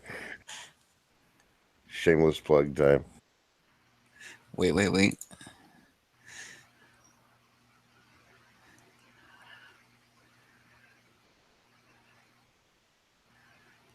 Every other Friday at 10 p.m. on Gun Channels. Oh, no. That has Times to change. change. Yeah. I've been doing it 2 p.m. Pacific, 5 Eastern for the last several months.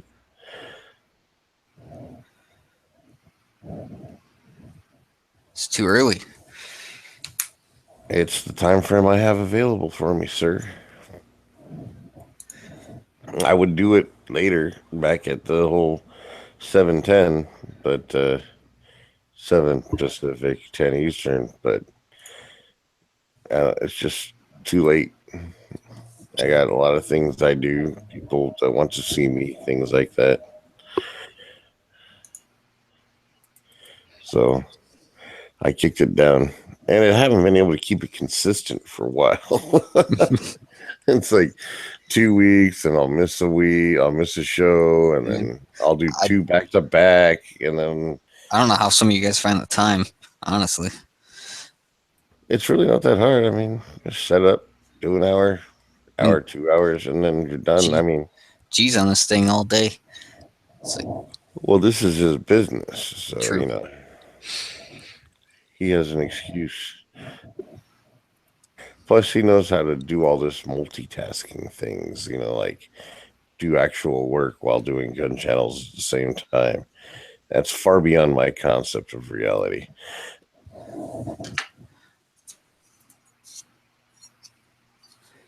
Plus, it's hard to be on gun channels and driving at the same time. yeah. I had another idea for him. G-Web shames your 9mm for money. Super chat. Not a bad idea. Not a bad idea. He's already judged your windbreakers. He's judged your van. Judge your guns. Oh yeah, judged your gun collection.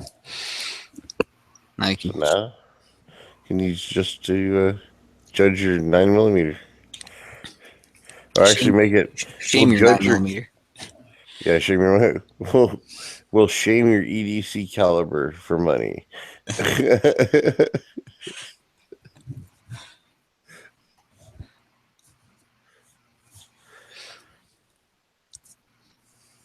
Oh man.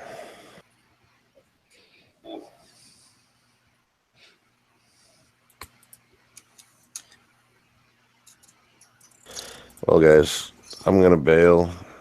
I'm tired. I'm going to sleep. One way or the other, it's happening. So I'm sending you an email, Heavy.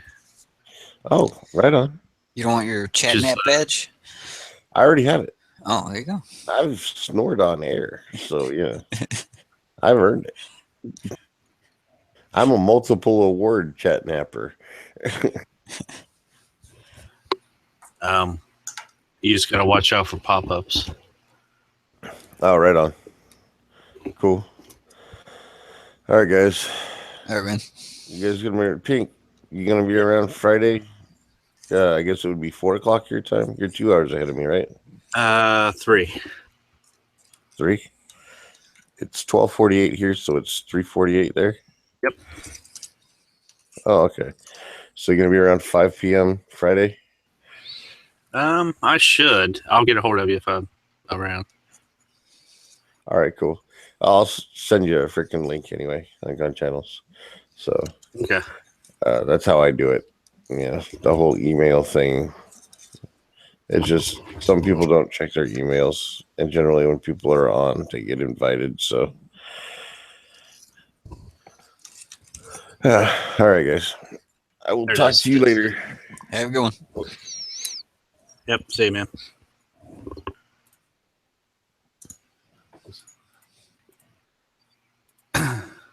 Yeah, I just don't know whether I should pull the trigger on that laptop or not, especially since I broke one of my riding mowers. Did you hit a rock? No, one of the a bolt broke for the central pulley system. Oh, that sucks. And the whole thing just yeah, I know. So yeah, it just broke and dropped right down onto the deck, and I was like, "Fuck!" So I was lucky. I bought a new battery for my older, smaller riding mower, so I got it out and finished up the yard. I got one of them zero turn deals. Yeah. And I was turning the thing and whacked the side of the deck into a tree stump. And there's like little plastic guide wheels on the side of the deck, to keep it from bottoming out. Bent one of those, bent the whole bracket down under the freaking deck.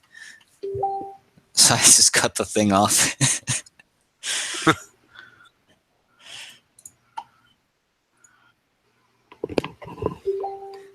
Yeah, I must pomade.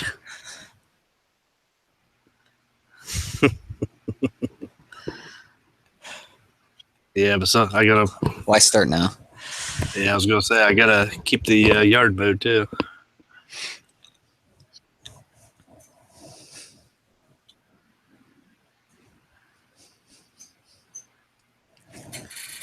Well, so I've got. Just put in some OT, you'll make it back. I've got 7 months to before I have to worry about getting a laptop.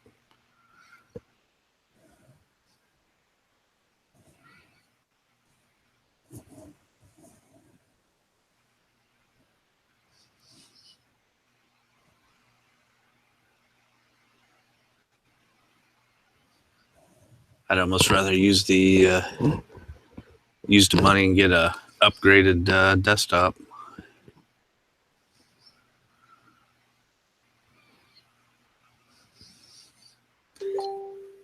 get a goat. Actually, that's another small town, probably about 15 miles from me, that has the goats. I'm actually surprised I don't see any goats around me.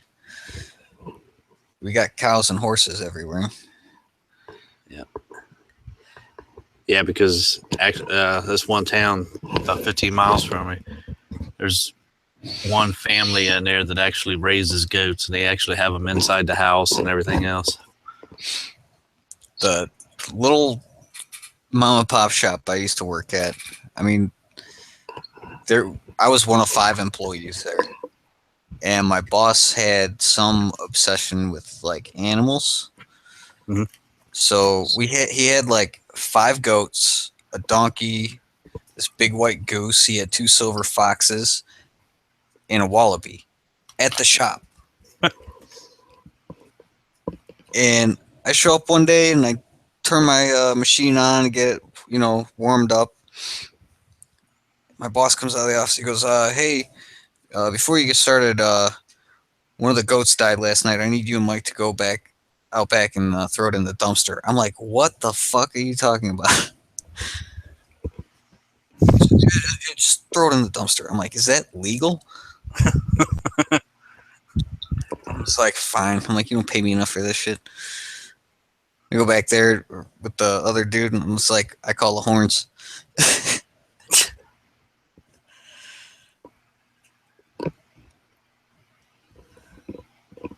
That wallaby was freaking crazy, though. Thing was mean as hell. I'd be running the Bridgeport, and I'd just have staring contests with it out the window. It would just come right up to the window and stare at me.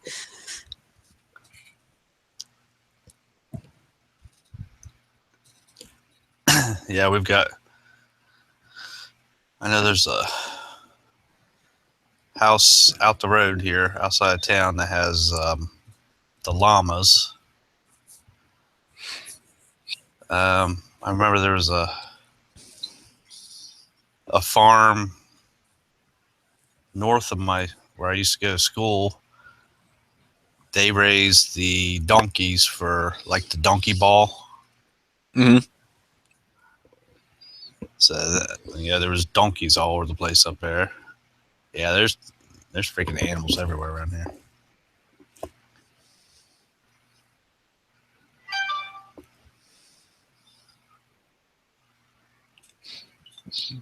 My boss's donkey got out one day and is running around the parking lot.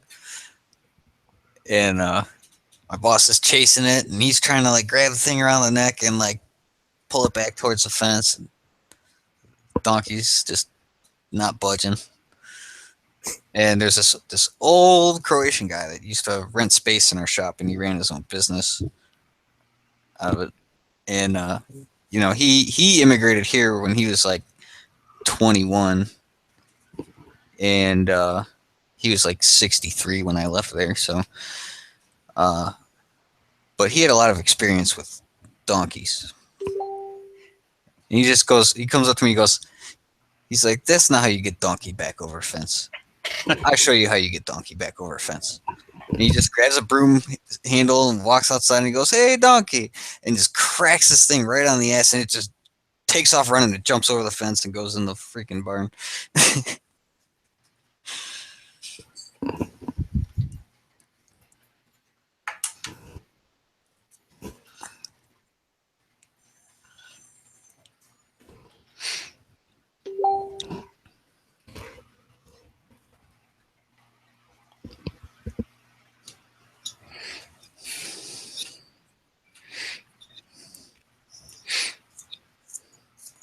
I like stray cats. I don't chase them off.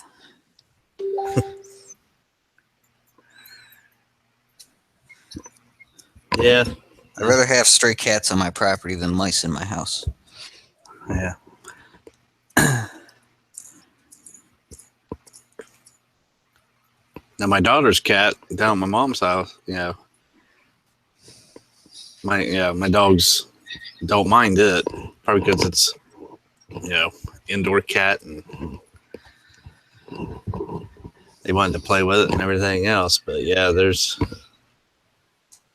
this woman moved in across the street down a couple houses and brought like 12 cats and just lets them roam. Oh, jeez. But yeah, there was a big orange cat that they ran out one time and treed in the back, back of my property. And then they went out like a week or two ago, and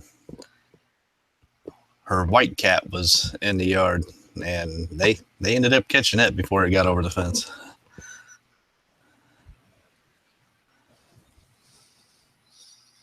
Yeah, I think the male would have chomped it in half if I didn't get over there and yell at him.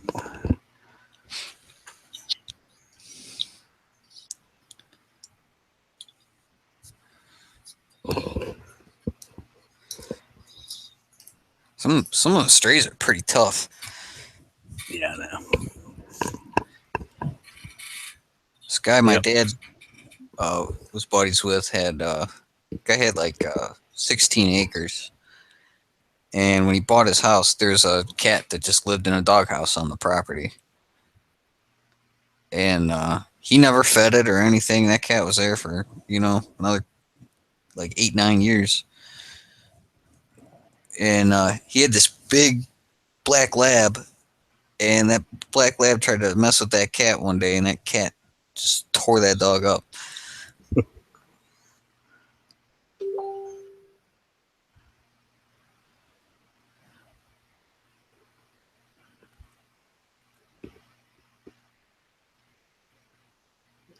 Yeah, I know the Rottweilers I had. Of course, I had the ex's 2 cats that she left here. So they grew up with cats, but they didn't want any strays around the yard. I know that. They pretty much almost pushed a cat through the chain link fence one time, all 4 of them. Jeez. My neighbor's Rot's a big baby.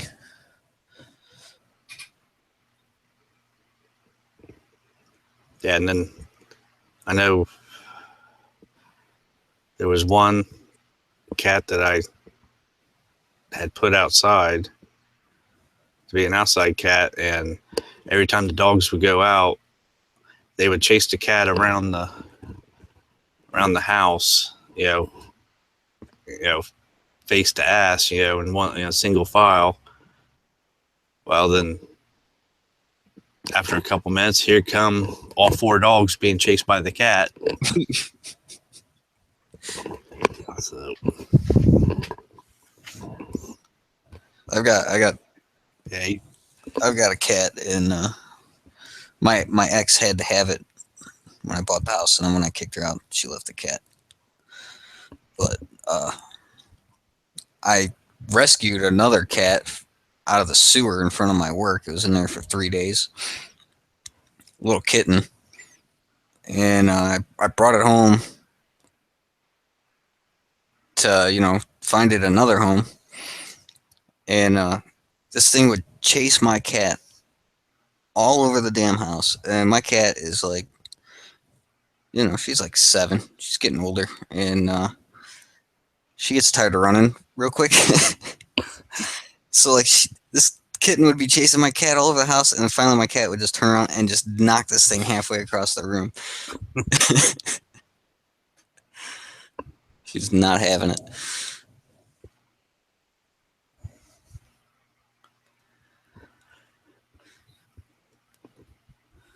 yeah, I've got pictures of the rots, sleeping in the cages with the cats. So I want to get a dog, but I sleep during the day and I'm working at night, so it's like it wouldn't be fair. yeah, that's the way I do it. At least the cat, keep food in the bowl, shits in a box. It's good to go.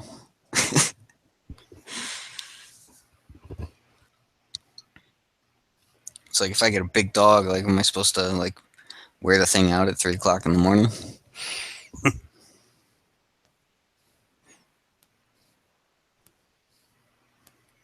Yeah, they get on your schedule.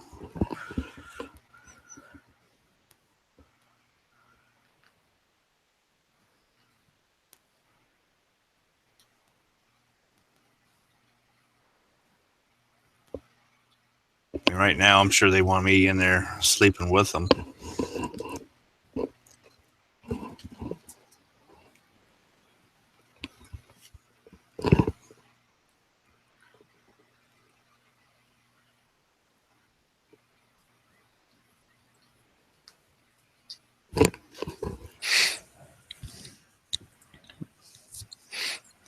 I pissed my neighbor off because his rot doesn't listen to him, but it listens to me.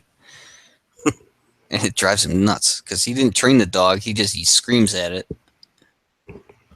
The dog will start like taking off and he'll start screaming at it and it'll just turn around and be like, fuck you, and keep going. I'll call a dog. It'll come right up to me and then it'll follow me home.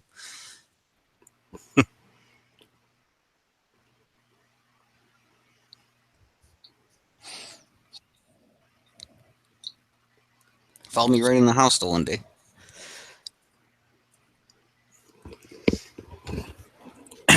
Yeah, I originally only had one of these guys. I had the male, but I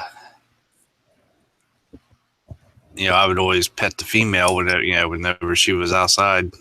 She'd come over to the fence, and I'd just love all over her.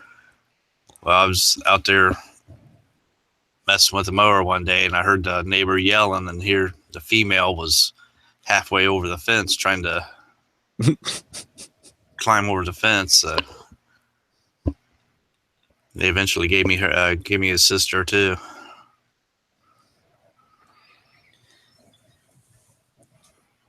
I wanted to get a Doberman, but everyone tells me they're freeze babies. Like they don't do good in the cold.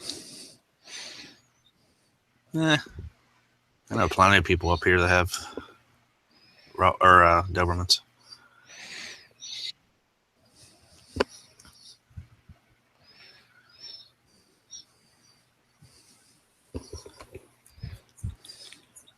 And these pits, their hair's short too, so.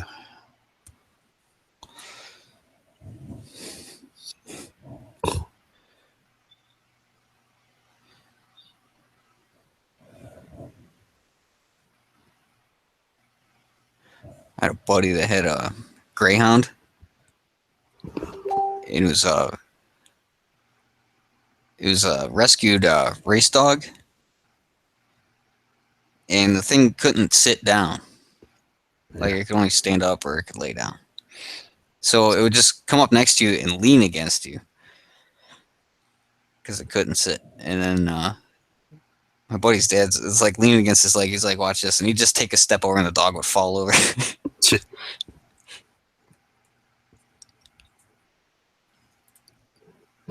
Yeah. It's a shame about those Greyhounds. After a couple of years, they just get rid of them. Yep.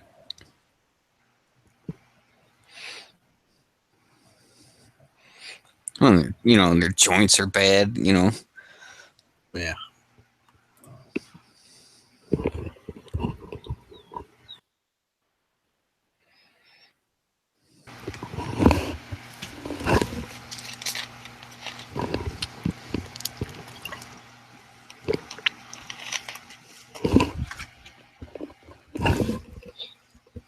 Yeah, it's another thing to worry about when you get a large breed, too.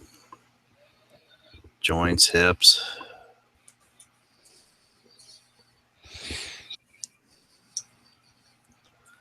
That's the only reason why I've got a ramp on my front porch is because of the Rottweilers. Yeah. They say it's like another reason I don't think I can get a Doberman is I guess they don't like to be alone. And like they get like depressed and shit. Get to them.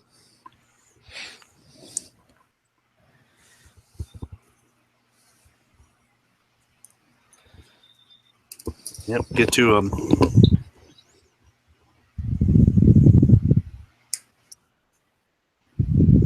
They say, wherever you go, Doberman goes.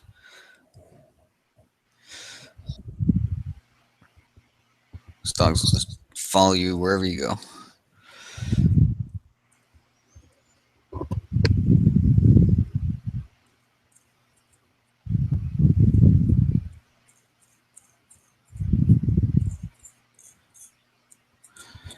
Shepherds are cool, but I wouldn't want to deal with a long-haired dog.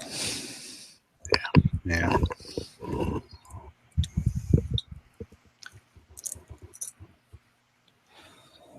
Yeah, definitely get more Rottweilers, but I know they'd never be like the pup of the 4 that I had. He was definitely my baby.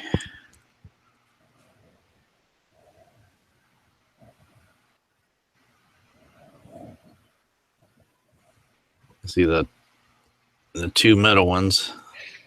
Had the ones from the time he was 2 weeks old because his mom pretty much rejected him. So we hand fed him every 2 hours. And then after a couple weeks, we got his his litter mate brother. And then I know the oldest one, he helped pretty much raise all the other 3.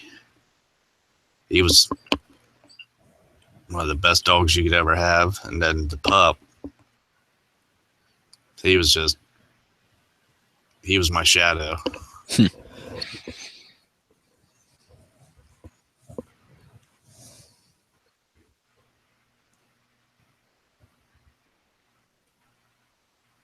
Just big babies. Yeah, I had the youngest one down at my parents' house. My daughter had come over, and of course she was wearing those UGG boots.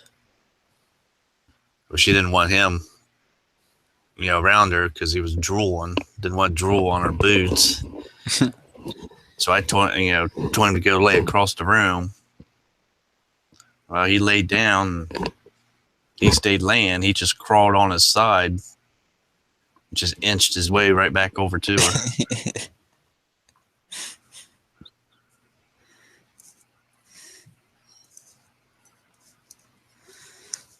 My neighbor's Rot will, like, it's super friendly as long as you're not wearing a hat. It's got something against hats. If you walk over into his yard with a hat on, that dog, like, hair standing up on its back, and it's like growling and barking. And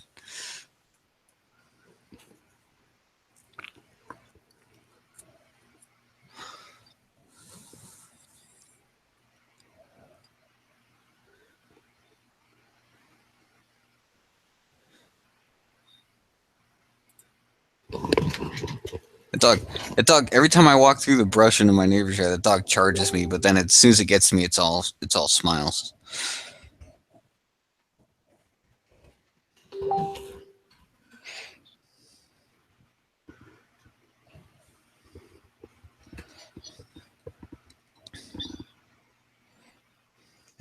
Yep, they are pack critters, so I'll say that.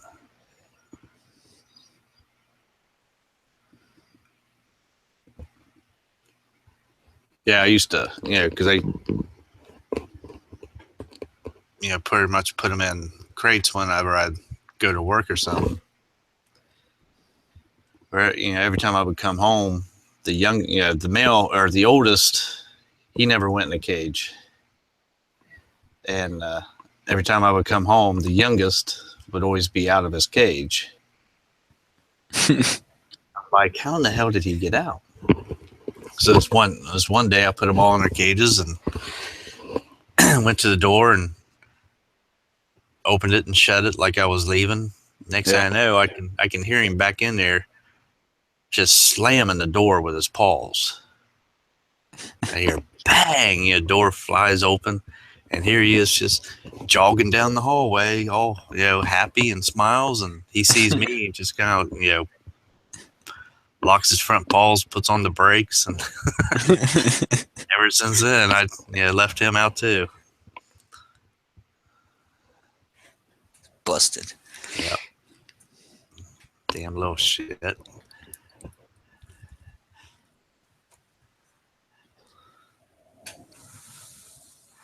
Yeah, when he was like 8 weeks old, 6 or 8 weeks old, he'd sit there and carry bricks around. He'd sit there, grab a hold of bricks, and carry them around. So, yeah, he was something else. I will say that. My neighbor, he's got the Rottweiler and he's got a Saint Bernard. And whoever had that Saint Bernard before him must have beat that dog or something, because like it is afraid of everybody. Right. And like my neighbor will yell at his Rottweiler, and the Saint Bernard will like piss on the floor. Like, Yep.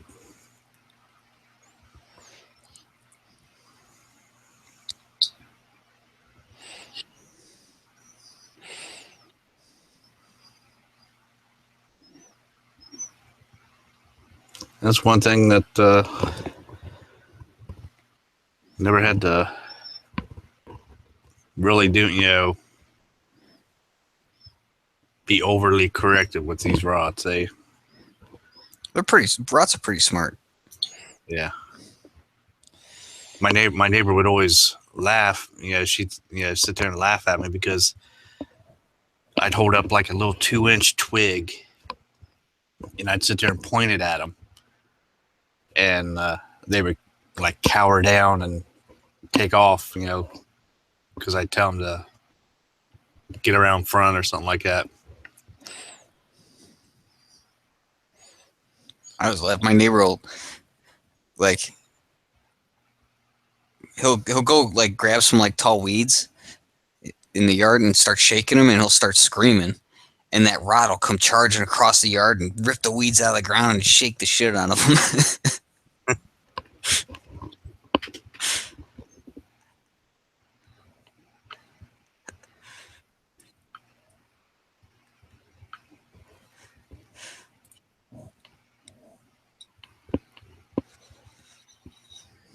And I think Pomade's the only one watching anymore.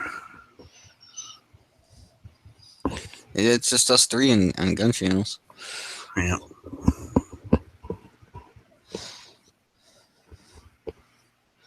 Night shift's dwindling. Yeah. Definitely.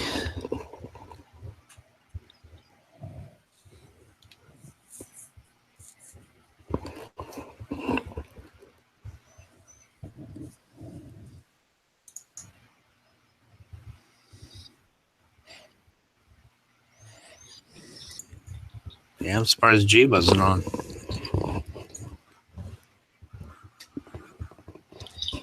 Just busy milling my patches.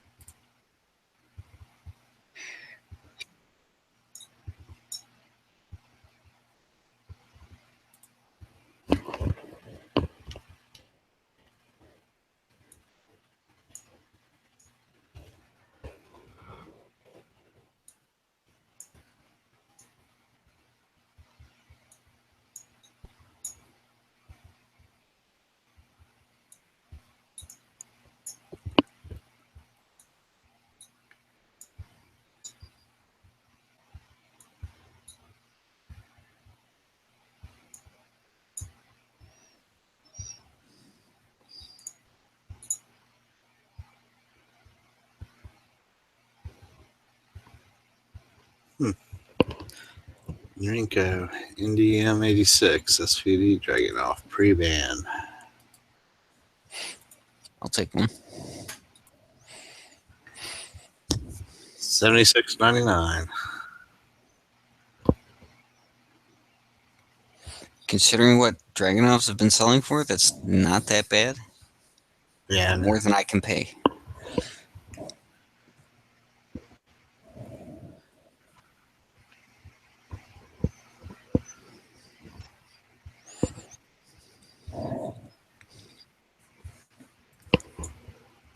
a couple PSLs. Even those are expensive. Yeah, I know. I remember those being cheap. Yeah, I could have bought one for like $1,100 a couple years ago. I mean, those are Romanian, right? Yep. Or is that the FPK that's Romanian? Yeah, PSLs remain. Yeah, so we can still import those, can we? I'm not sure. Like I've even looked for That like, is if they make them. I don't think they make them anymore. yeah, it could be. It's probably true. I found like parts kits and stuff, but they're always missing shit. So I was like, I could build a PSL. It's basically a long barrel AK. It's a big AK, but I've found a receiver. I've found parts kits, but like I said, they're missing stuff, and like, where are you gonna get that stuff? Yeah. They're usually missing stock. Usually the parts kits you find have like the bolt carrier and the front trunnion and like fire control group, and it's like missing the rear trunnion and trigger guard and stock set. It's like, where you find that stuff?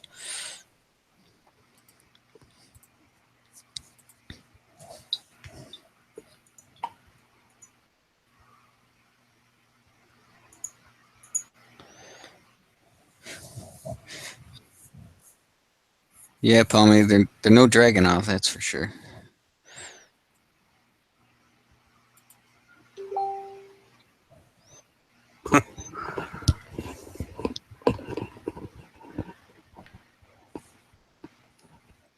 It's definitely nice when you make money on a gun. I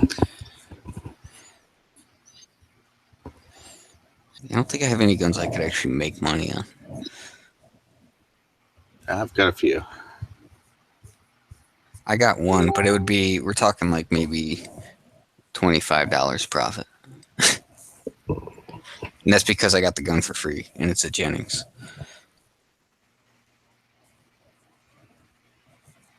It's worth about $25.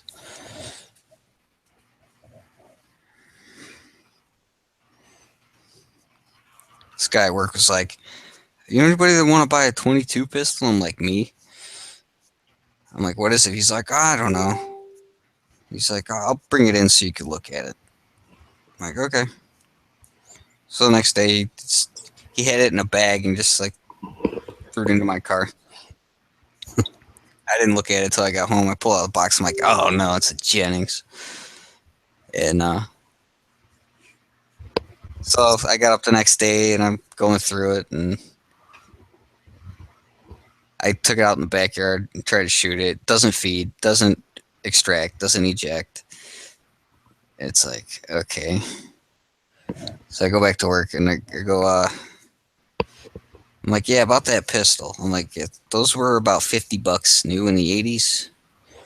So it makes it worth about 25, and it doesn't work, so I'll buy you lunch. He's like, oh, you could just have it.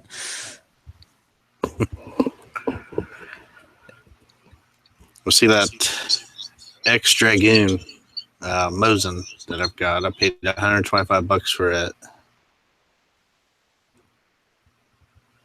The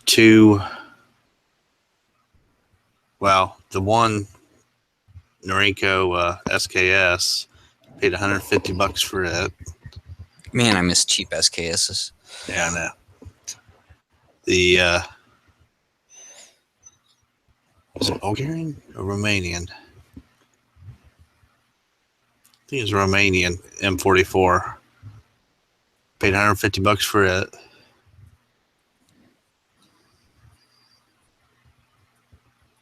The one Lee Enfield that I've got, the grenade launching Lee Enfield, I paid $125 for it.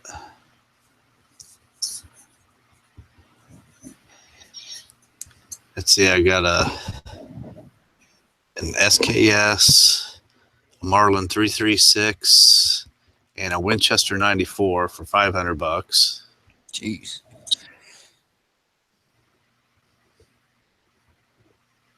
And then I turned around and bought a stock for the SKS because it has one of those side folding Yeah.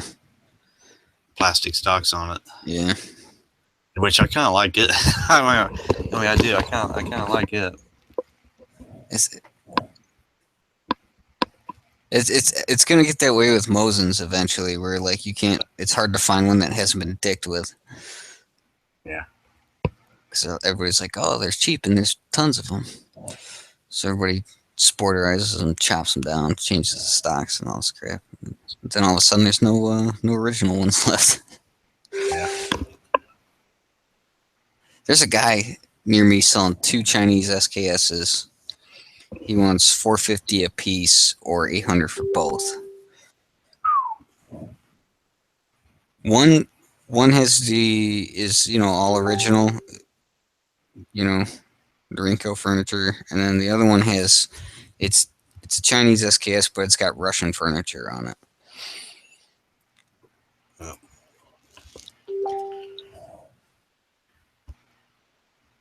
Oh shit! I saw Flippy jump in, and he jumped right back out. I know See, I've got 2 Type 53s. So I think I paid $150 for each one of them. Yeah, $150 was pretty much my going rate on guns a couple years ago when I was buying all of them.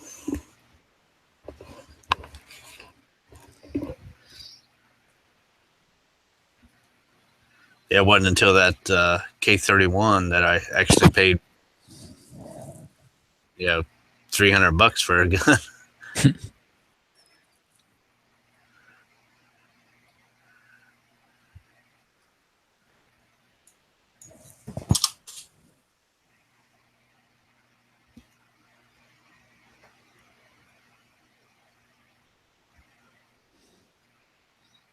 I definitely like the milsurps though.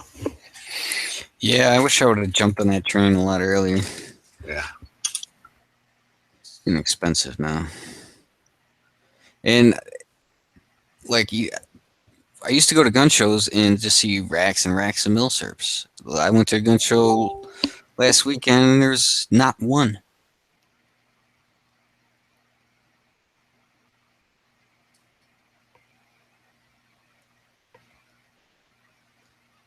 Yeah, a couple years ago, I was at a gun show and this guy had a Arisaka, and I mean, it had the bayonet, dust cover, the original sling. I mean, it was almost like, you went back in time, took it off of a soldier, and had it right there at the gun show. I mean, it had a fully intact mum, everything. And yeah, I should have bought that. I went to one gun show and there's a K31, and the guy wanted a little too much money for it.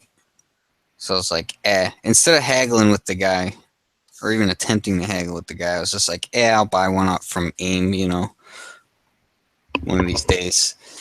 I can't find one now. It's like I should have just bought it when I saw it.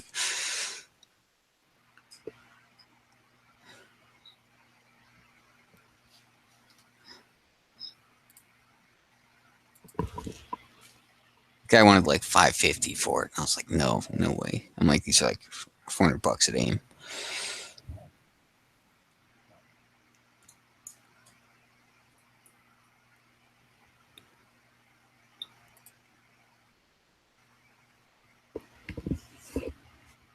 There was a guy selling a Type 38 Arisaka nearby for $250, and I emailed the guy 3 times. He never got back to me.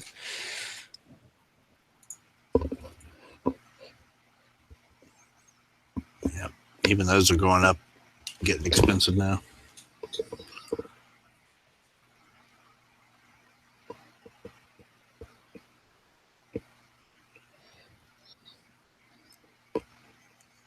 Yeah, I probably should have went ahead and bought the rest of that one guy's Mosins when I had a chance. I've only got one. Just a regular old 9130. It was 1940 manufacture year. Tula. And it's all numbers matching except for the magazine floor plate.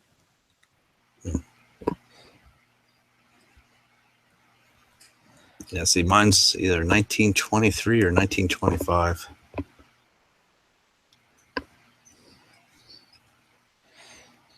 But he had a couple of the, like 2 or 3 of the hex receivers. And I ended up just getting one and, a full case of ammo off of him. He had one case of ammo left, and I should have went ahead and got more of his guns.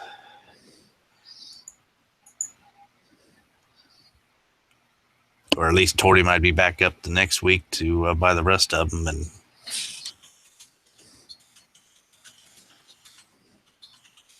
had him, hold on to him.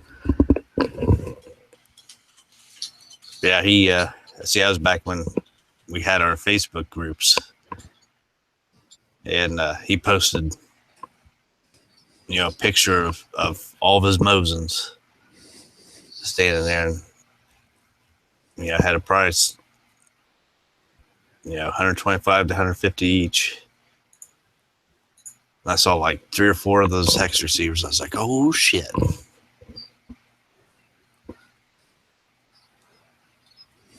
I think he was up in Shelby.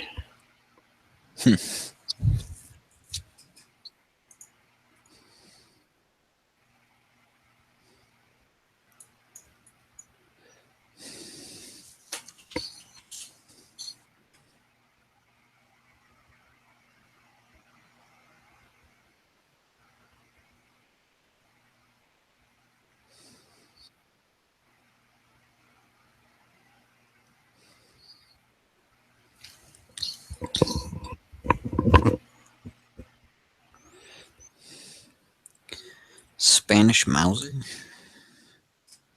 Yeah, I've got one of those too. 308. Mine's 8mm.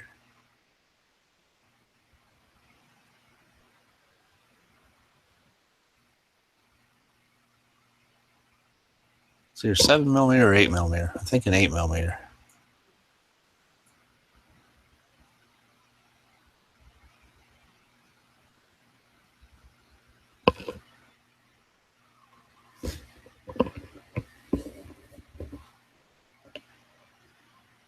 Turkish Mauser.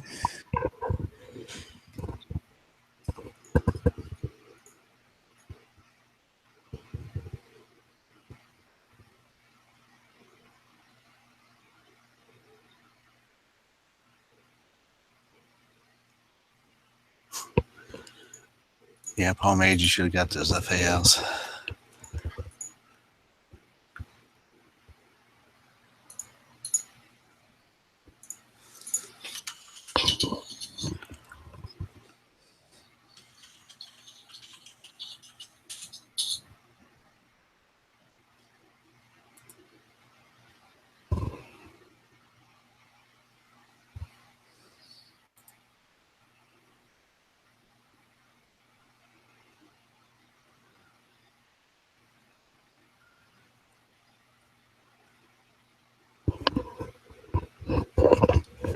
M39s for $290.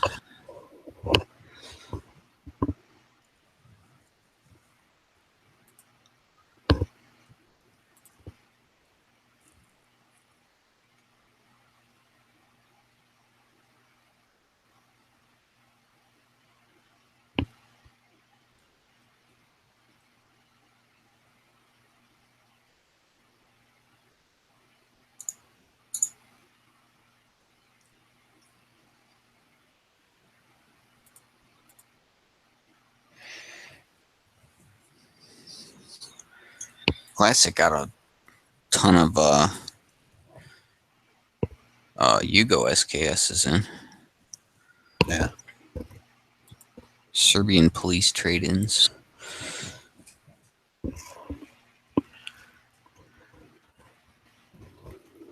Did you see? I don't like that little. I don't like the grenade launcher though. Yeah. Guess it doesn't matter, but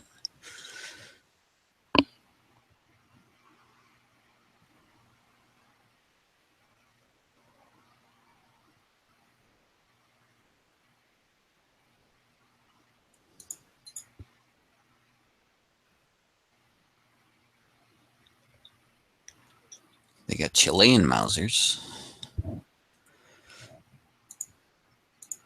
7mm.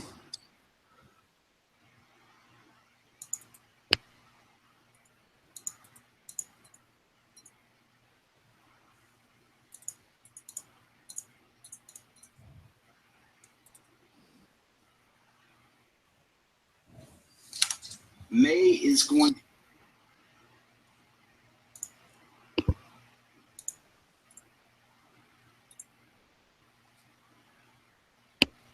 Do you see those Israeli pistols? Oh, the The Berettas? Mosin gun? No, the Tankfolio CZ75 clones. No.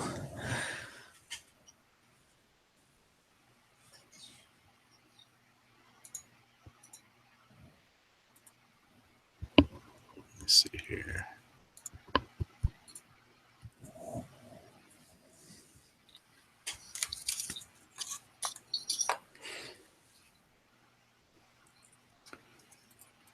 Yep, it's right on the front page.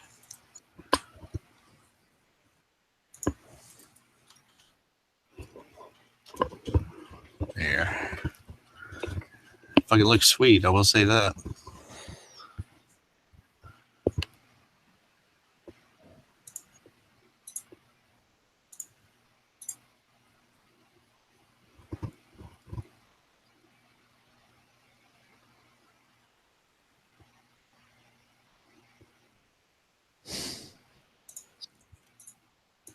How much are these?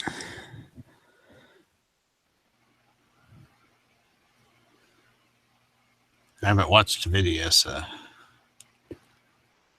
gonna be.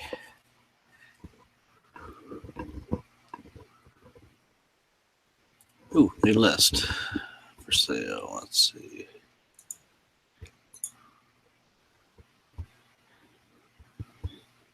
Nope, everything's sold. Damn it.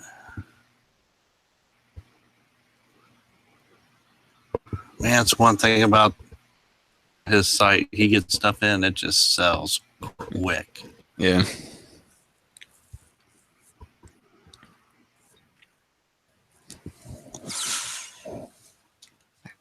Should have picked up one of those Bulgarian Bicycles. bras to go with my Bulgarian AK-74.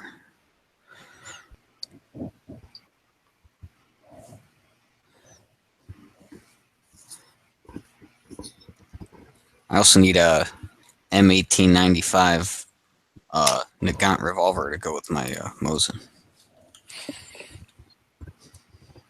Yeah.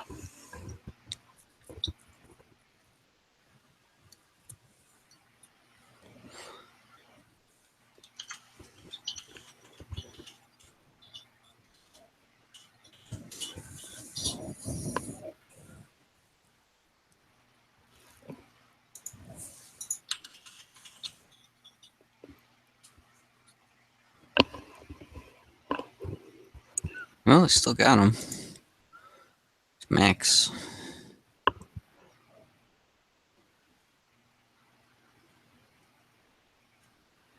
$300.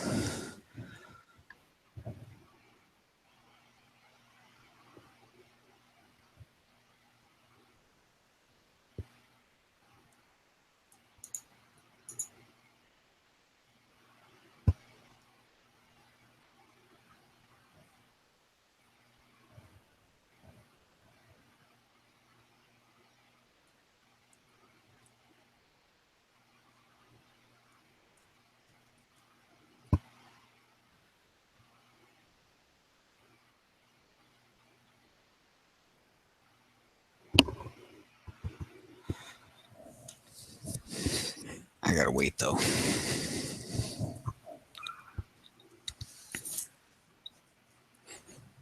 I've already blown my gun budget. Gotta wait. Put in some overtime. Yeah, I know. That's what I've been doing. I built an AR pistol. I bought a LCRX. I just bought a red dot. I gotta behave myself here for a little bit.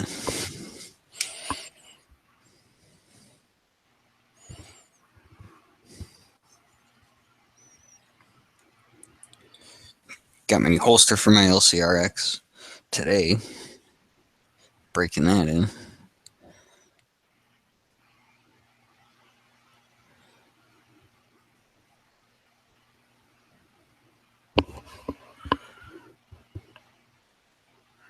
$449 Hungarian AMD 65. It's not a bad price. That's excellent price. Parts kit costs more than that. They'll build it for you.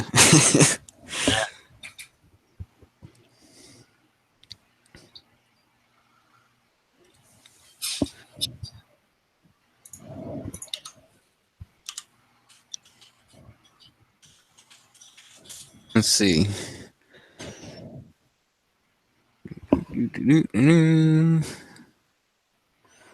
Parts kits with barrels.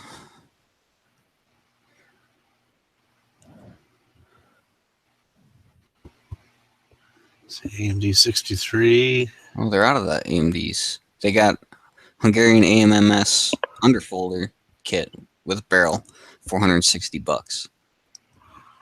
You still need to buy a receiver and trigger group if you want to be legal about it. And yeah, so it costs you almost $600 to build it yourself. Or you could buy one built for $460. That's nuts.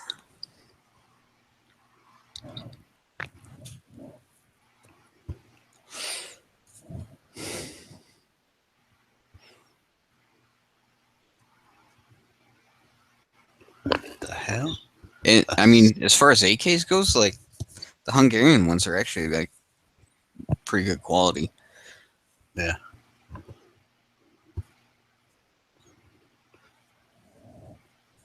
I have a 65, and it's like all the machining looks good for, for an AK.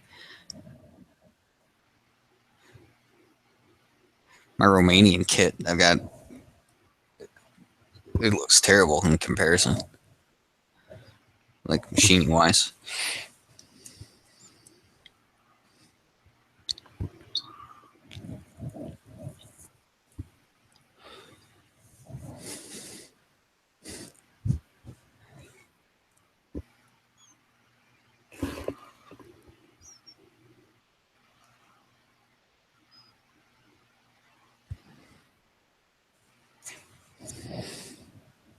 As long as the receivers they're building them on aren't junk, that's one hell of a deal. And even if it is junk, you could buy that rifle and drill the rivets out and put it on a better receiver and still be less money than to buy a kit. Right.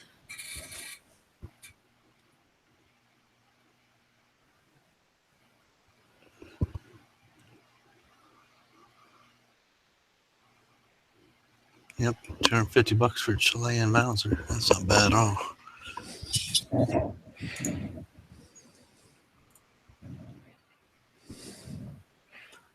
I don't even see 7mm Mauser anywhere. It's on the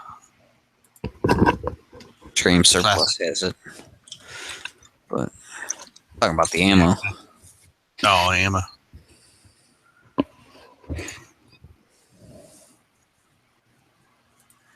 $8 mil's not hard to hunt down.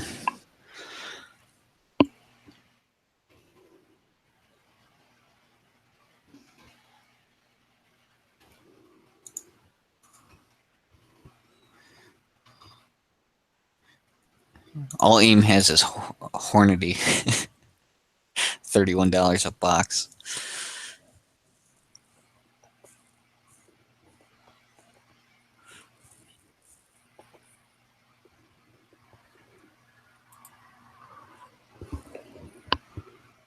Let's see here. What am I looking for? 7mm? Yeah. I think that's what the Chilean is. Yeah.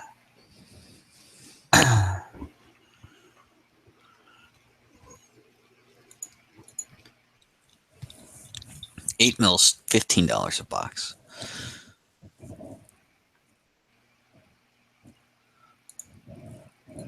So millimeters twice as much. Let's see, SG Ammo has it, GG Sales, PSA has it.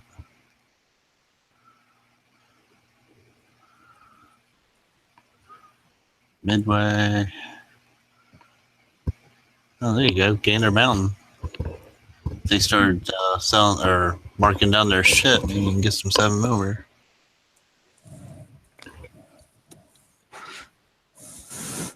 I got my AK-74 parts kit. My buddy's like, "Yeah, good luck finding ammo for that." I'm like, Hello. "It's $7 for a 30-round box. It's cheaper than 223." What's up, JB? Nothing much. I just wake up. Oh, did you?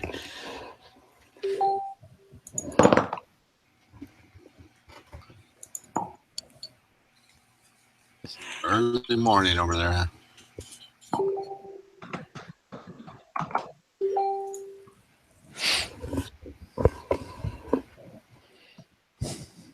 And by the way, if you are in the new New Yorkistan, you cannot find any AK ammo. In New Yorkistan? Yeah. Yeah, it's hard to find anything there.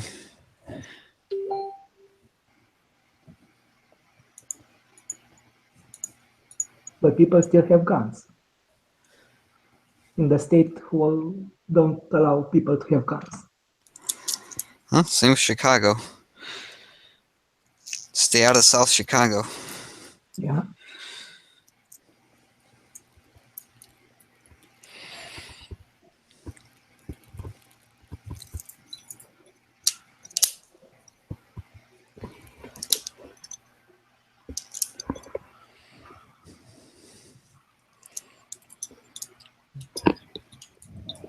Plus, everything's, even if you can find anything, everything's so expensive in New York. Well, Yeah. in my country, it's expensive too. If you find it. Even like when I went to New York City in 2001, and cigarettes were almost $8 a pack then. Well, here cigarettes are like $5. Yeah, they're like 6 here in 2017. In 2001, they were $8 in New York. I was gonna say in New York, cigarettes are 3 times as pretty much what they are anywhere else in the country.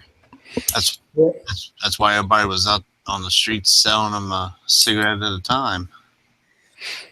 Yeah.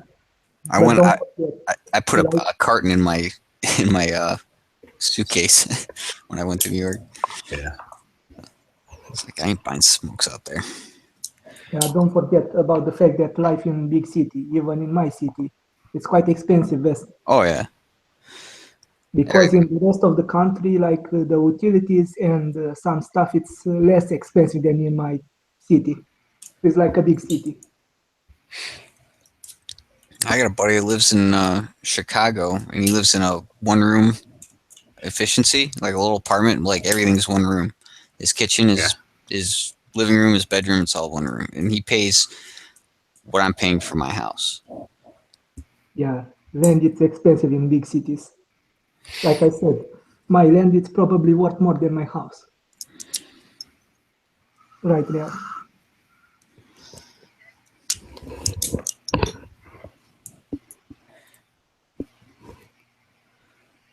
Although if you move to the right part of the city, it can be really cheap. Yeah. But you don't want to live there. If you want Wolf 762 by 39 millimeters, 500 rounds. It's like $190. I rented a 3-bedroom house in downtown Cleveland for $325 a month. Yeah, here a small We had apartment. It's steel like, bars on the windows. I mean, and I didn't put these things there. They were there when I moved in. There were steel bars on the windows. The doors are steel, and there were brackets welded to the back side of the door where you dropped a 2x4 in to wedge the door shut. that's called. It's that prepper. kind of neighborhood. Yeah.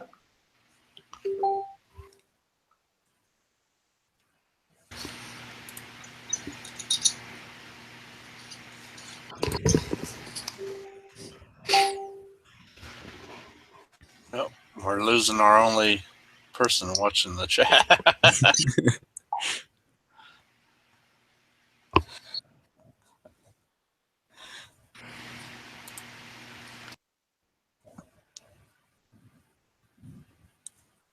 I tried to thumbs up it, but it told me I needed to create a YouTube channel.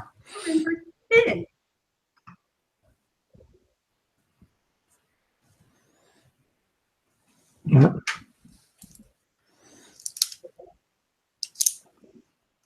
By the way, in my country, apparently you cannot own a bulletproof vest without a license, which is stupid. A vest? Yeah, you cannot wear any bulletproof vest or buy one without a license, Wow. which is stupid because usually people who are in danger don't have gun licenses and buy vests for protection. I Because don't have an armored vest, but I have a load vest, you know, yeah, just for here you can have like a you can level mount one vest, you can mount but like the magazine levels patches to are it, all that stuff. But I got it for it's military surplus, and I paid like $15 for it. yeah, you better look out for the expiration date of that. Well, it's not an armored vest. Yeah, but usually even Kevlar vests have like expiration dates. And if that thing expired, it's usually not so good at protecting you. Even the stabbing vests have that thing. Yeah, the Kevlar can start to fray.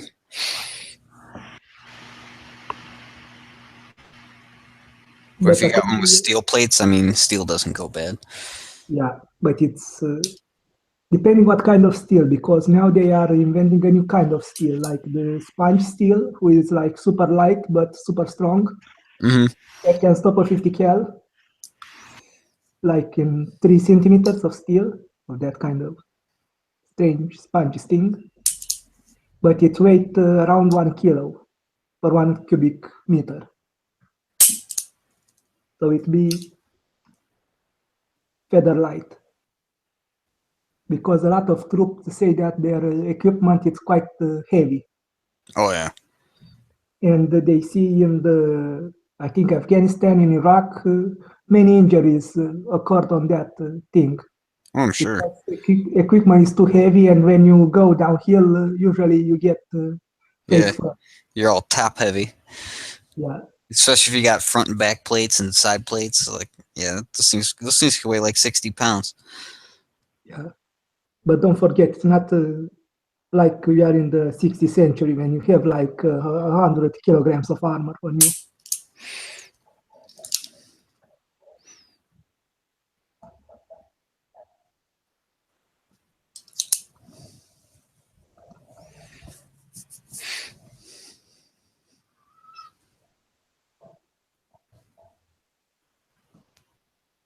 By the way, is any of you having a subscription to any survival box or box No. service? No, I haven't bought into that. Because I'm watching a lot of YouTube videos and they seem to have good stuff in them. Some not so good. Yeah, I want to know what I'm buying. Yeah. By the way, I will post in the chat some gun site that you can get deals on, like from ammo and parts, because nobody like to buy retail prices. Oh, I always check gun deals Yeah, when I'm looking for ammo. yeah, and Wiki Arms, I think it's a good site too because it show you all the ammo. And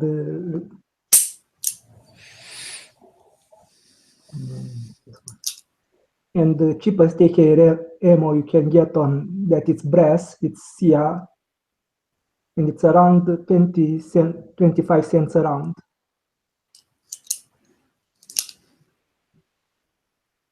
So you can get brass ammo. But the cheapest steel one, it's like 20 cents a round. Yeah, I only buy steel case for my AKs. Yeah, It's what 100. It's what they were meant to eat. Yeah, some AKs, like the Velmets and some other stuff, like the Gali, don't like steel ammo so much. Yeah. Of the expensive AKs.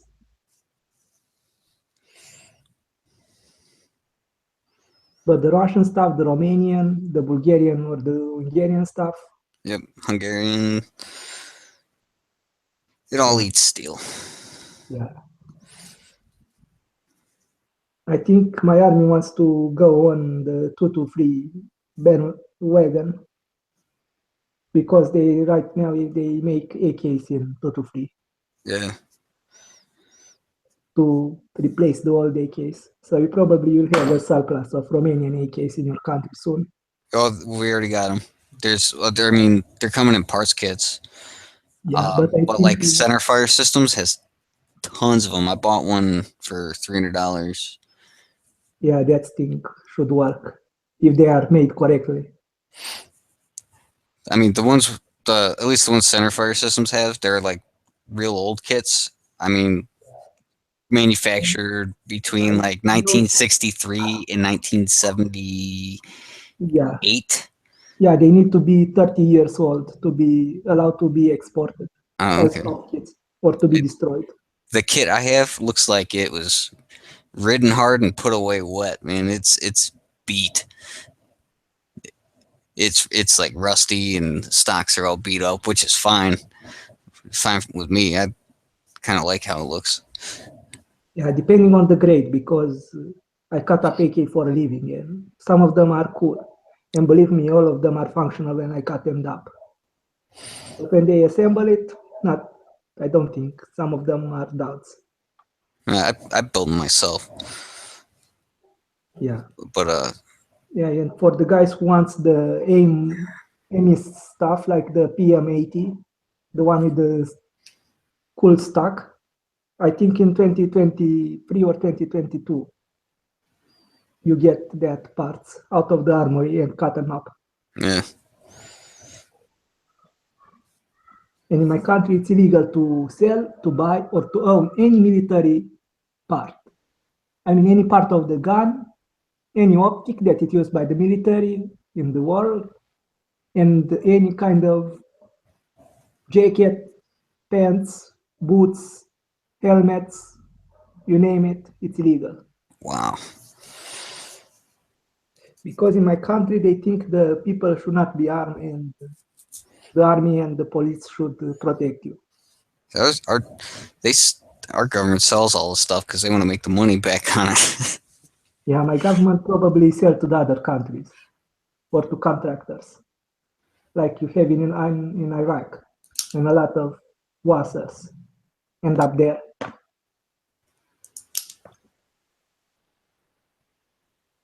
And a lot of PSLs end up in the wrong hands. Are you guys still making PSLs, or do they not make those anymore? Believe it or not, they make a small number for the army. Like the hand-fitted PSL, like the one who can shoot like, I think, 2 or 3 rounds in a round circle, in the 1 centimeter circle. They actually are the military variant. Like with the thicker barrel and some other adjustments. So it will be more accurate than the PSL you have in America, because a lot of them are parts kit. Yeah. Well, we were just talking about how, like, I can find parts kits, but I can't find complete parts kits. Yeah, so you are about, don't forget, PSS usually have like hand-fitted parts. So every part of the gun is for that gun, Yeah. not for the other. But like most of the parts kits I find, they'll be missing like the rear trunnion and the stocks, the handguards.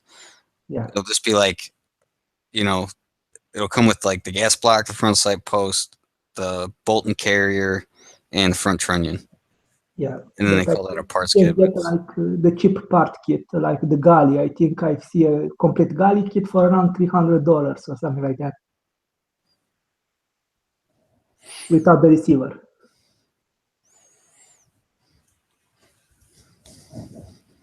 Or you can get a cheap stem kit, like the Mark 5 or Mark 4, for around $60 or something like that.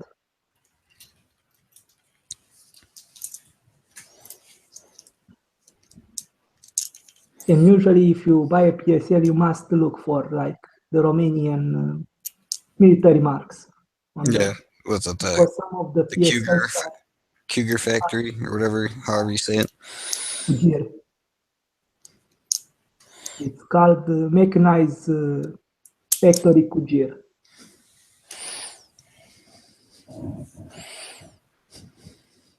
And apparently my military finally upgraded to some like new optics and new red dot sights, because they still use the PSL-1 scope.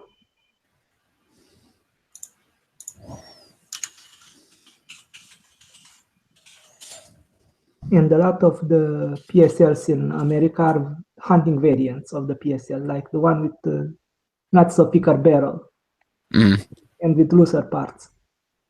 So they don't shoot so accurate.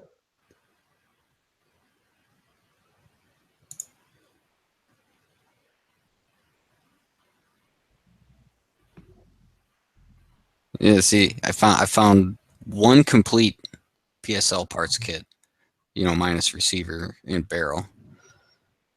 Yeah, Or no, it's actually very expensive. It's actually got a barrel.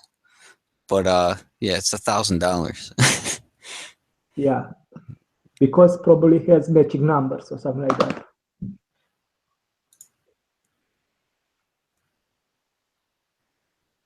Oh, it's a short barrel too. It's a paratrooper. Yeah, Oh. but I think the barrels of the paratroopers are not so thicker barrels like the one in the military. They are shorter because they're supposed to be lighter. Right.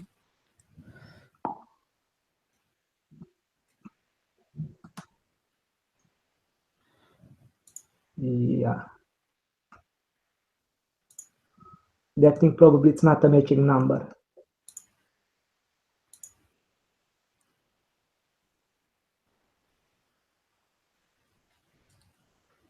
With matching numbers, 80.5.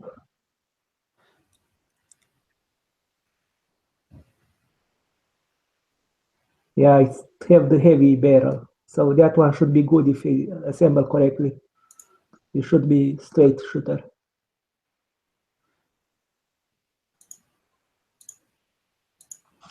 There's a few Yugo M76s.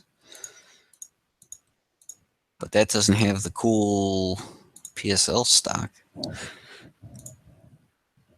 Yeah, but I think you can fit it with a PSL stock, so it look like.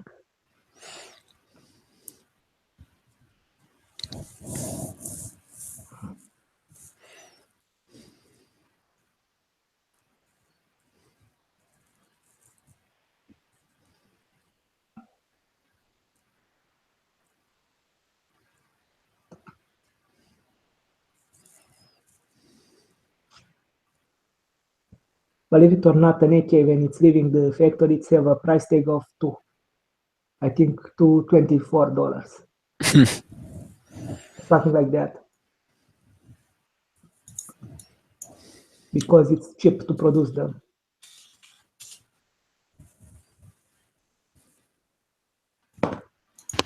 I just hope they get rid of that import ban to where we can Yeah. get Dragonos. Yeah, why not message Trump on Twitter and see what he says? Because I think Trump will like that. But for the government to import the guns back to repatriate them. Because I think a lot of M4s and M1 Grants and Thompsons are still in Europe. Oh yeah. There's supposed to be a big shipment of M1 Garens coming back from Korea. Yeah, Korea. But I think Obama blocked that, didn't he? Yeah, he can't block them. Yeah. I was ready to buy one. Yeah, it'd probably be cheaper than the grants that you have in your country right now. Oh yeah. Well, I mean, they'd probably be about $800. Yeah, or cheaper depending on the quality.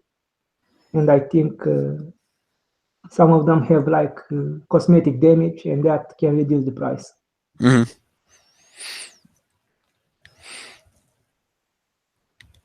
Yeah, if I was in America, I'd probably building gun kits a lot. I like it. I mean, you don't save any money building from kits anymore, but I like to do it. So You can do with the rare kits, like the PPS 41, if you want an original one, like to make yourself the receiver and stuff like that. yeah, you just have to build it as semi-auto, and then the PPS is that's a submachine gun. So you'd have to put a 16-inch barrel on it unless you registered as a short barrel rifle to stay legal. But I think in some parts of the country that will be changed. You can only hope.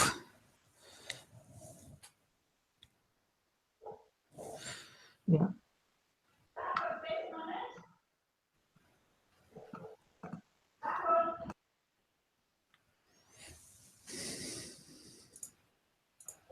Yeah. Well, if you want to do like the Sten guns or the brands in semi-auto.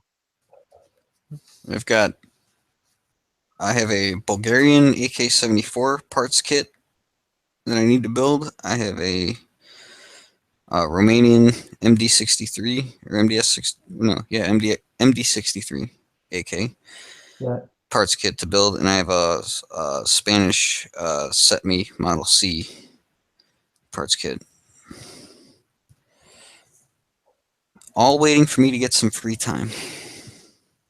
Yeah, you'll have free time someday. They're good winter projects. Yeah. When I don't have yard work to do.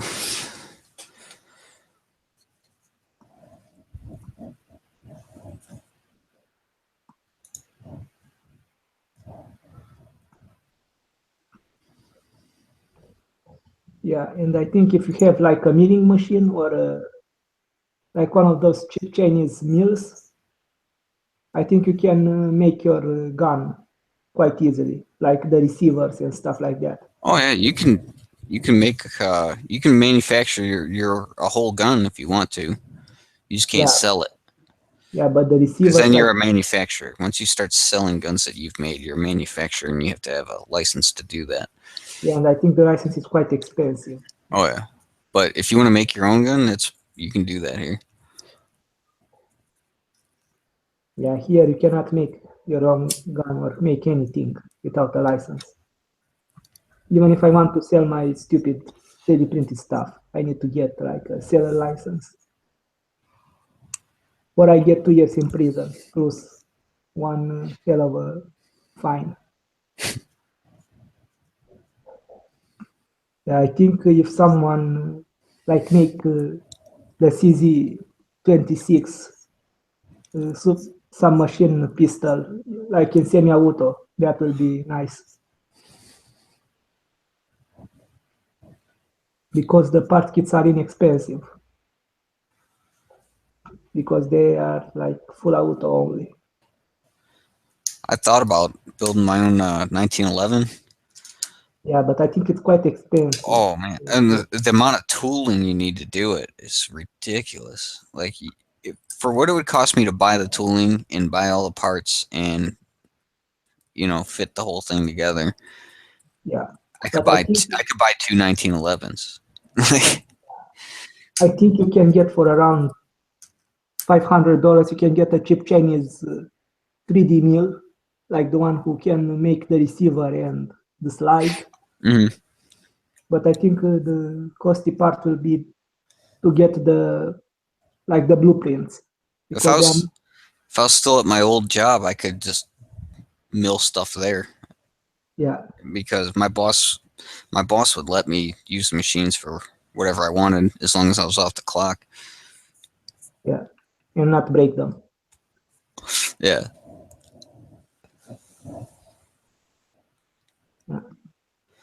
The Romanian AKM are rising in prices, I see. Now they release the part kits. No, Centerfire's got them real cheap. Yeah.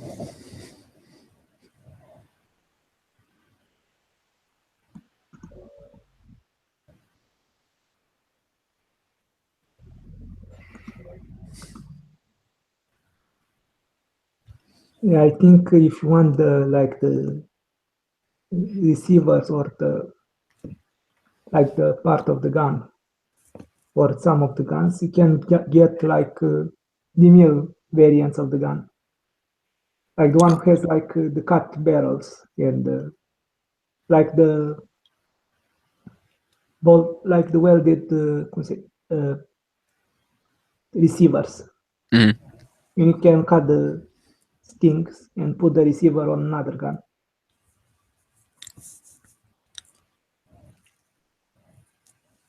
Because for PPS H guns, to mill yourself a new receiver, it's quite costly.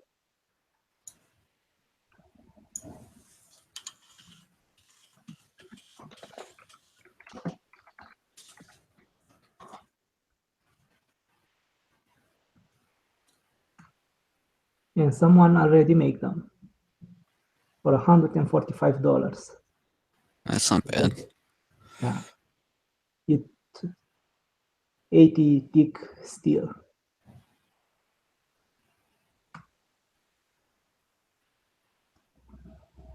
But you need it's a blank, so it's not.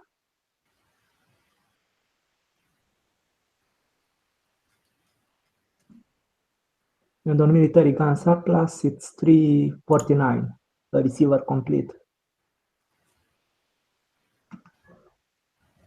And the kit is $179 with no barrel. That's still not too bad. Yeah. I post the link in the chat for military surplus because they have some nice kits. Some of them are sold out.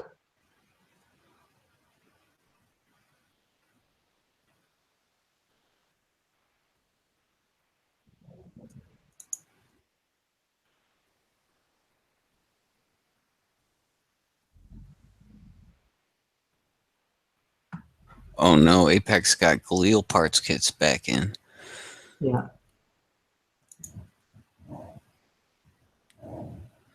I need to not look at that. Yeah, but I think they are quite cheap if you get like the lower bottom version.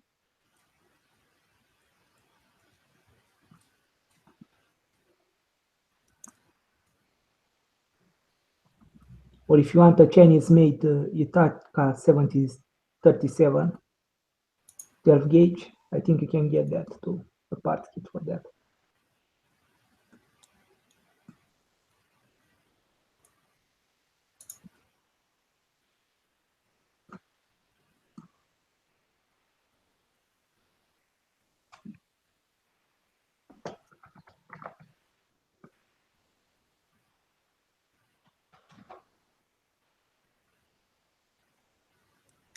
Apex has PPS parts kits for $70. $70. Yeah. That's a nice price. But I think they are full of cosmetic and stuff like that.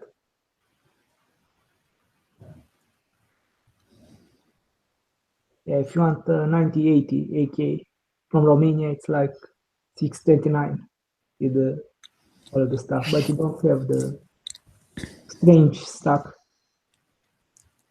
and it's a G model.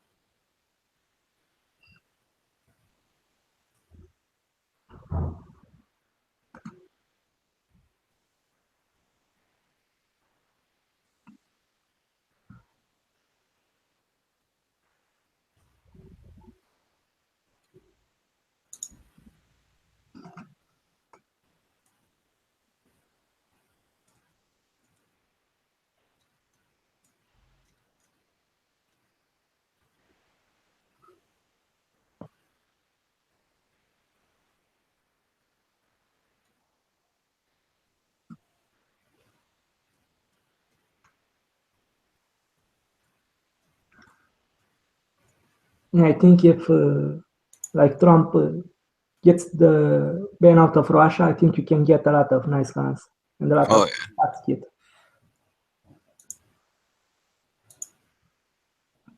Because a lot of them, I think the allure of Russian AKs would kind of lose its steam after a little while, though, because right now they're so sought after because you can't get them.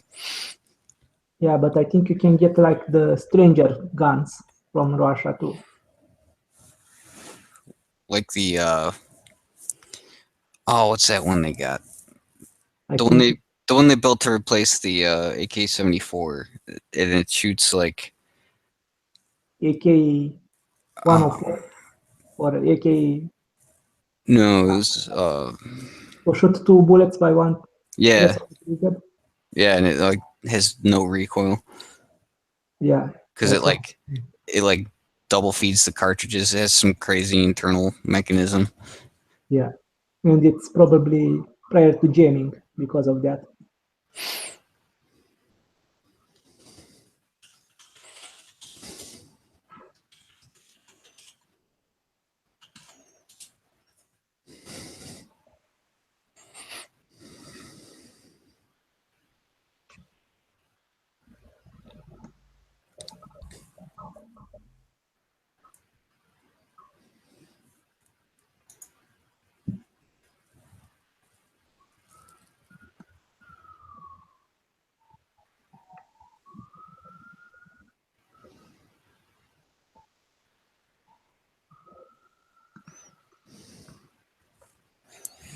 Yeah, I think the Oh, I see. worst part, I think I know why PPS kits are so cheap.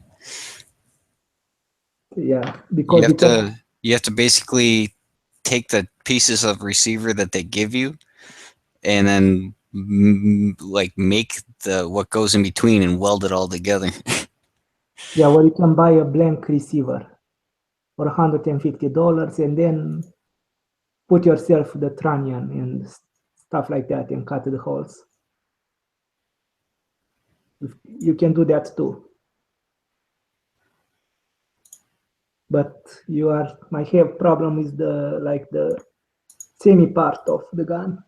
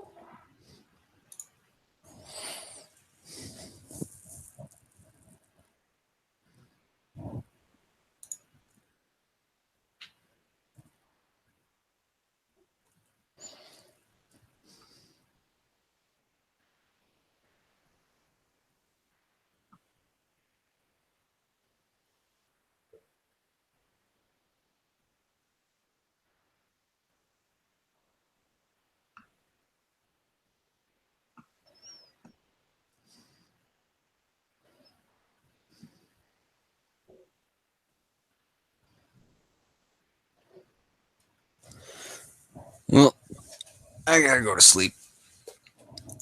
Well, go to sleep. Have a nice. You too. I just wake up. Like, have a nice day, night. You too. Goodbye.